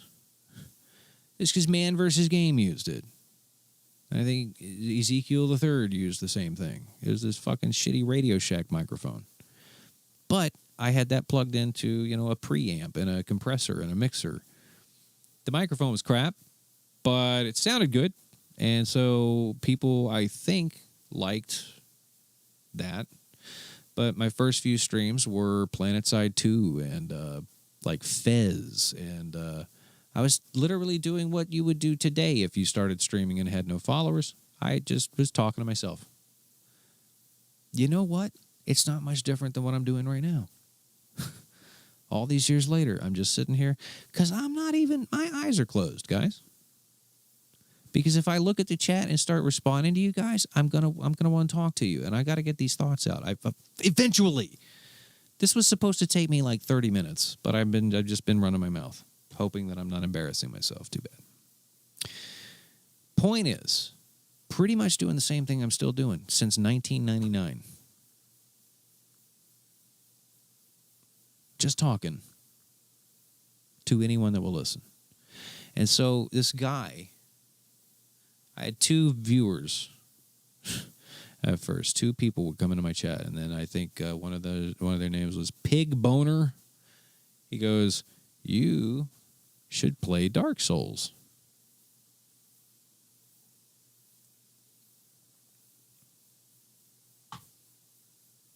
People like Dark Souls. I hadn't heard of Dark Souls except through, I think, Man vs. Game. Watched him play it a few times. I miss Man, too. He's never coming back. He bounced years ago. But I thought, sure, I'll try.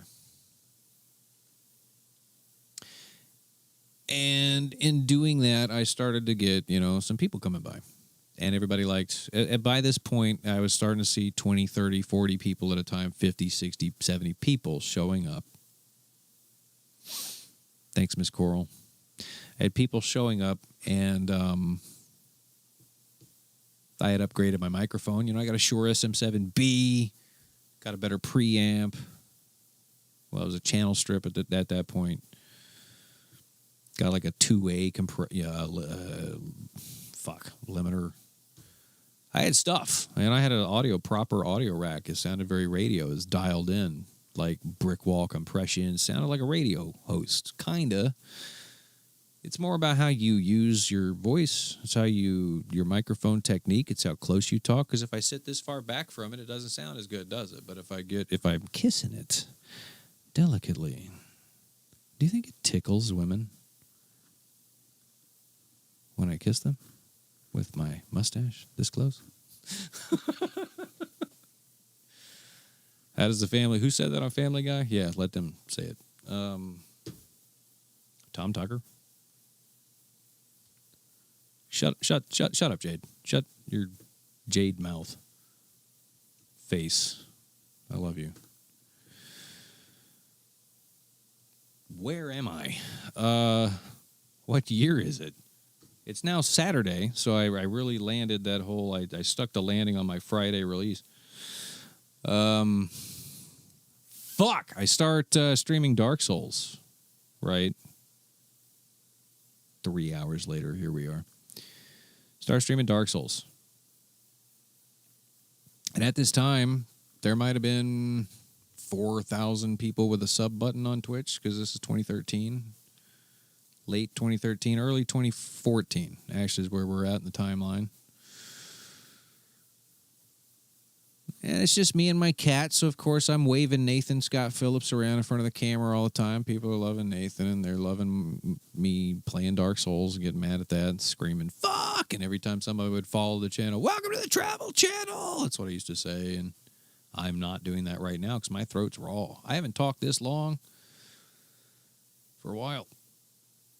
But, I was just loud and boisterous and very, very the burnt peanut-like, I want to say. Because what I paired together with all that boisterousness was drinking. Heavy drinking. As I said before, like 12-plus beers a night.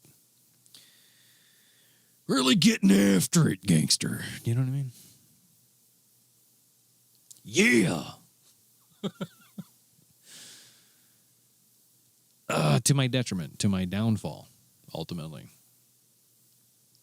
But, yeah, started kind of gaining a following a little bit, and people were encouraging me because at the time I was like, I'm just doing this after work for fun because I'd get home from my fucking day job where I was helping people with the shitty spy software, corporate spy software stuff, talking people off of cliffs.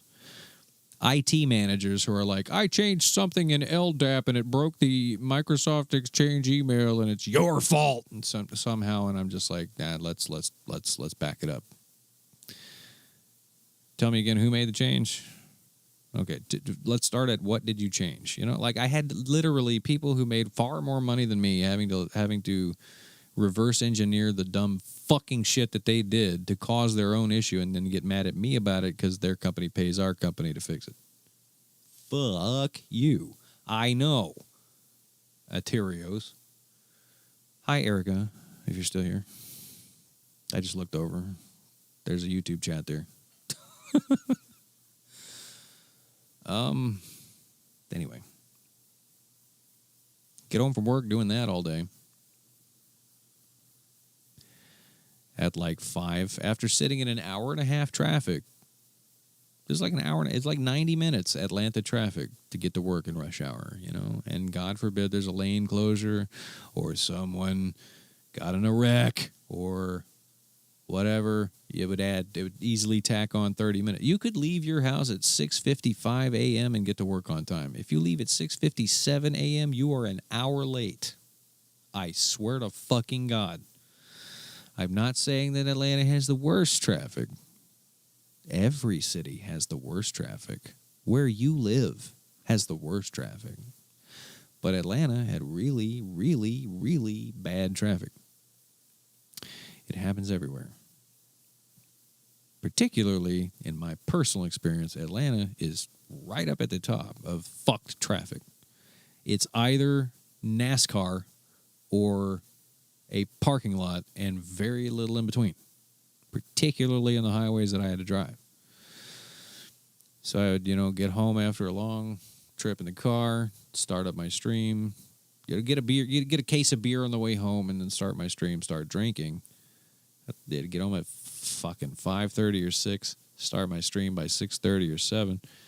I'd be up at 3 a.m. still streaming, still entertaining people, not taking tips because I didn't have a PayPal link. I didn't have any kind of sub button or any way to take money, And people were saying, we would love to tip you. We'd like to, you're busking basically, and we'd like to throw some money in your hat, but you don't have a hat. What's the problem? I resisted it as long as I could, man. Honestly did, because I didn't feel that it was right to ask for money for just being me. It was such a fucked up concept because I don't think the concept of live streaming had clicked that I was like becoming a live streamer. I don't think I had accepted the reality of that because I had a day job, because I was a corporate worker under fluorescent light bulbs in a cubicle with my little laptop, my company issued cell phone. I didn't make the mental transition to I could make money doing this. It didn't click. I'm fighting Ornstein and Smaw at this point in my Dark Souls playthrough. At this point, then at this point I'd set up PayPal thing. Had a treat stream. I think the first thing I did was treat stream because I was like, okay, you don't have to pay me money, but you could order a pizza for me. This dude Lord comes over from, we're getting, you know where we're getting now, because you've probably heard some of these stories if you've listened to motherfucking Skin Teen for a while. What thing are you doing now which doesn't make money but could if it clicked? Well, Gary, I'm releasing an album tonight. And I could make some money if people actually would listen and buy it. So we'll get there. I'm at this point in my Dark Souls playthrough, and I'm fighting Ornstein and Sma, right? And this is like my 4th or 5th consecutive stream fighting these fuckers. And people are screaming at me the entire time, you need to leave the fight and level up. And, you know, you need to get better armor and use a different weapon. And I'm just like, shut up. We're in this room now. I am going to beat them with what I'm gotten. Okay? It is me versus the game now. Leave me alone. I'll beat this. I've got this. Lightning spear. Okay? They're resistant to lightning. I know that now. But I didn't know at the time. And I said, don't help me. Just fucking, I'm going to do it. Because it's doable. I can do it. So, you know, during this playthrough, I think a couple interesting things happened. One, Lorg ordered me a pizza through TreatStream early on in the process.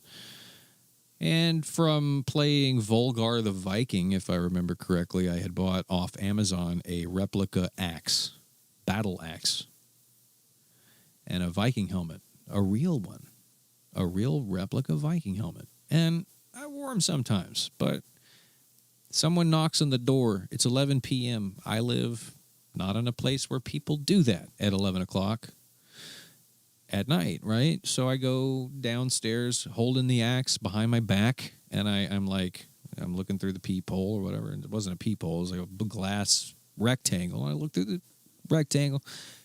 It's Domino's. I don't even remember who it was, but I accepted the pizza. I was like, oh, fuck yeah, okay, it was a pizza. He didn't tell me he ordered a pizza. Someone just fucking shows up at my house nearly at midnight. So I'm like ready to kill them. I sit back down at the computer, as anyone would, Ryan.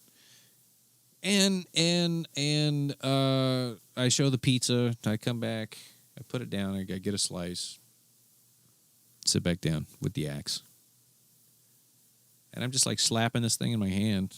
And I'm like, so I'm telling the story. I turn on the webcam. Somebody ordered me a pizza. I go downstairs and no one knocks on my door at 11 o'clock at night. And I fucking cut my hand completely open with this axe. There's blood everywhere and it is your fault. So blood just on the ceiling. I didn't know what to do. I lived alone. I don't have, anyone to help me. So I'm just like, oh, shit. This is a lot of blood, actually. And if you do, you can look at my old Twitch clips and find it. I guess it's a highlight. It's an old highlight. Blood for the blood god. So, there's blood everywhere and this is your fault. Right. I can't even scream right because I'm so exhausted. My throat's worn out, man. Been using my throat. I got cack. In my throat. Jesus, yeah. No, it's been a long time since I've talked this long. So I'm going to try to hurry it up a little bit from here. Point is, that was Lorg doing that, and while I was fighting ONS, I guess Skin Teen somehow ended up finding my stream while I was fighting ONS, particularly during the part where the night that I beat him, I was singing, I was just like karaokeing to like, I wasn't even karaoke, I think it was just a cappella. I was like, I am barely breathing and I can't find the air. I don't know who I'm kidding, imagining you care. And I could stand here waiting, a fool for another day. Duncan Sheik, right? Barely breathing. And according to her, she was like, her eyebrows shot up, unbeknownst to me. I didn't know. Someone out there was like, fucking, who's that? Get your single ass over here. And so,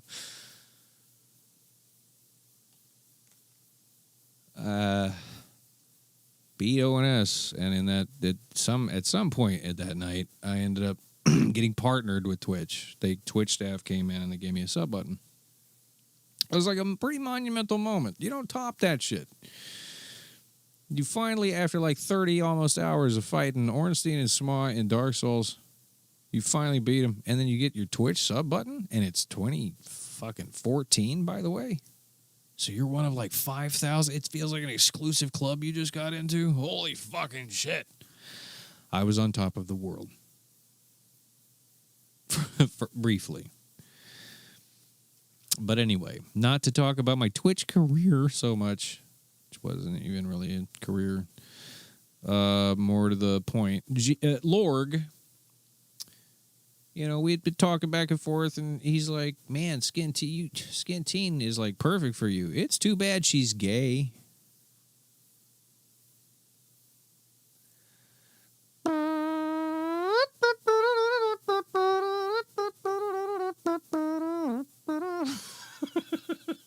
So I friend zoned her. I was like, okay. I talked to her, but I was like, if she's ladies, I respect that, and I'm not going to make any moves. We can be friends. Started dating another lady, actually. Do you remember about anybody who's been here for 3 hours that has a memory like a fucking bear trap that remembers the person who told me that I open up and am that I emotionally manipulate you by doing what I'm doing right now? That lady.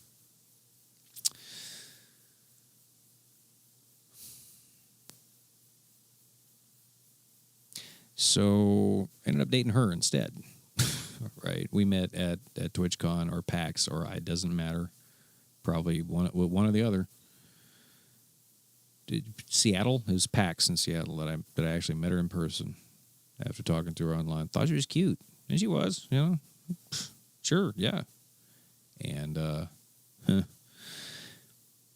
real long story short,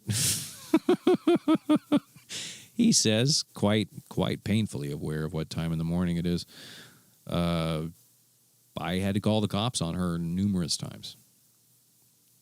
And towards the end of a 2-year relationship, she started doing fun things like talking to inanimate objects or talking to people that weren't there, or just for no reason at all, grabbing her laptop, opening the back door and throwing her laptop, her MacBook, just as far into the yard as she could.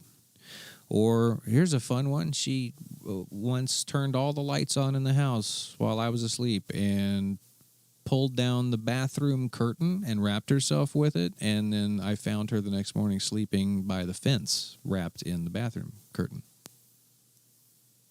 It's just shit like that. And I could go on for quite a while about that. Slapped me a lot, you know. That type of shit. No bueno. 2 years. 2 years because Lord called Jade gay. I mean, kind of. Was I there to help her? I mean, she lived with me. She moved into my house. I thought she was going to grab a knife at some point. Arbitrarily. I thought she had schizophrenia. It took 4 paramedics to drag her out of the house one morning. And I'm really trying not to give too many details or names or anything. But I have video on my phone, you know, in case anybody ever popped up out of the fucking thin blue air and made accusations. I could be like, remember this, motherfucker? That's what I went through.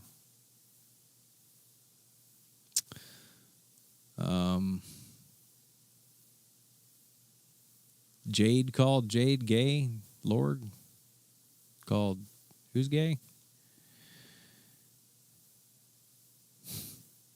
No, I mean Jade will take back over at some point because she's still got like half of a stream to do, and I've been talking way too long. I guess the point is that after I finally freed myself of that, we'll call it burden because it was not a good relationship by any stretch. Talk to Jade, and this is 2016 at this point. I want to say. Finally talked to Jade. Finally got the real truth. Started flying back and forth between Atlanta and Omaha, Nebraska. One of us would get on a plane like once a month just to go see the other. And we did this for 2 years because I had a house. Remember the house that I bought with the other lady? I was living in that house. And by this point, because I was alone and had gone through another extremely bad relationship that left me pretty broken, I'm just going to be real. There were beer bottles filled with pee lining every inch of that house. There were rats. There were... you think Asmon Gold is bad? Crank that up to the next level. What,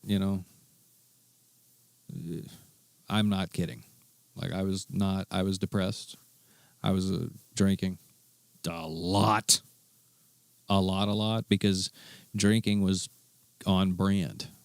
All right, you know what? Actually, it wasn't as bad as Asmon Gold because at least I'd clean it up now and then, or my mom would come over to help do it sometimes, every once in a while, and I begged her not to. But she would kind of impose and then get angry at me when I wouldn't help, when I would be passed out, hungover from drinking. But again, tangents, can't go too deep. Just trying to really give you an idea of where we're at. At this point in the story.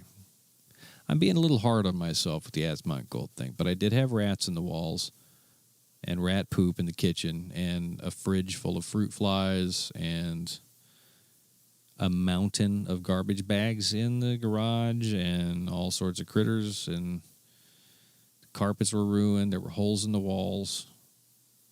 It was one of them situations. House was not in good shape. I was depressed. Extremely fucking depressed. My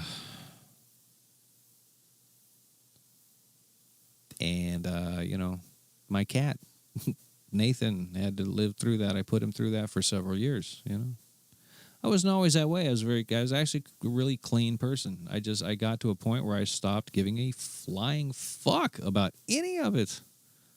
I was alone. And fucking somewhere in there, you know who shows up at my front door?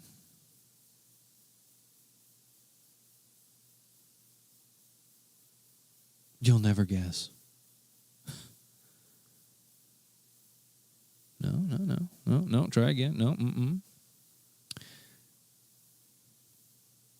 Remember the lady I bought the fucking house with? From Seattle, who I had said I'd never want to see you again if you back out of this fucking driveway one more time?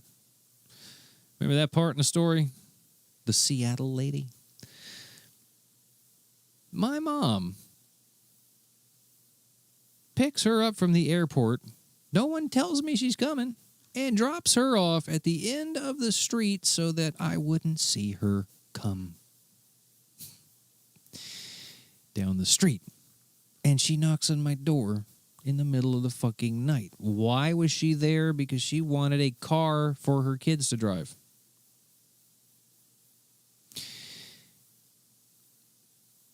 One of the worst decisions of my life was trusting her when she said that she would pay for it. Because you know what ended up happening is she sweet-talked me into driving my fucking car from Atlanta to Seattle.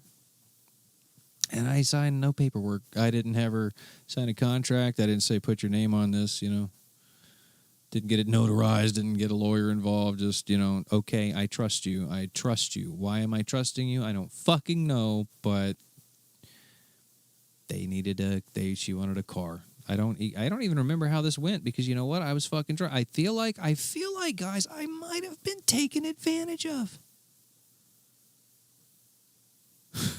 At a low point in my life because I was needing a way to get out of the, car payment. I was depressed.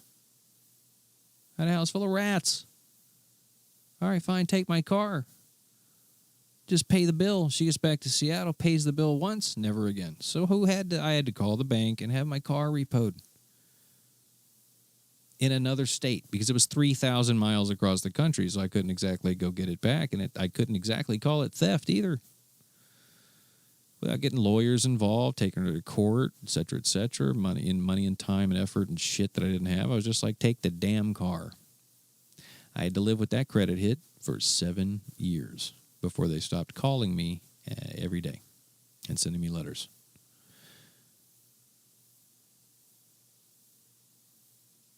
Luckily, that fell off.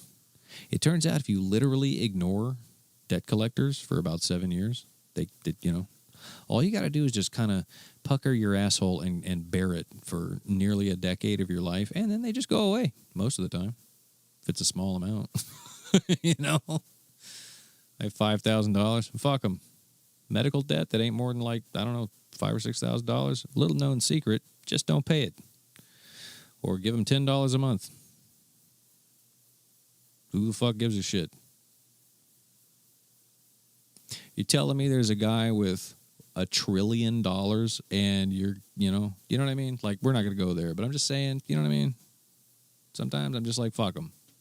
Fuck it. I'm sorry that Wells Fargo isn't going to get my $7,000.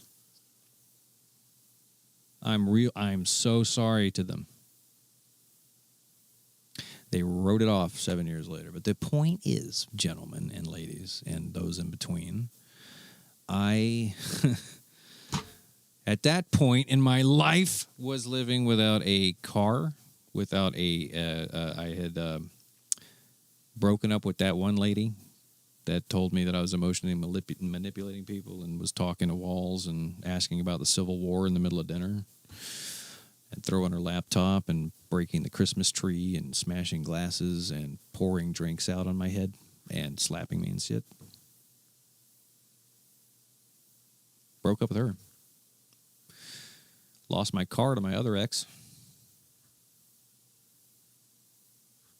So in swoops Jade from the trees. Caw! Like the bog witch. She is. He's mine now. The gay bog witch is here. That's exactly how it went, Jade. You know it. This is a retelling. Accurate. Or I'm getting loopy. One of the two. Probably that. We're, flying back and forth, and I'm just like, I need to move out of this. I need to move out of this fucking mausoleum of failure that I've built. Rather than move her out of her nice house that we're currently in into that house. I was like, fuck it. So I sold that house. And you may remember the tiny detail, because this is a college lecture that's gone on way too long, that I paid $89,000 for it. I sold it for $78,000 because of the condition it was in to a house flipper, a verified company, right? I think they're literally called WeBuyUglyHouses.com because that's what situation that I was in. I just needed out. I needed to just cut it. I needed to just drop the anchor and get the fuck out.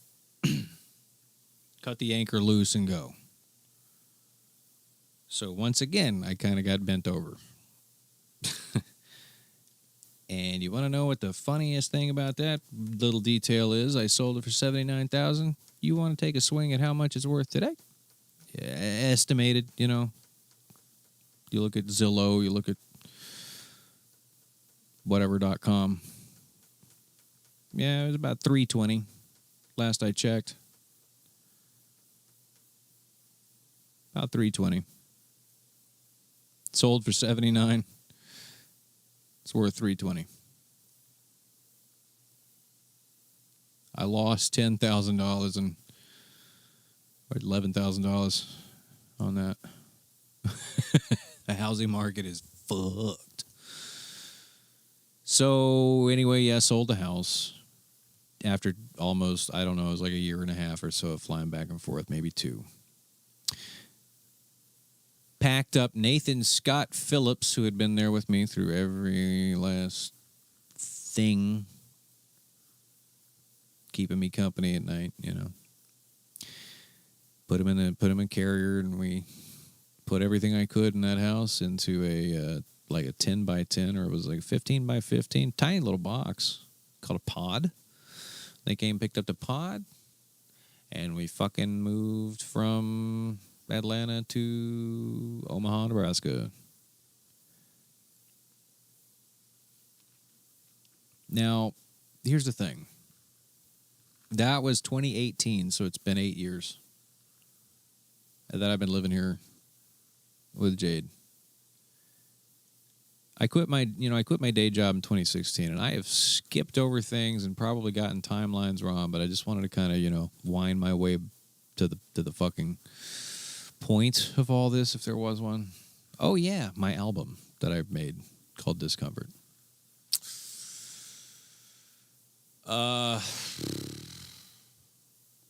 In the time I've been here, it hasn't been all, roses and rainbows and sunshine. We've had to say goodbye to Jade, both of Jade's cats that she had since she was, younger. Sam left us. There's a song on one of my albums called Gone But Not Forgotten that I was making when Sam had to go. There's a song from Comfort called Darts and Hisses, which is Jade's cat Gabby when she had to go. I was working on that one around then. And it's called that because of the vet that Jade used to take Gabby to, put a placard on her cage when she was there at the vet. It said, Gabby, Darts and Hisses. That's why that song's called that. And in the last several years, alcoholism is a son of a bitch. I've quit and started and quit and started. I had episodes where I was shitting blood. I've had episodes where I had to get a colonoscopy. They removed polyps, by the way. 3 polyps from my ass. The only thing those do is turn into cancers. And I don't want to die like my dad did, so I decided at some point I was going to quit drinking. And, I have quit drinking, luckily. I'm sort of running out of gas because I've been talking without even standing up for like 3 straight hours.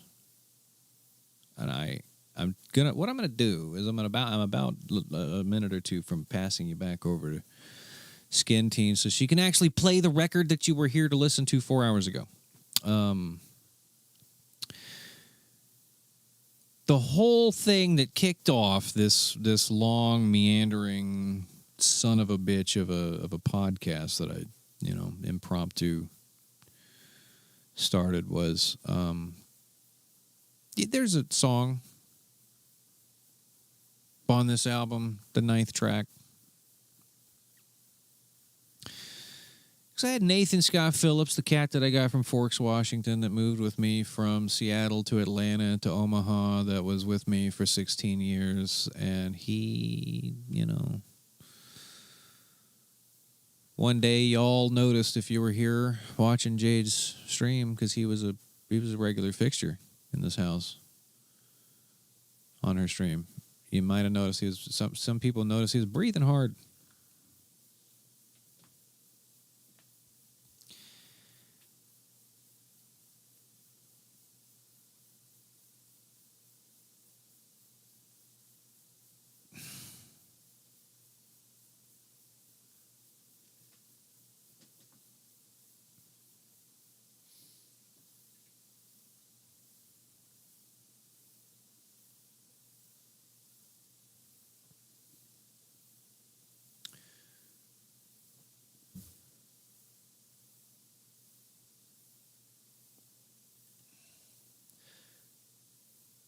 So I got up the next morning and we had to take him.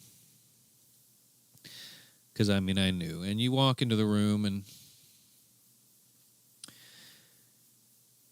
set him down. I couldn't even pick him up, man, at this point. And I cuddled with him every night.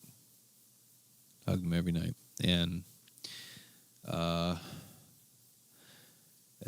just remember that the lady took him back and, we're going to do an x-ray on him because, we kind of tell something's up. And she comes back in and she's holding the damn x-ray and you can she didn't even have to put it up to that thing on the wall that lights up.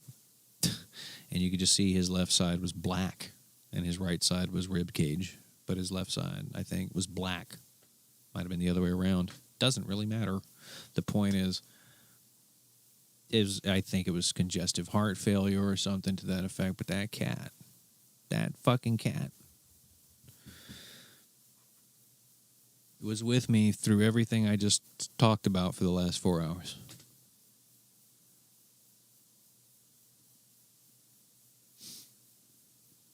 He saw it all, and he never judged me. He never told me that I was manipulating anybody.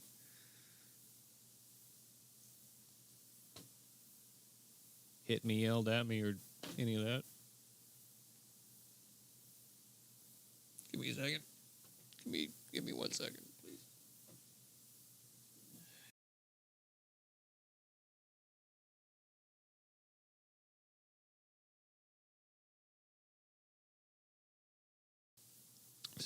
I'm fine. So, whoa, almost lost it there. So I don't remember when I walked outside during this, but I got in the car and I went down to a gas station that was nearby and I bought a 6-pack of beer. And I poured one out in the parking lot and I drank the other. I drank like 4 of them fast, and then I walked back inside. And there was I don't remember when she brought it in the room, but there was a plastic, she had left a gray plastic button with pink beans in the shape of a cat's paw.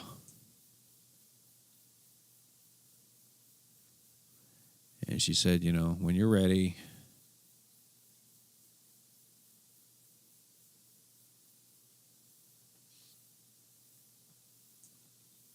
you push that and it will let us know and we'll come in and do what we have to do. And so I did what I thought I should do, which was tried to pick up my cat for one last time, but I couldn't. He was thrashing. He was in pain. He was drowning on his own fluids. This cat that was with me for all of that.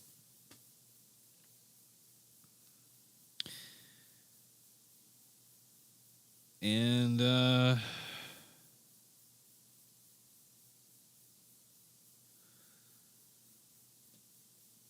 wanted to just kind of, be tough about it and everything, but I couldn't. I had to push that. I had to push the paw. Push that little paw-shaped button. And you know what happens next. And it's the first time in my life I ever felt something slip away into my hand like that. Just petting him, telling him I loved him. Your job's done, buddy. Thank you. I love you.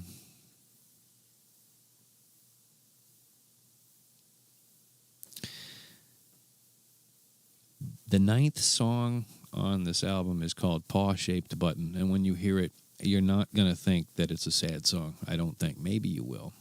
Maybe you'll be thinking about this story, the people that were here, the people that heard this.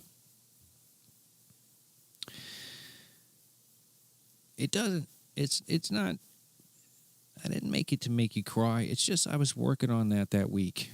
I was working on that song. It was like a 30-second clip of a song, like an idea, I was working on it. And then that happened, and I put it in the, as I like to say, fuck it bucket, because I couldn't release it. It was just, it's not that it was a sad song. It's not that it was supposed to pull on your heartstrings. It's just what I was working on. And it's like a synthwave thing. And maybe it is kind of pretty. And I tried to do him justice with that one. But kind of in closing, music means a lot to me, guys.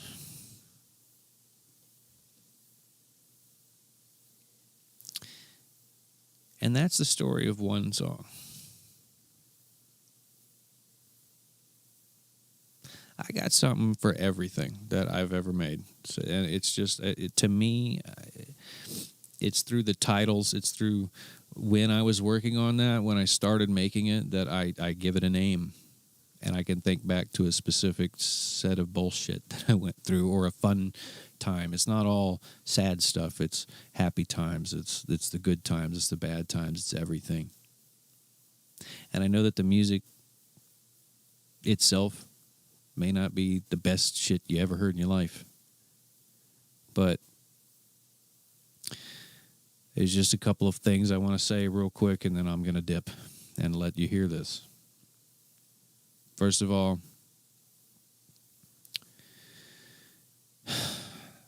thanks for sitting through my diatribe. Thanks for the support. If you have listened to my music or streamed it or bought it over the years, thank you. Thank you. Because it goes a long way. I mean, the more of you guys that open your wallets when this thing gets published tonight, which it will. It's 3 a.m. almost on the East Coast. I don't know. People might wake up tomorrow and grab it. I'm going to make it name your price. It's free. If you don't want to, you can put 0 in the box, download it. You can give me $5, $10, $100. You want to give me $500? All I can say is in advance, because I won't be, on a microphone to thank you personally when it happens. But thank you for considering that, and every person who gets this record, or my other 6 albums, by the way. It's like I've got 65 or something songs now out there. But it pushes it up lists, man. Algorithms take notice, and maybe people that aren't listening to me talk about my damn cat might see it. Maybe a few people will see it, but if you can't do that, just maybe the standard stuff anyone would say that's releasing music, which is maybe share it, put it in a Discord, post it on social media, help me out. I'd appreciate that. I really would.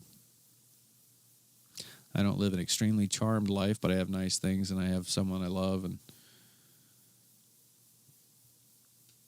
I would like to have maybe a car again someday.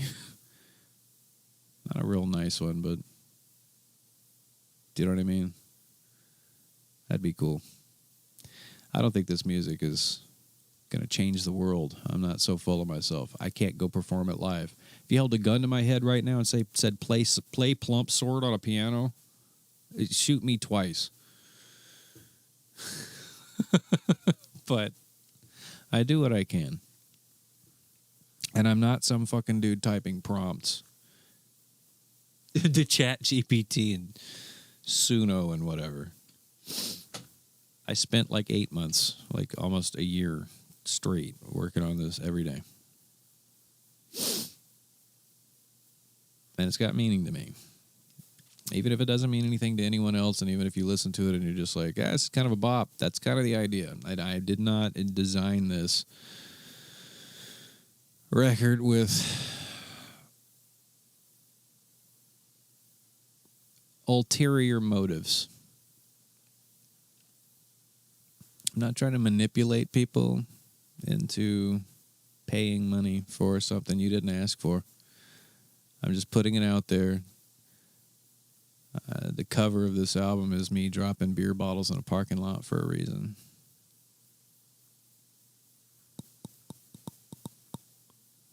So I hope you enjoy it, guys.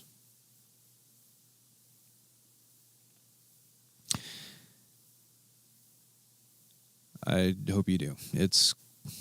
I'm going to walk around the corner in a couple of minutes and press publish. And as the picture on the wall downstairs, the chick drummer sent had signed by Mr. Steve Bloom at a convention. As the portrait says of Spike Spiegel, it says, Wyatt, whatever happens, happens. And you know what, Steve? You're goddamn right.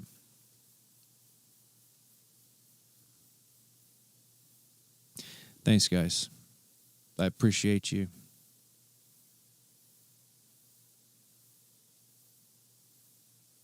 I'm going to go publish this record and go to bed. I'll give it back to Jade also. She's right here. So thanks, everybody. Thank you. Thank you very much. Love y'all. Bye.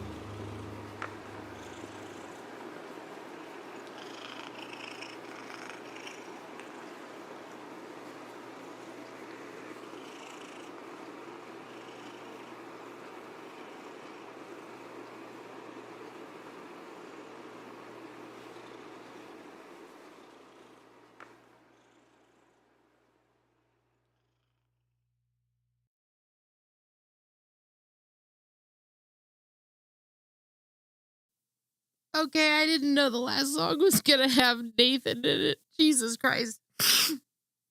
I needed to breathe for a second because Plum Sort 2 is next. Oh my God.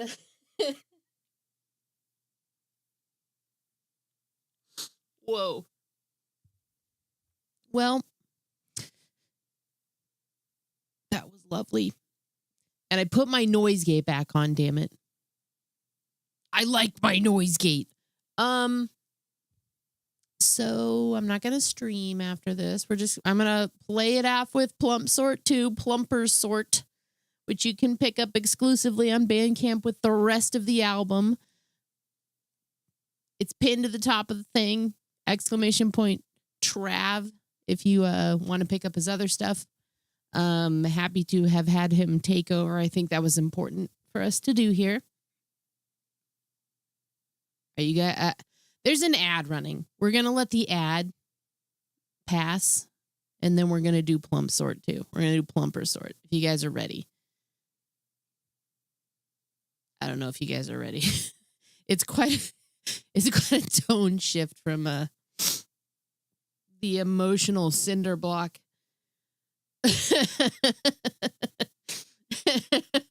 Nobody's ready for Plump Sort. Nobody was ready for it before, and nobody's ready for Plumper Sort. That much is true. All right. You may get whiplash.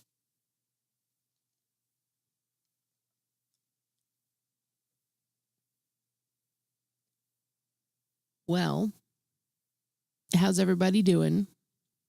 I hope you enjoyed the stream tonight. I got so much done. I was like, keep talking. I'm fine. I did a lot. I did so much shit. I got shit done. I'm gonna go take a bath after this, play with some cats, and go to bed.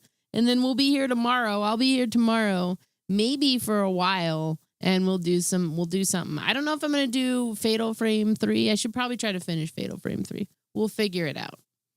Anyways. Thank you, happy little stream. Cat time. Before cat time, I'm going to go ahead and say thanks to everybody who subbed and resubbed while I was AFK, while Trav was taking over the stream. Happy little stream. Thanks for the 121 months, Kavold, 135 months, to K4, 74 months, Smarty Girl, 76 months. I'll read some of these comments. K said, "You will always be your own worst critic. We're all here because you're both incredibly talented." Smarty Girl said, "Let's go, Trav. You're so talented, man. Love your music. Teen Hurt." Rollet gifted a sub to Soffit. That was a while ago. That was a while ago. Anyway. Are you guys ready for Plumper Sort? I had to let I had to let everything breathe. This is the levity I think we all need after a very heavy but needed night. All right. Here we go.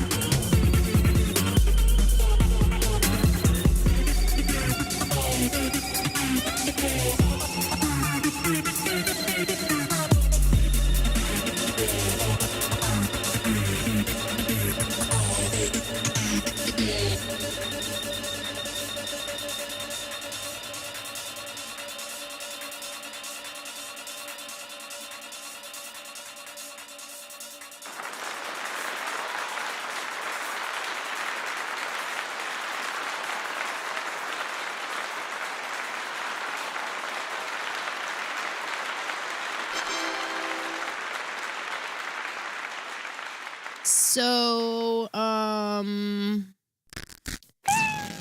that's that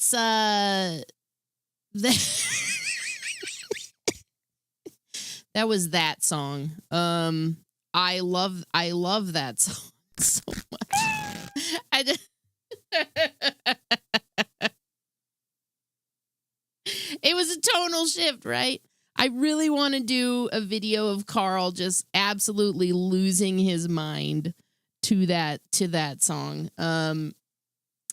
We can talk about that soon though, because I was gonna put it on maybe an incentive or something.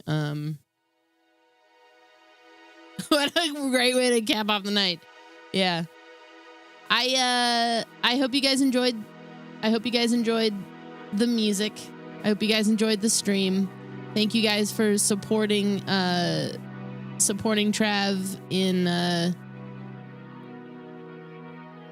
in this endeavor, because it's way more important than I think anybody. I mean, maybe you have a bit more of an insight as to why it's important now, but yeah, a little different of a stream than what I'm used to doing on a Friday, but that's fine. At no point in that song were you able to guess what was going to happen next. So hey, Plump Sort 2 was one. That was a sub goal, and for the record, my mouth didn't write the check. His mouth wrote the check, because I went downstairs during March Madness, and he said, fuck it, if you reach this sub goal, I'll do Plump Sort 2. And I came upstairs and I told you guys, and you hit the goal in 10 minutes. And then he went, oh, shit.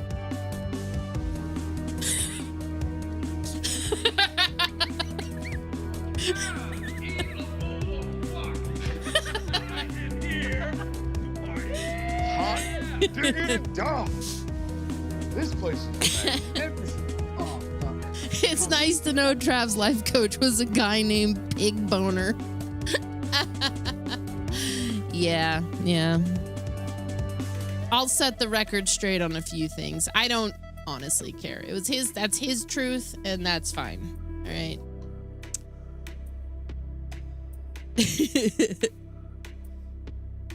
I'll say this much. When you start streaming on Twitch as a female, I know my eyes are closed. When you start streaming on Twitch as a female and your DMs start filling up from the wolves, we'll say, and you're already kind of dating women already, it wasn't incorrect. But I had already, I was already clocking Trav. I was already like, who's that? Because I saw him do the Ornstein and Smo thing a little bit before I started streaming. And then I started streaming, and then 1, 2, 3, 4, 5, like people, other dude streamers. Hey, how's it going? Hey, how's it going? The quickness with which I was like, yo, gay. I'm just, you know, leave me alone. Nothing will get somebody to leave. And sometimes that didn't even matter. Like, at least 2 of them still kept messaging me. Like, I can fix her. I can fix her. That's the truth of it. That's the truth of it. But even before, yeah, even actually, yeah, no. The conversation with him and Lorg happened after I started streaming because of all that. I just wish he would have not spoken on my behalf, because if he would have just, instead of saying that, said, you guys would be perfect together, maybe you guys should talk. The 4 words that kept us apart for 2 years longer than we should have been, and set us both on some pretty devastating paths. Like, could have saved us a lot of shit. But as much as I hate to believe in the idea of everything happens for a reason, we probably had to take those divergent paths to end up where we are, to be who we are. But the 2 years wouldn't have mattered. It would have been nice, It would have been a little nice. Very cool. Love the gay conversation bros. Yeah, the gay conversion bros. Yeah. At least one of them has been canceled off of Twitch. I will not name names. I do not like to talk about people like that, but so it's imagine that. Yeah.